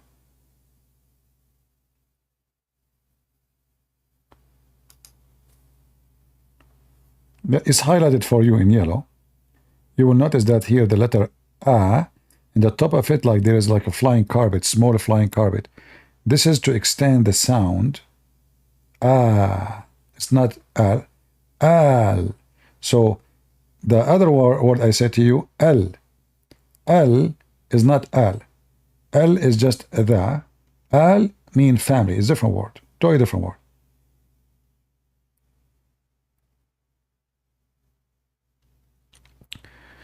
Someone saying, you guys, you can call, embark, and insult people all day. Oh, okay. I know your prophet, he says, go and bite the penis of your father. So as long as you don't like insult, you better school your prophet. He was an insulting machine. Do we have any Muhammadan would like to join us?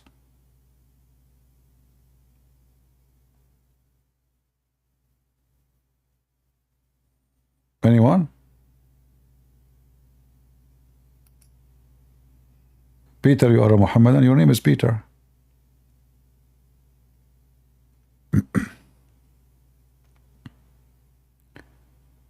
Hello? Salam. Shalom. How I can help you, Peter? Would you say that Muslims worship the same God as the Christians? I don't understand what? Would you say that the Muslims and the Christians worship the same God? The Muslims and the Christian, they worship the same God. Who said that? No, I'm asking, would you say so? Are you Christian? Yeah. Do you think that Christians and Muslims worship the same God yourself? No, I don't, but the Vatican II sect does. Well, the Vatican, obviously, you know, we spoke against what they said, and obviously they are doing politics. Now they are not doing God work. So you would say that the Vatican II is demonic? Yeah, but this is not only the Vatican says that. There's many Protestant priests, they say such a stupid thing too. Yes. How do you feel about Christians that call Muslims brothers? You can call people brother in humanity, you know, but No, brother... no. In faith. We are not brother in faith. We don't have the same God. Amen to that. Amen. But remember, you know, don't point your finger at only at one place. Like just 2 days ago, you can go to my ramble and you see the video. I spoke about against what the Vatican is saying, but it's not only the Vatican, they lie and say we worship the same God. There is a Protestant priest, there is Orthodox priest, there's many scumbags. So what do you think the best? So how you know you should be always vigilant as a Christian and honest. You say things as it is. You should say whoever say that we have the same God is lying. Doesn't matter if it's the Vatican, it's Protestant, it's Orthodox, doesn't matter. Right?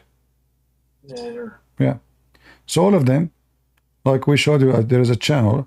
They brought Catholic, they brought Protestant, they brought Methodist Protestant, a teacher, professor. All of them, they are defending Islam, saying Islam is the same God. But this is absolutely a lie because the Bible is so clear. The Bible make it extremely clear. The Bible says, whoever deny the Son and the Father is an Antichrist. And Muslims, they do both. They deny the Father, the Son. So there's no question about it. In the top of that, our God is a spirit, their God is not. Our God is Jesus, their God is not. So how we can have the same God? Our heaven is holy, their heaven is a pimp house. Yeah, that's true. Yeah. Very true. So it's easy so it's easy to come to the conclusion that Islam religion have nothing to do with us. Muhammad, he used names like, you know, Mary, etc., just to fool people. The same as Jehovah's Witnesses and Mormon and other cult. They use the same names you have, you know, but just to fool people, not because he believed in them. It's just a way of deception. It's like the cable guy. He come to your house, but he's not a cable, he's a thief. So he wear a uniform. He put an ID from the cable company just to trust him and let him open the door so he can go inside and he steal. So Muhammad, he used certain names. It's just to be the cable guy who get inside your house like a thief. Yeah, this is true. Are you a Trinitarian? Sure, absolutely. You cannot be not. You cannot be Christian. You cannot be Christian unless you believe in Trinity. What is your best argument against the Mohammedans? Everything. My best argument is the best argument of Muslims. Bring me one, I will destroy it. I don't do what other people do. I destroy the best argument of Muslims against Muslims. And this is how you destroy it.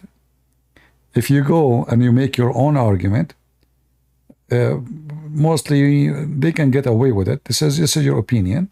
But if you use their argument against them, how they can deny their argument? And what are these arguments that you'll say that you can use against them? Anything. Give me one they told you. They'll say, our God is one, yours isn't, because it's three persons, so it's three gods. Perfect. Well, when the Muslim, they say their God is one, that means if their God is not one, then he should not be worshipped, correct? What do you mean? If they say our God is one, and your God is a three-person, right? That means the one we should worship is the one, he is one God, correct? Yeah.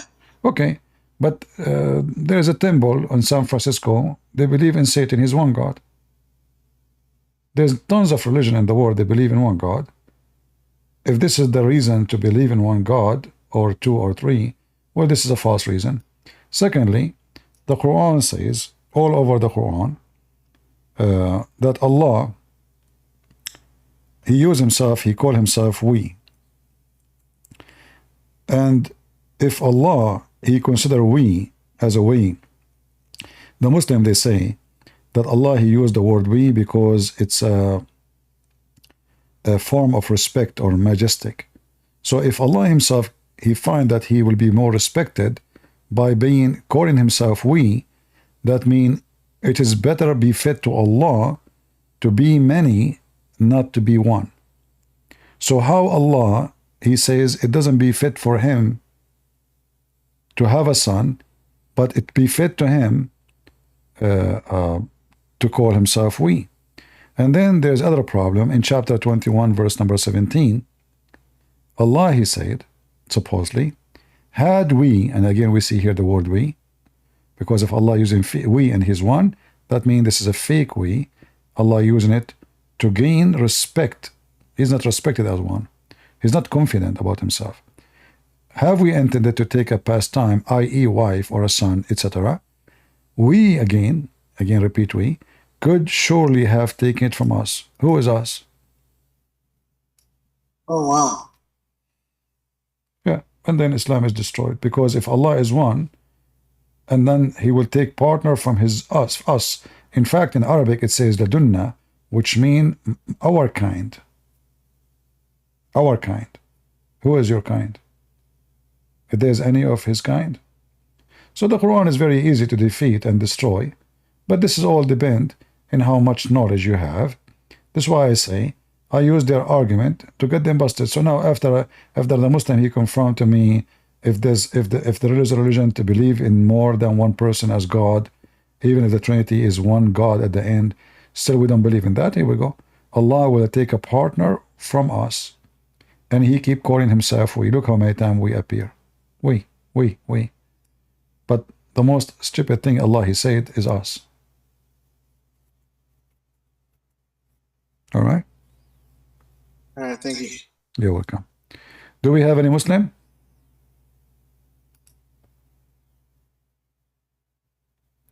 Any Christian priest, he say to you, we and Muslim believe in the same God, you should right away put X on his name.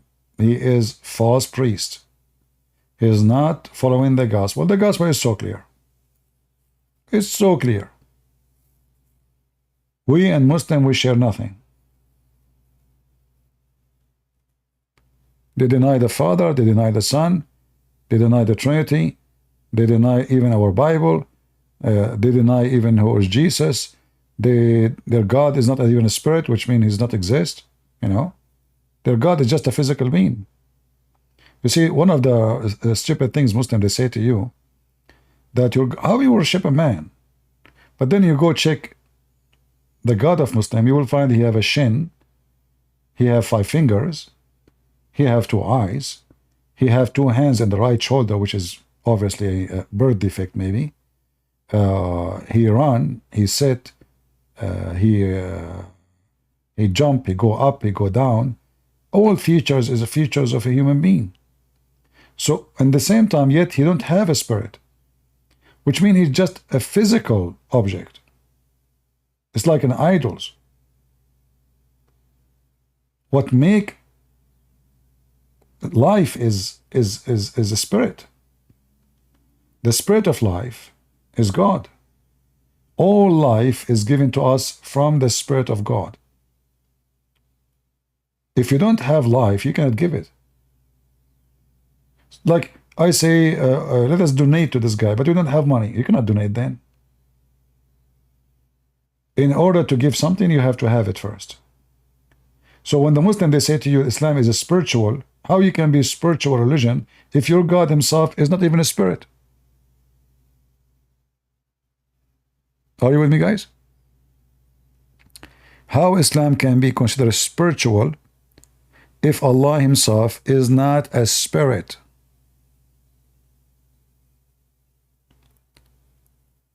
And then when you read the Quran, you will find that Allah, he said, and he is using the word Holy Spirit.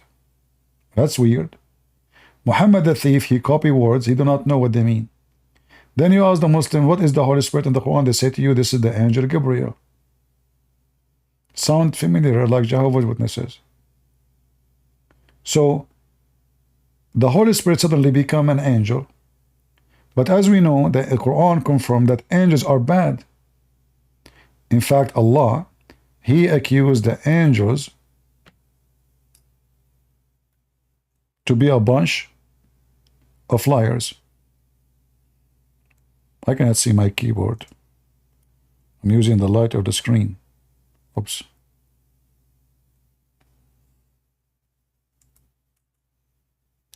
All right. So Allah, he accused the angels to be a bunch of liars.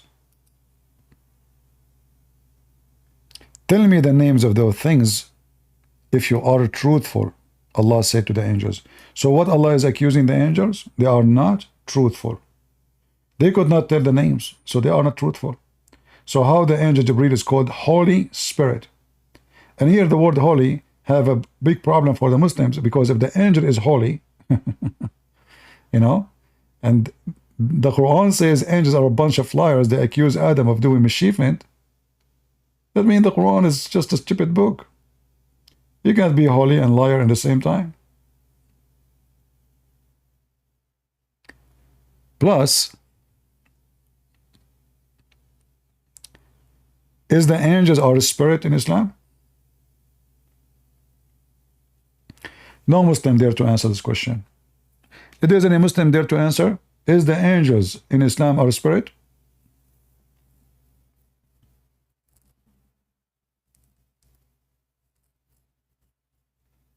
Hey, guys in the chat, in Discord, don't switch my topic to make it about the Pope and Catholic and Protestant. I warn you. I don't take a side. There's false priests everywhere. So don't be like that, you know, those Arab guy, he sit on TV, and the TV is making a program speaking about good and bad, yet his finger is digging in his nose, taking boogers. So each one of you have his own boogers. What we focus on, Catholic people are good people. If there is leaders, they are misleading, but this is the case for every churches. There's leaders who they are false leaders in the Protestant, in the Orthodox. So don't go, we are anti-Pope and this garbage. What does that mean? Don't be stupid. A true Christian is not the one who brings division. Do we agree? A true Christian, he fight division. Division is not from God. So the first thing you should think about, that even Muhammad in the Quran, in chapter 5, verse number 14, he said, I will spread hatred and enmity between the Christians, specifically between the Christians. So when you go and spread division, doesn't matter who you are Catholic, Protestant, whatever you are serving the devil Allah. I assure you that. You are not serving Jesus. You are not. And even the Bible say clearly, the one who spread division is not serving Christ. Right? The one who spread division is not serving Christ. So for me, I consider those who goes around attacking Catholic or Protestant or Orthodox, I believe they are satanic without them knowing. Because like now, our brother here, he asked us, I did not take it in a negative way, he's trying to divide, but he's trying to get the opinion about what the Vatican said. But in case you do not know, most of people who come here, they knew that the Vatican is lying, and they are Catholic. So don't say the Catholic, don't say the Protestant, don't say the Orthodox. There's many leaders who they are liars, and they are doing political business. The Lord, he will judge each one of us not from the name of his church. He said, from their fruits you shall know them. So if the Pope, he said Islam is Abrahamic, we fought at him. Wouldn't even my fart is he will make it dirty. But this is the same we will do to anyone. He is Orthodox priest, bishop, patriarch, who care? Liar is a liar. Liar is a liar. We point our finger at him. But don't say all the people behind him, they are. Those people, they hijack the church. And who can tell the Pope what to say? Like, as an example, he said something about homosexual just a few weeks ago. A lot of bishops around the world, they made revolution against him. So he went on TV again like a puppy, trying to make it fix it. He did not say blessing to the couple. So obviously he's an evil man. But my friend, there is those evil people everywhere in every church. There is people in the Orthodox Church and the Protestant Church, they say even more horrible things. So don't point your finger at a group. You can point your finger at a person for what he have done. Do you agree? I hope so. And always remember that the Quran says, Allah will spread hatred and enmity between the Christians until the day of judgment. This is why I believe that all those priests who go and make videos against each other, Protestant, Orthodox, Catholic, they are not serving Jesus, they are serving Allah. Even though they think maybe they are good people, they are serving God. No, you are serving the devil. And the Bible is so clear about it. Very clear. Those who bring division, they are not serving the Lord.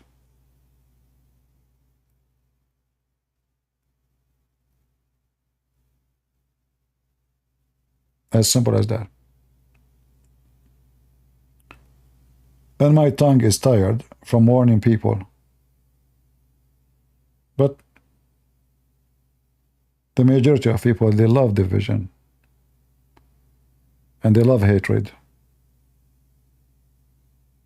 They go like cats in the front of Muslims.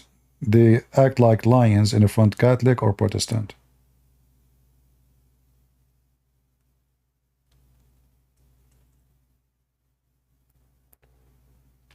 So always remember that, you know.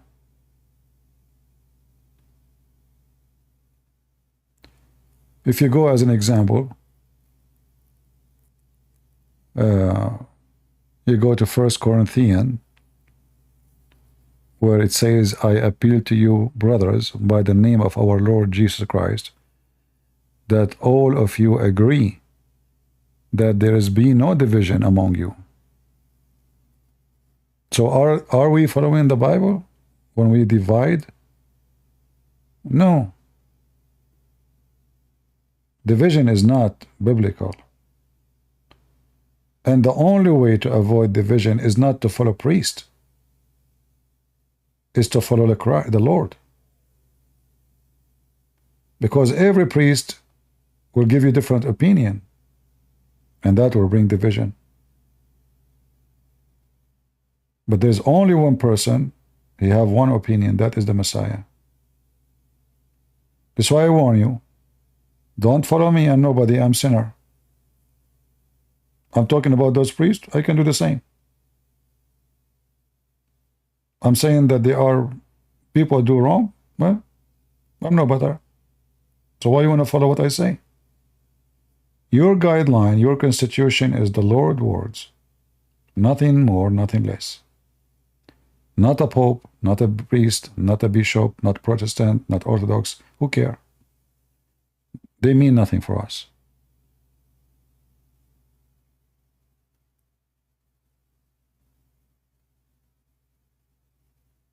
So always be careful and stay away from division. Division is a foolishness. And foolishness means Satan.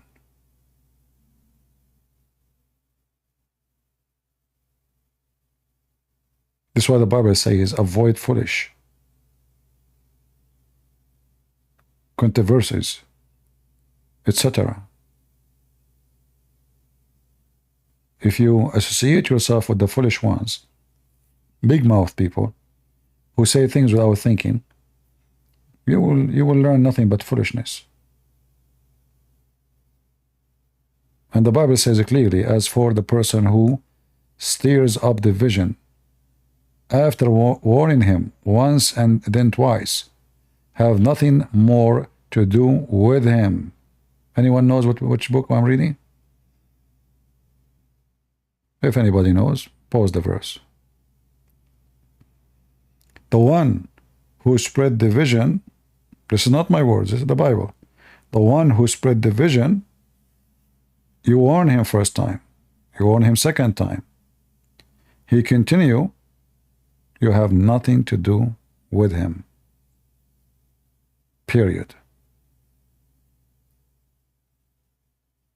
So obviously the Bible making it clear that those who spread division, they are not of the kingdom of God. They are not serving him. Right?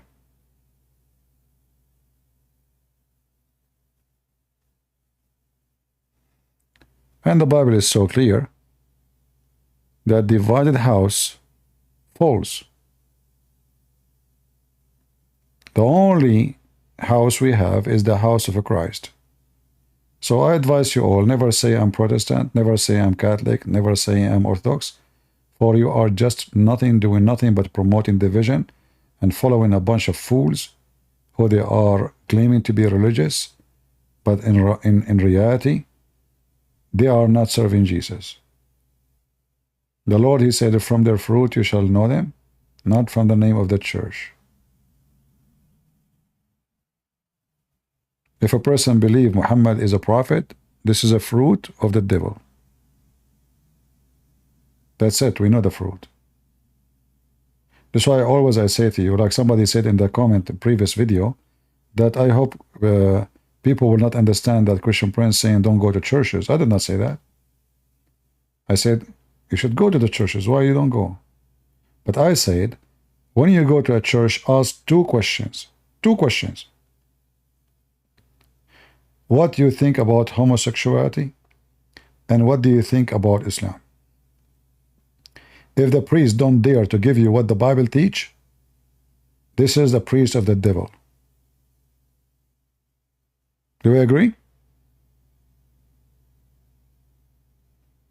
If the priest will say to you, oh, God love everybody, I'm not asking you God love who.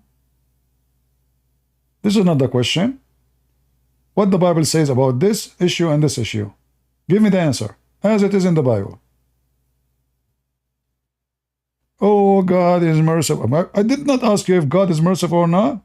He is doing his best to avoid to answer because he is politically correct.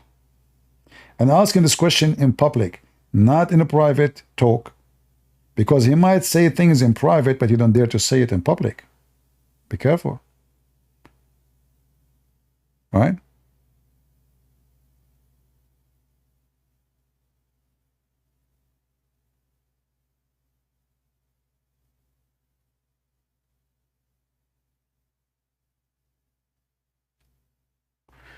I see people still talking about Catholic and Catholic Bible. People are really ignorant. Catholic, they have in their books additional books, which is the traditional books. So those are not the Christian books. Why people are stupid and ignorant? There is books, is called the books of tradition. So if you think that the Protestant don't have it, you are mistaken. All the Christians have them. The difference is, do we put them all under the Bible name, or we separate them? Should we have them all in one cover? That's all. Otherwise those books are exist. Nobody deny them. So don't be foolish. So we don't have different books, no. And our gospel is the gospel, the books of tradition. This is why you want to read it, you read it. You don't want to read it, it's up to you. If you read it, you learn more about the church history. That's all. About issues church go through. You learn things. But this is not different Bible. All of us, we have the same, thank God, all of us, we have the same book.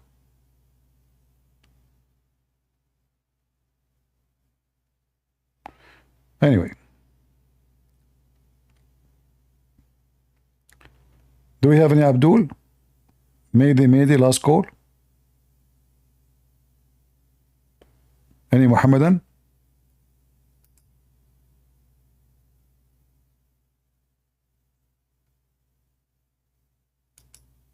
Well, now they are drinking beer.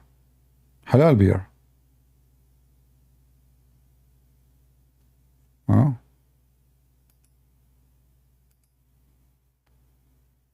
Any brave Abdul want to join us?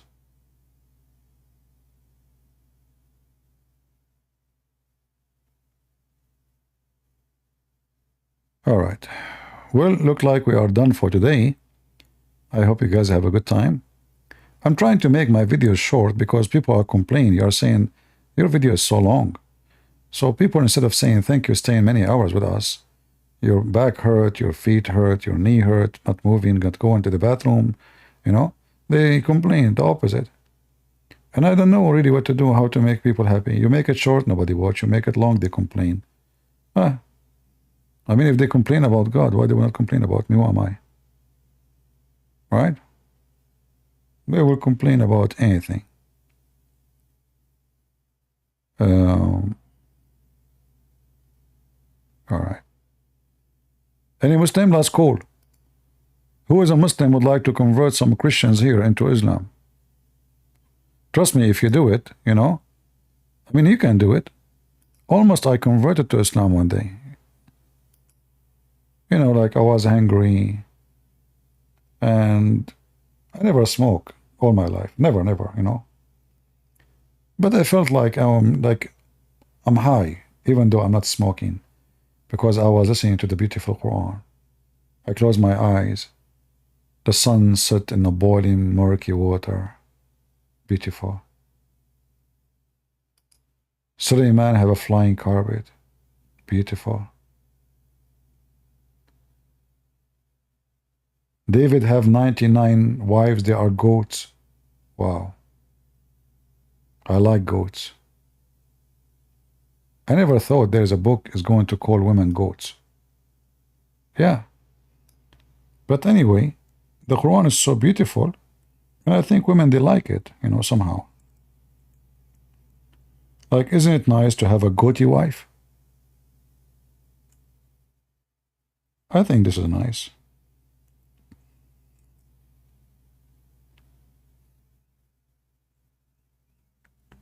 Beautiful, beautiful.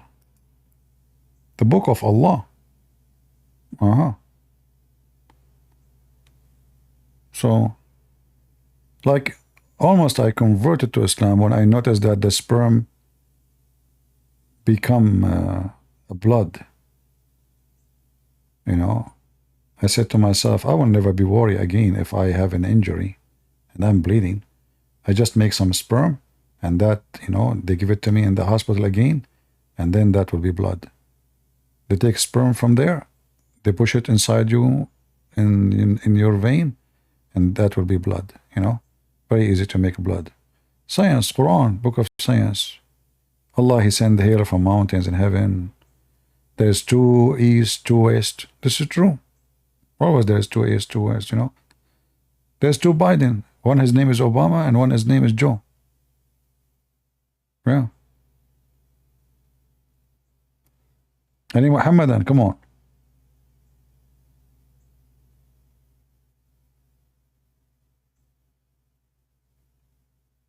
Any Muhammadan? Not even one. Oh boy. All right, guys. I want to say thank you for being here. May the Lord bless you. I hope I did not give you a headache.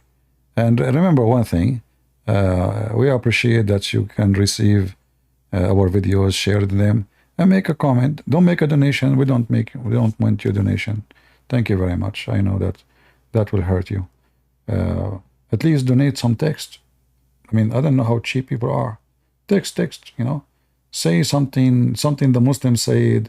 Post a verse from the Bible. Be something, share something. The previous video we told people to share, nobody. Yeah, you know. I noticed that people watch the video because of the thumb image and the title. If you notice that two videos before, the title looked nice for many. 80,000. The video yesterday, 13,000, 17,000. What's the difference? The picture, the title.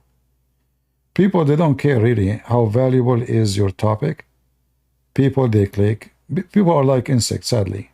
You know, insect? When you go in your garden, you will find that trees, they compete to bring insect to them. And how they compete? They have to provide perfume, colors to the flowers. So flowers really is not meant to be a flower. Flower is meant to be a fruit. This is the purpose of it. But in order to bring the insect, we have to attract the insect. Sadly, human being, he is the same as an insect. He go by the image of the cover, not by what is inside. This is why you will find that most of those who they are successful in their videos in YouTube, the one who have a big, huge numbers, you will find somebody download my video, not someone else's video. He have 90,000 view, and I have 20. I mean, it's my video. It doesn't make sense. No, it makes sense. They have, you know, they change the title. They put a title exciting. Even the title doesn't make sense. And the thumb, and they put pictures of people, God knows who they are, you know, and a guy will open his mouth, the other guy, he is jumping. So, you know, like you will see a guy, he says like, wow, he opened his mouth. You know, it's just to make you click, because simply when you see now, you became curious. What make him open his mouth? Reaction to something, whatever reaction. And people, the second you say reaction, insect. Sadly, I have to say this word, you know, it's true. But what we can say, this is how it is. The important, feel free to download my videos, cut the videos, the debate of the Muslims, they call me, post it. And there is many people, by the way, I do not monetize my videos in YouTube. I don't want their monetization, because then YouTube, they can tell me you can't say that. You cannot say that. Actually, I don't even keep my videos here because I cannot say any of what I'm saying in YouTube. Those atheists, they support Muslims, they support terrorists, they support Palestine. They don't support us, and we know that. So I don't want to be under the threat, but you can download my videos, you can monetize them, you can have a good income. God bless you, I'm not against it. And let people watch and learn the truth. And the truth will set you free. All right. So anyway, thank you all for being here. May the Lord bless you. And as always we say, God is good, so is Jesus. And remember, if you believe in the good God, then don't follow the evil priest who divide us. Don't follow the evil priest who don't bring God to my house, love to my house. He is not priest of God. As simple as that.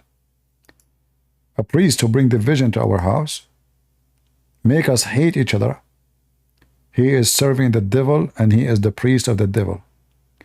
And I want you always to remember what the Quran says in chapter 5 verse 14.